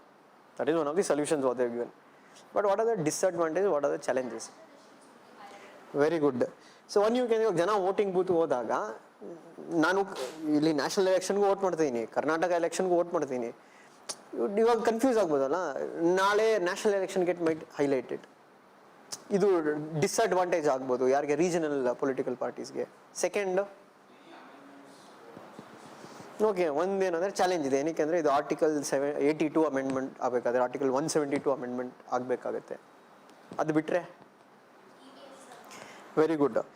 If you want to do simultaneous election, we need lot of EVMs. Currently there is shortage. ಅದನ್ನು ನಾವು ಮ್ಯಾನುಫ್ಯಾಕ್ಚರ್ ಮಾಡಬೇಕಾಗತ್ತೆ. ದೆನ್ ಕುಡ್ ಥಿಂಕ್ ಮಾಡಿ. See, most of the answer you are given without reading also. ಬೇರೆ ಏನು challenge ಇರ್ಬೋದು?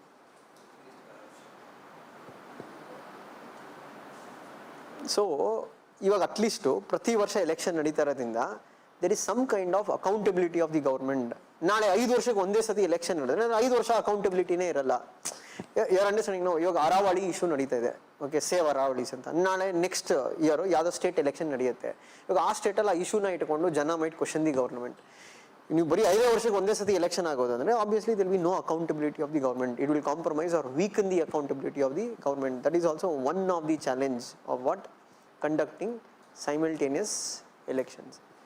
Plane and simple, ನೀವು ಇಷ್ಟು analysis ಎಕ್ಸಾಮಲ್ಲಿ ಬರೆದ್ರೆ ಅದಕ್ಕೊಂದು ವೇ ಫಾರ್ವರ್ಡ್ ಇದೆ. Ramnath Kovind committee, it is given certain recommendations. ಹೆಂಗೆ ತರ್ಬೋದು, ಯಾವಾಗ ತರ್ಬೋದು, ಏನು ಮಾಡ್ಬೋದು. Not it. So that's why I told ಮೇನ್ಸಲ್ಲಿ if you say that ಕ್ವಾಲಿಟಿನೂ ಬರೀಬೋದು, ಹೆಂಗೆ ಟೈಮ್ ಇರಬೇಕಂದ್ರೆ ಅದಕ್ಕೆಲ್ಲ ನೀವು ಫಸ್ಟೇ ಬ್ರೈನ್ ಸ್ಟಾರ್ಮ್ ಮಾಡಿರಬೇಕು, ಮೇಜರ್ ಇಶ್ಯೂಸ್ನ ಕವರ್ ಮಾಡಿರಬೇಕು, ಅದಕ್ಕೆ ಅನಲೈಸ್ ಮಾಡಿರಬೇಕು, ಪಾಸಿಟಿವ್ಸ್ ಏನು, ನೆಗೆಟಿವ್ಸ್ ಏನು, ರೆಕಮೆಂಡೇಶನ್ಸ್ ಏನು, ಡೇಟಾ ಏನಾದರೂ ಆ್ಯಡ್ ಮಾಡಬೇಕಾ, ಎವ್ರಿಥಿಂಗ್ ಶುಡ್ ಬಿ ರೆಡಿ. ಅದನ್ನೇನು ಹೇಳಿದ್ದು, ಮೇನ್ಸ್ಗೆ ನೀವು ನೋಟ್ಸ್ ಮಾಡ್ಕೊಬೇಕಾಗತ್ತೆ. Not it. ಕೆಲವು ರೆಡಿಮೇಡು ಸಿಗುತ್ತೆ, ಕೆಲವು ನೀವು ಎಕ್ಸ್ಟ್ರಾಕ್ಟ್ ಮಾಡಬೇಕಾಗತ್ತೆ. That's why I told you should have your own set of notes for mains. Not it. Then any other doubt? ಬೇರೆ ಏನೋ ಡೌಟ್ಸ್ ಇದೆಯಾ? ಎಷ್ಟು, how many of you are from engineering background? How many of you are from arts background? How many of you are from commerce? Okay. Any other background? Law. So that's what you can say. People are from diverse background. So ಇವಾಗ commerce ಅವ್ರಿಗೆ ಇಲ್ಲ arts ಅವ್ರಿಗೆ ಏನು ಅನ್ಸುತ್ತೆ? Do you feel science and technology is difficult? Engineer. Capability of?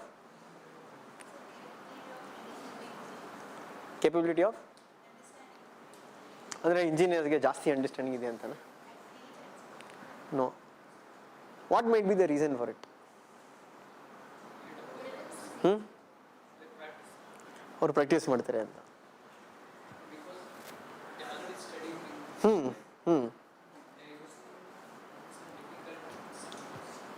So what is the difference? Engineering is different, this is completely different. There is something what we say that it is always easy to learn something new more effectively rather than unlearning something and to relearn it in a different way. It's always difficult. ಅಂದರೆ ಈ polity history ಎಲ್ಲ ಇರ್ಬೋದು, ಆರ್ಟ್ಸಲ್ಲಿ ಓದಿರ್ತಾರೆ ಇವಾಗ ಇಲ್ಲಿ, but ಅಲ್ಲಿ ಓದೋ ರೀತಿನೇ ಬೇರೆ. The demand of the exam is only different in UPSC. ಅಂದರೆ ಇವಾಗ ನಮ್ಮ state university, I am not here, I am only keeping out popular universities. ಇವಾಗ JNU, okay, national law school which is there in what is that here, ಇಲ್ಲಿದೆಯಲ್ಲ national law school. ಈ ಥರ ಯೂನಿವರ್ಸಿಟೀಸ್ನ ಆಚೆ ಇಡಿ. You just check general universities, state universities. ಇಲ್ಲೆಲ್ಲ ನೀವು ಏನು ಆರ್ಟ್ಸ್ ಓದ್ತೀರಾ ಇಲ್ಲ ಪಾಲಿಟಿ ಏನು ಓದ್ತೀರಾ, the pattern of reading, the way to studying is very different from how it is required to be studied for a UPSC exam. Understood? So ಇಂಜಿನಿಯರ್ಸ್ಗೆಲ್ಲ ಏನಾಗುತ್ತೆ, since they reading polity for the first time and they are more easy to accommodate according to the UPSC needs and demand. But ಅದೇ ಒಬ್ಬ arts student ಏನು ಆಗಲೇ ಓದ್ಬಿಟ್ಟಿರ್ತಾನೆ polity history, is already fixed in a way, ಇದು ಹಿಂಗೆ ಓದಬೇಕು. But ಅದು ಇಲ್ಲಿ ಆ ಥರ ವರ್ಕೌಟ್ ಆಗಲ್ಲ, ಬಿಕಾಸ್ ಇಲ್ಲಿ bit of current affairs linked ಇರುತ್ತೆ. It is bit more dynamic and it is bit more analytical. And that is why you can see that why more number of engineers or doctors or people from other background, they clear the exam. See, for example, last year first ranker is from which option? Recently announced. She was from political science. But what is her educational background? Biotechnology. Adru hoda varsha, first ranker, again from political science. What was her background? Commerce. So all those people who are actually from science background, commerce background, they are doing excellently well in political science, rather than people who are from political science background. The reason why you reading that subject according to a university style and you reading the subject according to a competitive exam style is pretty different. So illenagutte first time you ಓದಿದಾಗ polity ಇಲ್ಲ political science ಇರ್ಬೋದು, they read it required as per the UPSC needs.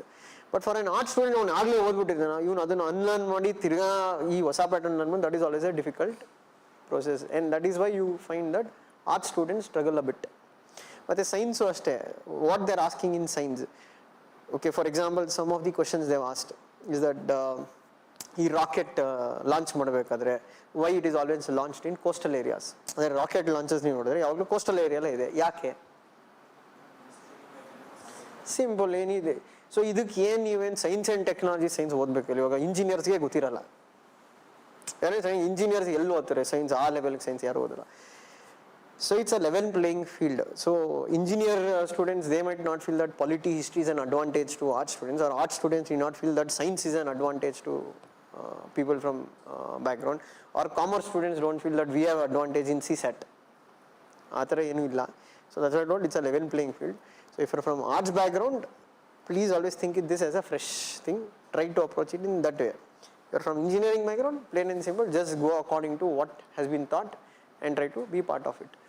And as I told, discipline is more important in this field rather than anything else. Andre, you should be committed to your goal for the next 2 years.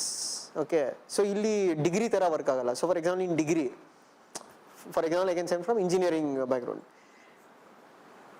ಈ ಇಂಜಿನಿಯರಿಂಗಲ್ಲಿ last 15 ದಿನ ಇಲ್ಲ 10 ದಿನ ಓದಿದ್ರು pass ಆಗ್ಬೋದು.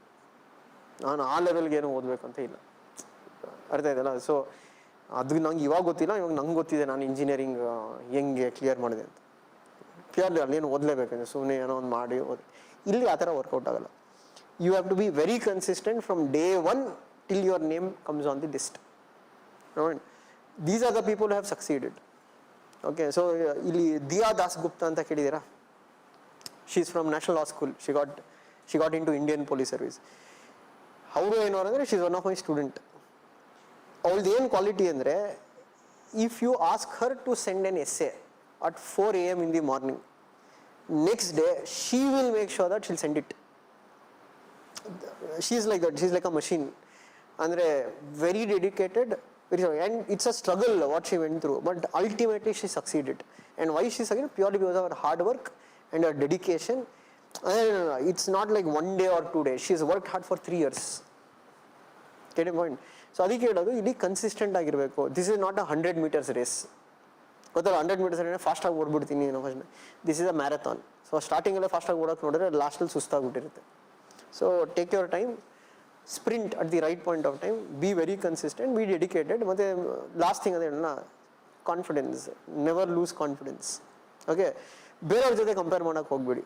ಅವ್ರು ಹಂಗೆ ಓದ್ತಿದ್ದಾರೆ, ನಾವು ಹಿಂಗೆ ಓದ್ತೀವಿ. You read according to your own strength or weaknesses. Second one, ಮೆಂಟರ್ಶಿಪ್ನ ಚೆನ್ನಾಗಿ ಯೂಸ್ ಮಾಡ್ಕೊಳ್ಳಿ. Whomever they assign you as mentors, be in constant touch with them. Okay, follow up with them on a weekly basis that what you are doing. Okay, so ನೀವು question solve ಮಾಡಿದ್ರೆ ಹೋಗಿ ಅವ್ರ ಜೊತೆ discuss ಮಾಡಿ, sir ಈ ಥರ question solve ಮಾಡಿದ್ದೀನಿ, ನಂಗೆ ಗೊತ್ತಾಗಲಿಲ್ಲ. So they will help you out because you have all good mentors only here. Understood? So these are the basic things that you'll have to keep in your mind. As far as the syllabus, as I said, don't worry for now too much. But this is a basic idea. GS-2 ಏನೇನು ಬರುತ್ತೆ? Constitution ಬರುತ್ತೆ, governance ಬರುತ್ತೆ, social justice ಬರುತ್ತೆ, international relations ಬರುತ್ತೆ. But ಇವೆಲ್ಲ ಇನ್ನೂ ಡೀಪಾಗಿ ನೀವು ಯಾವಾಗ ಓದ್ತೀರಾ ಅಂದರೆ once your subjects will start. So first step, just cover first polity, geography, economy, environment, science and technology. Right? And between the 12 classes we'll also link ಮೇನ್ಸ್ಗೆ ಹೆಂಗೆ ಓದಬೇಕು, ಮೇನ್ಸ್ ಯಾವ ಥರ issues that you will pick up with time. ಮತ್ತು optional subject, we know thing, so choose your optional subject based on your strength ಆಯಿತಾ. ಅದಕ್ಕೆ ಏನು ಮಾಡಿ ಅಂದರೆ ಸ್ವಾಟ್ ಅನಾಲಿಸಿಸ್ ಮಾಡಿ. ಸ್ವಾಟ್ ಅಂದರೆ ಫಸ್ಟ್ 2-3 ಆಪ್ಷನಲ್ ತೊಗೊಳ್ಳಿ which you have keen interest, ಅದ್ರದ್ದು ಅಡ್ವಾಂಟೇಜಸ್ ಡಿಸ್ಅಡ್ವಾಂಟೇಜಸ್ ನೋಡಿ. Then just don't go by what I say or some other faculties. ಏನಕ್ಕೆ ಅಂದರೆ ಆಪ್ಷನ್ ಏನಾದರೆ ಇವಾಗ ನಾನು ಪೊಲಿಟಿಕಲ್ ಸೈನ್ಸ್ ಮಾಡ್ತೀನಿ, ಸೊ ಐ ಟೆಲ್ ಪೊಲಿಟಿಕಲ್ ಸೈನ್ಸೇ ಬೆಸ್ಟು ತೊಗೊಂಬಿಡಿ 100%. ಇನ್ನೊಬ್ರು ಜಾಗ್ರಫಿ ಮಾಡ್ಬೋದು, ಜಾಗ್ರಫಿ ತೊಗೊಂಬಿಡಿ ಬೆಸ್ಟು. ಕನ್ನಡ ಮಾಡೋದು, ಕನ್ನಡ ತೊಗೊಂಬಿಡಿ ಬೆಸ್ಟ್. ಹಂಗಲ್ಲ, go according to what is your interest.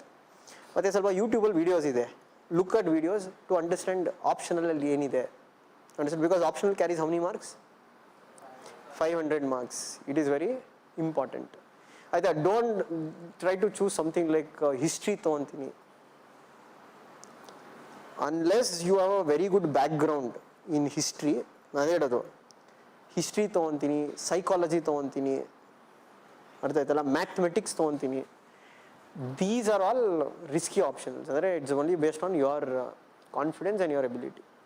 Popular options ಯಾವುದು ಅಂದರೆ political science, sociology, anthropology, literature, or if you have something as a graduation subject, ಅದರಲ್ಲೂ ಅಷ್ಟೇ you should be very very good in your graduation subject. Right. So ಯೂಶ್ವಲಾಗಿ ಅದಕ್ಕೆ ಹೇಳಿದೆ, ಇವಾಗ civil engineers they don't take civil engineer, they take some other option. Unless you feel that you are excellent in your degree and commanding, then you try to choose it. But ಅದಕ್ಕೆ time ಇದೆ, still you have lot of time to choose your option. But these are the basic things you try to do. Got it? Anything else? Anything else which you have doubts? Hmm. Hmm. Hmm. Hmm. Hmm. Hmm.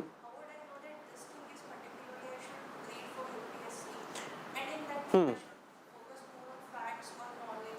See, that's why I told, for starting few days, don't try to reach too much of current affairs. Why? Because once you read your basics, then you go through the previous year question, then you will understand what kind of facts are important, what kind of current issues are important, how questions can come. Otherwise, what will happen? It will happen like what you said. Means you will get doubt regarding, okay, in these 10 issues, which issue is important. Then you will end up reading everything which is given there. You will start feeling the burden that it is getting bulky. So that's why I told, in initial days, just look at it. That's why I told, don't focus too much on current affairs for now. Just focus on reading your basic subject. Like just get done with geography, gets done with polity, economy. And then you keep solving previous year questions. Keep looking at previous year questions. Then you'll get an idea. Okay, when they give facts, what kind of facts they have given? What kind of facts will be important? And when we make you solve questions in class, you'll get a better understanding. See, in UPSC, with a statement, in UPSC, I'm saying not test series. In problem with test series, it depends upon who frames the question. Okay, market is so wide that every academy is doing a test series. But problem is what? They would have outsourced their job to somebody else to prepare the question. That person should have the ability to frame a question like what UPSC frames. So that's why I told, first you solve only previous year questions. You will get a very good understanding. In some statements, you can easily guess the statement and the fact what they've given, it is correct. In some statements, you will know that they're trying to trick you. That's why I told, that will take time. For that, you do it after 2-3 months of your basic preparation, then you will understand. For now, just look at it once, that's enough. Okay, don't try to go in detail. Otherwise, you won't be able to know what is important or what is not important at this point of time. No, don't make notes on now. Okay, one more thing, newspaper notes, current affairs notes, don't try to make it now. Towards the end, means 3 months before the prelims or 4 months before, that is the time we'll have to make notes for current affairs, means consolidate whatever I've read throughout the year. As of now, don't try to make notes. If you feel, sir, it will get lost, it will not get lost, maintain a digital copy. If you feel that issue is important, just cut and copy paste and paste it there. But don't try to waste your time now sitting and making notes and all. Then, anybody else? Any other doubt? Yeah, there are a lot of questions they've asked from NCERTs for prelims.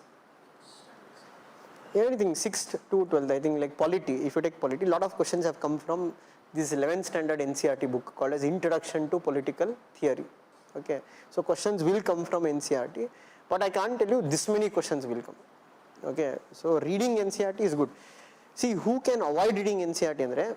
Let us think you are from CBSE background, still your retention about subjects like civics, polity is all very good. Okay, I think you told your law background, right? So if from law background, let us say your basics of polity is good. You know what is rule of law, what is due process of law, etc. ಆ ಥರ ಗೊತ್ತಿದ್ರೆ ಅವಾಗ NCERT ಓದೋದೇನು ಬೇಕಿಲ್ಲ. But if you feel that your basics are not good, then it is always better to read NCERT. Your questions will come from NCERT.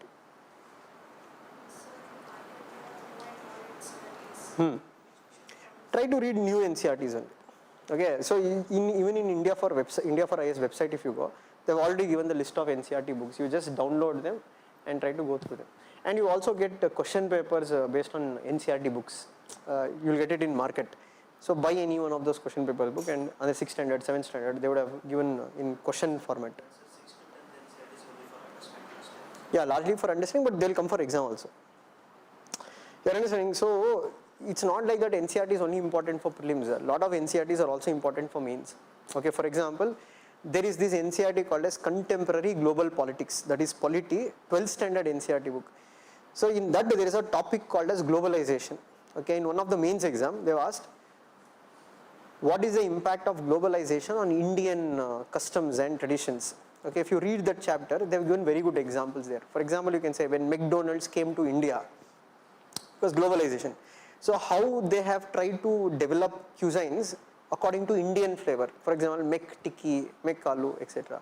Or you can say because of impact of globalization, today jeans, etc. as a culture has become among Indian youth. So traditional attires are declining.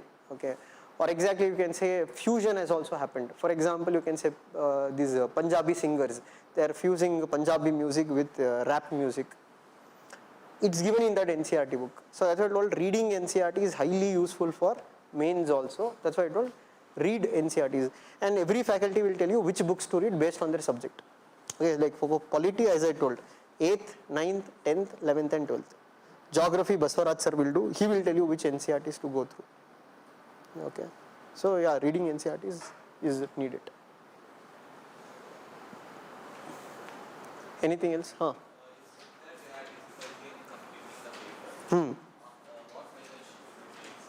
One is practice, writing. I did a lot of writing practice. I made short notes instead of, consolidated one place. I did more number of revisions and I wrote more number of tests. See, it's like going to a gym. So let us say you go to a gym tomorrow, you will not be able to lift heavier weights on day one, but consistent if you keep going to gym and start lifting weights over a period of time, it becomes much easier. Same thing with answer writing. Maybe first time when you write, your thought process is not well developed. You can't think quickly. But let us say you did a lot of revisions, did a lot of answer writing practice. So those thought process becomes more well developed. You have ready-made templates, you have ready-made introductions, you have prior ideas how to approach a question. So these are some things which helped me when I improved. Prior to that, I lacked that kind of, what you can say, practice. Like writing an answer, you think before the process? Exactly, the process beforehand only I thought about. Okay, like many questions, I told you if question comes like this will be my flow of thoughts. That is something I had worked on. And that you will have to do. Otherwise, you won't be able to write the answer within the given time limit. That's the thing.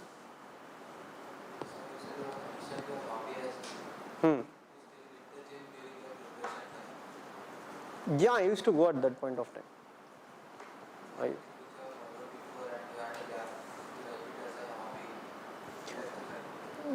It depends. See, you can give it as a hobby, but what they expect is that you have to know something about it. You have to know in depth about it. Generally, they expect that because it's your keen area of interest, something you are regularly practicing it. So you have to be able to answer those questions. See, let us say I am out of shape, but I've written in my this thing, gymming is my hobby. Of course, it reflects that what he's telling and what it's not reflecting. But let us say I'm in shape, I'm given gymming as a hobby, maybe they'll ask certain questions on it. Okay, what are the different techniques, what you use? Because they expect that now, if you're a person who has been practicing that for a very long period, you will have to know certain basics about it. So that you can give, not an issue.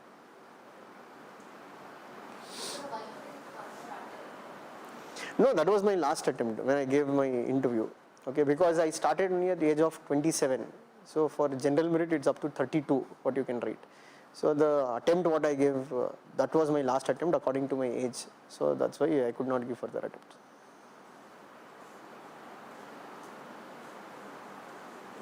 Anything else? How to make qualitative answer? I didn't understand your question. So, for example, the general paper 1, 2, each carry 10 marks.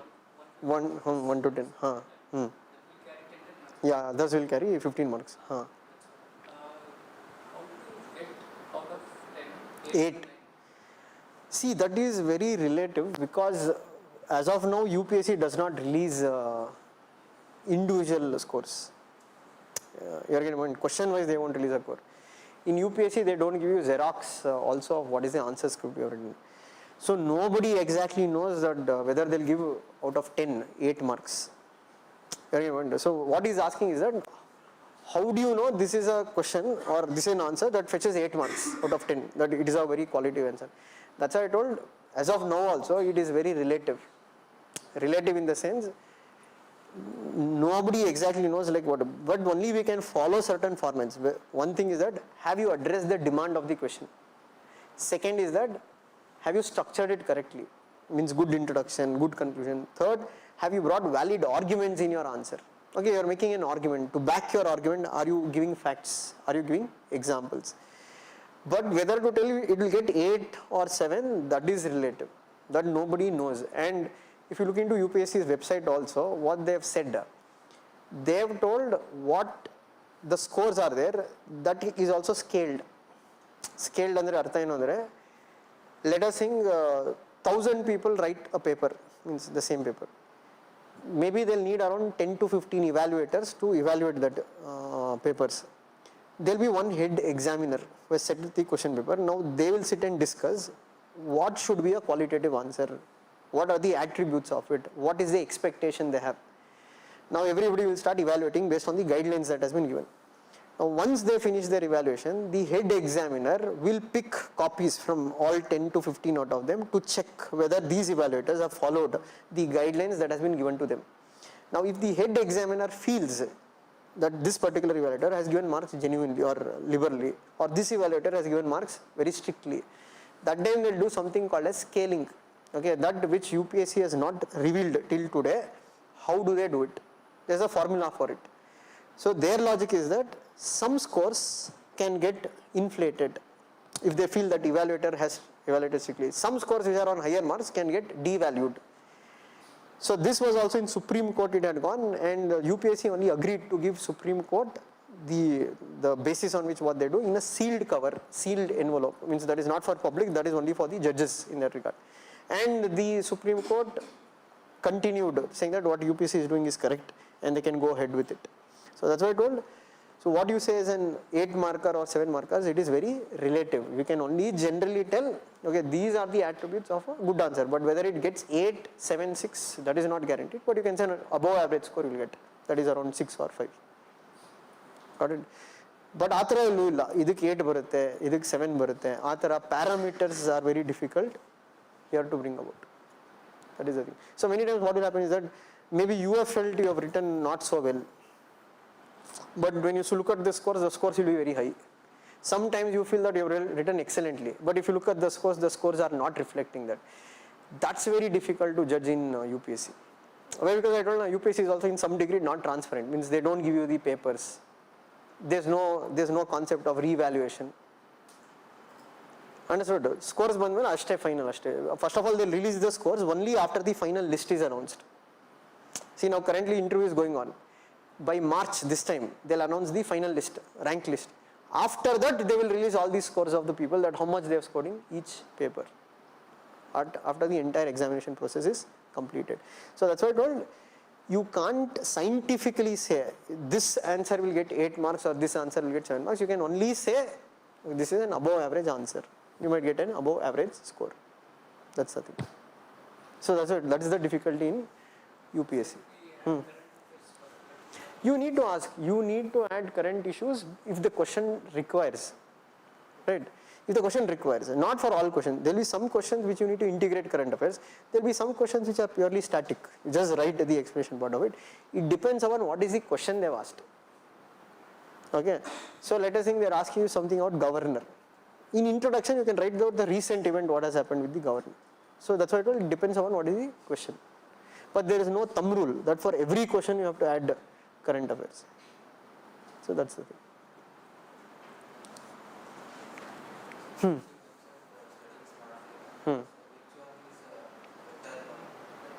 Studying the subjects chapter wise, weightage or studying the subject sequentially? See, what you can do is that first time when you read it sequentially. But when you come to third or fourth revision, that time try to give more emphasis for those topics where questions are coming more. The reason why I am telling is that there might be certain topics where question might have not come, but those topics will be very essential for you to understand some other topics where questions have come. So that's why I told first time when you read it sequentially. Okay, but when you come to your third revision, fourth revision, that time try to focus on more topics when more questions have come. That is what you can do. Where? How many? Depends, you can read three, 4 revisions if you do. It depends on person to person, but at least if you revise more number of times, you will have better retention capacity. Understand, ಇಲ್ಲೆಲ್ಲ ಒಂದೊಂದು ಸತಿ ಓದಿದ್ರೆ ಅಷ್ಟೊಂದು ತಲೆಯಲ್ಲಿ ಉಳಿಯಲ್ಲ. But if you do repeated readings, repeated revisions, then it will be able to retain better. So even when you're reading NCERTs, revise at least 3-4 times. So that will help you to retain better. So don't feel that because you're revising, you're lagging behind others. Okay, ಆ ಥರ ಮಾಡೋಕೆ ಕೆಲವರು ಏನು ಮಾಡ್ತಾರೆ ಅಂದರೆ syllabus ಬೇಗ complete ಆಗಲ್ಲ. So I'll just keep on reading and going. So that is of no use. If you don't revise, you don't recall, you won't be able to retain things. When you don't retain things, when you attend an exam paper, you'll get confused because you are not confident about the information what you have. So that's why I told at least do 3-4 revisions. It depends. I can't tell like this many times. It depends on each individual. Some people can do 3 revisions, they'll be able to remember. Some people have to do 4-5 revisions to remember it. So it depends upon the individual. That is what you can say. Where? No, don't make notes of NCERT. Just mark it in the book itself and prepare. Okay, so don't again try to make notes. Or even if you have, once you do 3-4 revisions, then you get hold of what is important. That time if you want, you can make notes. But in first reading only, don't try to make notes of anything. Because when first time when you read, when you try to make notes, you will try to make notes of everything. Okay, that is not the use of notes making. Why you want to make a notes? Reduce the content or just recall what is the important information. So how do you know what is important in your first reading itself? Okay, so don't try to make notes when you read the book for the first time. Maybe after 3-4 revisions, once you understood what is important, that you want to retain it, that if you want, you can make notes. But not in starting itself. Don't try to make notes.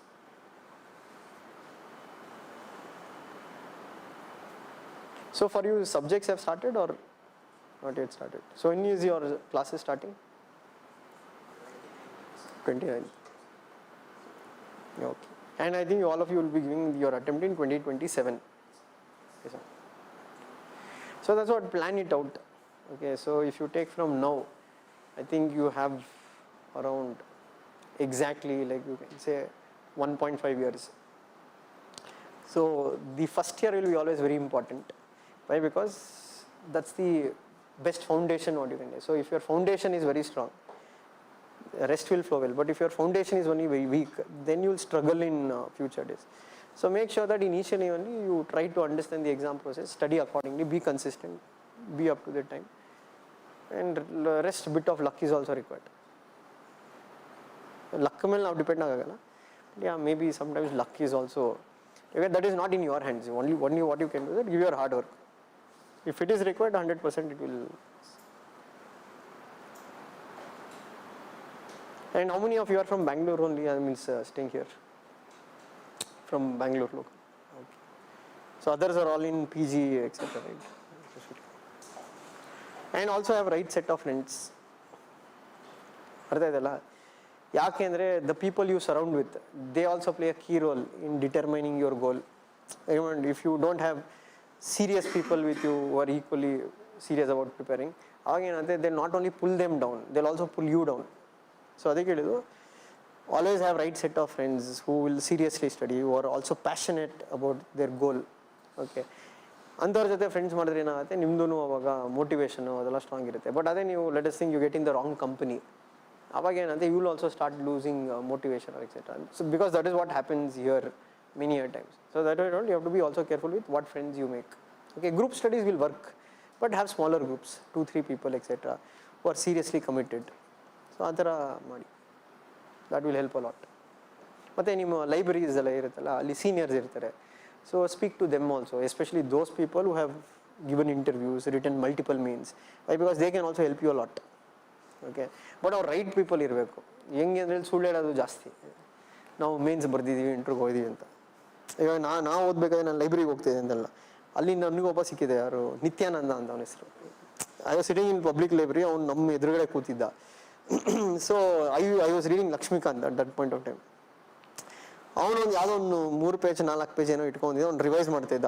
ನನ್ನ ನೋಡೋನು ಅವನು ಹಿಂಗೆ ತಲೆ ಅಲ್ಲಾಡ್ಸೋನು. ನಾನು ಇವ್ನು ಯಾಕೆ ಹಿಂಗೆ ಮಾಡ್ತಾನೆ, ನಾನು ನೋಡ್ಬಿಟ್ಟು like disapproval. So asking like is anything wrong I am doing. So ಇಟ್ಟಳು ಅಲ್ಲ, ಹಿಂಗೆಲ್ಲ ಓದಿದ್ರೆ ಆಗಲ್ಲ. ಇಟ್ಟಳು ಅಲ್ಲ, ನೀವು ಯಾರು ಹಂಗೆ. ಸೊ ಇಟ್ಟಳು ನನ್ನ ಹೆಸರು ನಿತ್ಯಾನಂದ ಅಂತ, ನಾನು 3 UPSC ಇಂಟ್ರ್ಯೂ ಕೊಟ್ಟಿದ್ದೀನಿ ಅಂತ. ನನಗೆ ಫುಲ್ ಖುಷಿ ಫಸ್ಟ್ ಟೈಮು. ಯಪ್ಪ, ಇಂಟ್ರ್ಯೂಗೆ ಹೋದವನು ಯಾರೋ ಸಿಕ್ಕಿದ್ದಾನಲ್ಲ ಗೈಡ್ ಮಾಡೋಕ್ಕೆ. ಅವ್ನು 2 ದಿನ ಹಂಗೆ, ಅವ್ನು ಹಿಂಗೆ ಓದಬೇಕು, ಹಂಗೆ ಓದಬೇಕು, ಹಿಂಗೆ ಅಂತ. ನಾನು ಹಿಂಗೆ ಒಂದು ಫ್ಯಾನ್ ಬಾಯ್ ಥರ, ಓ ಇವನು ಚೆನ್ನಾಗಿ ಹೇಳ್ತಾನೆ. ನನ್ನ ಜೊತೆ ಅವಾಗ ಓದ್ತಾ ಇದ್ದ ವಿನಯ್ GM ಅಂದ್ಬಿಟ್ಟು. Is currently IRS customs. Okay, ಅವ್ನು ಹೆಂಗೆ ಅಂದರೆ NIE ಮೈಸೂರು, ಹೆಸರು NIE ಮೈಸೂರು. ನಾನು ಅವ್ನು ಒಟ್ಟಿಗೆ ಲೈಬ್ರರಿಲಿ ಓದ್ತಿದ್ದು. He was smart, Vinay GM. ಅವ್ನು ಫಸ್ಟ್ ಅಟೆಂಪ್ಟ್ ಆದರೂ ಅವ್ನು ಫುಲ್ ಸ್ಮಾರ್ಟ್. ಅವನೊಂದು 2-3 ದಿನ ನೋಡ್ದ ನಂದು ಫುಲ್ ಅವ್ನ ಹಿಂದೆ ಓಡಾಡೋದು. ದೆನ್ ಈ ಆಸ್ಕ್ ಮಿ ಅ ಕ್ವಶನ್, ಅಲ್ಲ ನೀವು ಅವನ ಜೊತೆ ಏನಕ್ಕೆ ಅಷ್ಟೊಂದು ಓಡಾಡ್ತೀರಾ, how do you know is given interview ಅಂತ. ನಾನು ಅಲ್ಲ, ಅವನು ಇಂಟ್ರ್ಯೂ ಕೊಟ್ಟಿದ್ದಾನಲ್ಲ, ಅವನು ಅಷ್ಟೊಂದೆಲ್ಲ ಹೇಳ್ತಾನಲ್ಲ, ಅಲ್ಲ ಅವನು ನಿಮ್ಗೆ ಹೆಂಗೆ ಗೊತ್ತು ಅವ್ನು ಇಂಟ್ರ್ಯೂ ಕೊಟ್ಟಿದ್ದಾನೆ. ಸೊ ದೆನ್ ಈ ಟೋಲ್ಡ್, ಅವ್ನ ಹೆಸರು ಬುಕ್ಕಲ್ಲಿ ಏನಿದೆಯಲ್ಲ ಕರೆಕ್ಟಾಗಿ ಹೇಳಿ. ಅದೇನೋ ನಿತ್ಯಾನಂದ ಅದೇನೋ ಇತ್ತು. ಅವ್ನು ಇನ್ನೊಂದ್ಸತಿ ಕೇಳಿದೆ, ನಿಮ್ಮ ಹೆಸರು ಅದೇನಾ ಆಫೀಷಿಯಲಾಗಿ. ನಾನು ಹೇಳಿದೆ ಅವನ ಹೆಸರು ಅದೇ ಇರೋದು ಅಂತ. ಅವನು ನೆಟ್ಟಲ್ಲಿ ಚೆಕ್ ಮಾಡಿಬಿಟ್ಟು ಹೇಳ್ದ, ಅವ್ನು ಯಾವ ವರ್ಷ ಇಂಟ್ರ್ಯೂ ಕೊಟ್ಟವನಂತ ಕೇಳಿ ಅಂತ. ಅವ್ನು ಹೇಳ್ದ ಅದೇನೋ 2012, 2011.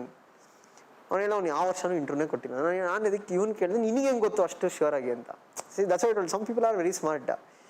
ಈ DOPT ಅಂತ ವೆಬ್ಸೈಟ್ ಇದೆ, department of personnel and training ಅಂತ, ಆಯಿತಾ. So once you give interview in UPSC, next ದಿನ ಮೆಡಿಕಲ್ ಟೆಸ್ಟ್ ಇರುತ್ತೆ.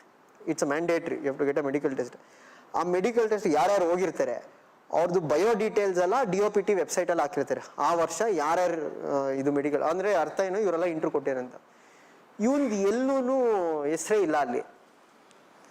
ಅವ್ನು ವಿನಯ್ GM ಹೇಳೋ, ಅವ್ನು ಫುಲ್ ಕಾಗಿ ಹಾರಿಸಿದೆ ನಿಮಗೆ, ನೀವು ಫುಲ್ ನಂಬಿದ್ದೀರಾ ಅವನ್ನ ಅಂದ್ಬಿಟ್ಟು. ನಾನು ಅವನೊಂದು ವಾರ ಸುಮ್ಮನೆ ಅಬ್ಸರ್ವ್ ಮಾಡಿದೆ ಅವ್ನು ಹೆಂಗೆ ಅಂತ. ಸೊ ಪ್ರಿಲಿಮ್ಸ್ ಆಯ್ತು, ಅದೇ the second prelims what I wrote. So prelims ಎಲ್ಲ ಆಯಿತು, ನಂದು ಅದೇ ಸ್ಕೋರ್ಸ್ ಚೆನ್ನಾಗಿ ಬರ್ತಿತ್ತು. ವಿನಯ್ GMದು ಬರ್ತಾಯಿತ್ತು. ಅವ್ನು ನಿತ್ಯಾನಂದನ್ ಕೇಳಿದೆ ಅವಾಗ. So that time CSAT also use to count. CSATನ ಅವ್ರು ಇವಾಗ ಕ್ವಾಲಿಫೈಯಿಂಗ್ ಮಾಡಿರೋದು. ನಾವು ಬರಿಬೇಕಾದ್ರೆ CSAT also they use to take the total. ನೀವು CSATಲ್ಲಿ ಸ್ಕೋರ್ ಮಾಡ್ತೀರಾ ಪ್ಲಸ್ GS ಎರಡು ಆ್ಯಡ್ ಮಾಡೋರು. ಸೊ ನಂದು 245 ಏನೋ ಬರ್ತಾಯಿತ್ತು, ಎರಡು ಆ್ಯಡ್ ಮಾಡಿದ್ರೆ. ಇವ್ನು ವಿನಯ್ GMದು ಒಂದು 250 ಏನೋ ಬರ್ತಿತ್ತು. ನಿತ್ಯಾನಂದ ನಿಮ್ದು ಎಷ್ಟು ಬರ್ತಾಯಿದೆ, 305 ಅಂದ. ಅವ್ನು ಯಾರಿಗೂ ನೀನು ಎಕ್ಸೆಪ್ಷನಲ್ ಸ್ಕಿಲ್ ಅನ್ನೋದು. ಬಟ್ ಅಷ್ಟರಲ್ಲಿ ಗೊತ್ತಾಗಿತ್ತು ಅವ್ನು ಬರೀ ಸುಳ್ಳು ಹೇಳ್ತಾನೆ ಅಂತ. ಅದು ಯಾವಾಗ ಕನ್ಫರ್ಮ್ ಆಯಿತು ಅಂದರೆ, ಮೇನ್ಸ್ ಇನ್ನೇನು 2 ದಿನ ಇದೆ. ಫೋನ್ ಮಾಡೋನು ನಿತ್ಯಾನಂದ ನನಗೆ, ಅದು ನೈಟ್ 11 ಗಂಟೆಗೆ. ನಾವು ಫುಲ್ ಎಕ್ಸಾಮ್ ಟೆನ್ಷನ್ ಓದ್ತೀನಿ. ಅಲ್ಲ ಇದು OBC ಹೆಂಗೆ ಮಾಡ್ಸೋದು ಹೇಳಿ ಅಂತ. ನಾನು ಅಲ್ಲ, ನಂದು OBCನೇ ನಾನು ಬರೋದು ನಂಗೆ ಗೊತ್ತಿಲ್ಲ. ಅಲ್ಲ ನಿಮ್ಮ ಫ್ರೆಂಡ್ ಒಬ್ಬ ಇದ್ದಾನಲ್ಲ, ಅವನು ನಮ್ಮ ಫ್ರೆಂಡ್ ಒಬ್ಬ ಇದ್ದ ನಾಗೇಶ್ ಅಂದ್ಬಿಟ್ಟು, ನಮ್ಮ ಸೀನಿಯರ್, ಅವನು IAS ತ್ರಿಪುರ, ಅವನದು OBC. ಅಲ್ಲ ಅವ್ನು ಒಂದ್ಸತಿ ಕೇಳ್ಬಿಟ್ಟು ಹೇಳ್ತೀರಾ ಹೆಂಗೆ OBC. ನಾನು ಇವ್ನು ಏನಕ್ಕೆ ಇವಾಗ ಕೇಳ್ತಾವ್, ನಾಳೆ ಎಕ್ಸಾಮ್ ಬರಿಬೇಕು. ಅವ್ನು ಏನು ಅಂದರೆ ಒಂದು ಅಟೆಂಪ್ಟ್ಸ್ ಎಲ್ಲ ಆಗೋಗಿದೆ, ಯಾವುದು GM ಅಲ್ಲಿ ಆಗಿಲ್ಲ ಪ್ರಿಲಿಮ್ಸು. ಇವಾಗ ನೆಕ್ಸ್ಟ್ ಅಟೆಂಪ್ಟ್ ಬರೆಯೋಕೆ GM ಅಲ್ಲಿ ಬರೆಯೋಕ್ಕಲ್ಲ, ಅದು OBCಗೆ ಅಪ್ಲೈ ಮಾಡಬೇಕಂತೆ. ಸೊ ಅದಕ್ಕೆ ಪ್ರೋಸೆಸ್ ಅನ್ನು ತಿಳ್ಕೊಂಡು ದೆನ್ ಅವ್ನು ಹೇಳಿದಲ್ಲ ಸುಳ್ಳೆ, ಅವ್ನು ಇಂಟ್ರ್ಯೂನೇ ಕೊಟ್ಟಿಲ್ಲ. ಸೊ ಈ ಫೀಲ್ಡಲ್ಲೂ ತುಂಬ ಈ ಥರ ನಡೆಯುತ್ತೆ. ಹೆಂಗೆ ಅಂದರೆ you might get fact out. The reason is simple. Okay, how do you know I have given interview? ಇವಾಗ ನಾನು ಹೇಳಿದೆ ನಾನು ಇಂಟ್ರ್ಯೂ ಕೊಟ್ಟಿದ್ದೀನಿ, ನಾನು ಸ್ಟೋರಿನೂ ಹೇಳಿದೆ, ಆಯಿತು ಹಿಂಗಾಯಿತು ಇಂಟ್ರ್ಯೂಲಿ ಅಂತ. ಅಲ್ಲ ನಿಮ್ಗೆ ಹೆಂಗೆ ಗೊತ್ತು ನಾನು ಇವಾಗ ಇಂಟ್ರ್ಯೂ ರಿಯಲಾಗಿ ಕೊಟ್ಟಿದ್ದೀನ ಇಲ್ಲ ನಾನು ಸುಳ್ಳು ಹೇಳ್ತಾ ಇದ್ದೀನ? You don't know. Okay, how do you know? Actually ಅಕಾಡೆಮಿಯವರು ವೆರಿಫೈ ಮಾಡಿರ್ತಾರೆ. ಬಟ್ ನಾನು ಕೊಟ್ಟಿದ್ದೀನಿ, ನಂದು ಟೆಲಿಗ್ರಾಮ್ ಪೇಜಲ್ಲಿ ಹೋದ್ರು my interview call letter is there. Okay, but ನಾನು ಅದೇ ಹೇಳ್ತಾ ಇರೋದು, ಈ ಫೀಲ್ಡಲ್ಲಿ ಹೆಂಗೆ ಅಂದರೆ it's not like a college. ಇವಾಗ ಕಾಲೇಜಲ್ಲಿ ನೀವು ಟೀಚ್ ಮಾಡಬೇಕು ಅಂದರೆ ನೆಟ್ ಕ್ಲಿಯರ್ ಆಗಿರಬೇಕು, you have to have PhD or some kind of testing will be done before. Coaching ಇಂಡಸ್ಟ್ರಿಲಿ ಆ ಥರ ಇಲ್ಲ. ನಾಳೆ ಇವನೇ ಟೀಚರ್ ಆಗ್ಬೋದು, ಇವನೇ ಹೋಗೋದು ಒಂದು ಅಕಾಡೆಮಿ ಓಪನ್ ಮಾಡಿಬಿಟ್ಟು ನಾನು ಇಷ್ಟು ವರ್ಷ ಎಕ್ಸ್ಪೀರಿಯನ್ಸ್ ಇದೆ, ನಾನು ಗೈಡ್ ಮಾಡ್ತೀನಿ. ನಿಮ್ಗೆ ಹೆಂಗೆ ಗೊತ್ತಾಗುತ್ತೆ ಅವ್ನು ಏನು ಬ್ಯಾಕ್ಗ್ರೌಂಡು, ಅವ್ನು ಏನು ಓದಿದ್ದಾನೆ ಏನೋದು. And it's purely business because it's a 3,000 crore, sorry, yeah, it is around, what you can say, it is around 3,000 crore industry. If you take the entire coaching industry, it's worth around 3,000 crores. So where there is money, of course you will have people who will, exploit it. So that's why I told, don't be so naive also, thinking that everything what you see is correct. Question everything before you believe it. Try to get an understanding that what is right or what is wrong. That's why I told the people you join also, you also be serious about whether that fellow seriously given the interview, seriously will be able to give you justice in that regard. ಇಲ್ಲ ಅಂದರೆ ಏನಾಗುತ್ತೆ ಅಂದರೆ ಕ್ಲೀನಾಗಿ shave ಮಾಡಿ ಕಳಿಸ್ಬಿಡ್ತಾರೆ ಅಷ್ಟೇ, ನಿಮ್ಗೆ ಐಡಿಯಾನೇ ಇಲ್ಲ ಅಂದರೆ that will not work out. That's why I told you have to be always self-aware. That's why I told make use of net many times, and also be in the right set of group, right set of company. That will also help. Got it? So ಆ ಥರ ಮಾಡೋಕ್ಕೆ try ಮಾಡಿ. Anything else? Got it? So we'll again further meet. I think tomorrow, yes, ಏನು session ಇಟ್ಟಿದ್ದಾರೆ? I don't know, newspaper reading or something like that. I don't know. Tomorrow essay ಏನಾದರೂ ಇದೆಯಾ? essay ಆಗಿದೆ, current affairs ಇದೆಯಾ? I don't know. Okay. So let us see ಯಾವ session ಇದೆ ಅಂತ, but I don't know whether I have session tomorrow or not. So if there is something, we'll do related to which topic they was assigned. Okay, but now start reading NCERTs. It's good to start. ಅಂದರೆ classes ಇನ್ನೂ start ಆಗಿಲ್ಲ. It's better start reading NCERTs even before the classes start. Got it? Okay, then we'll wind up. There's any other doubt? Anything else? Okay then. We'll meet again in your next class, whenever it is.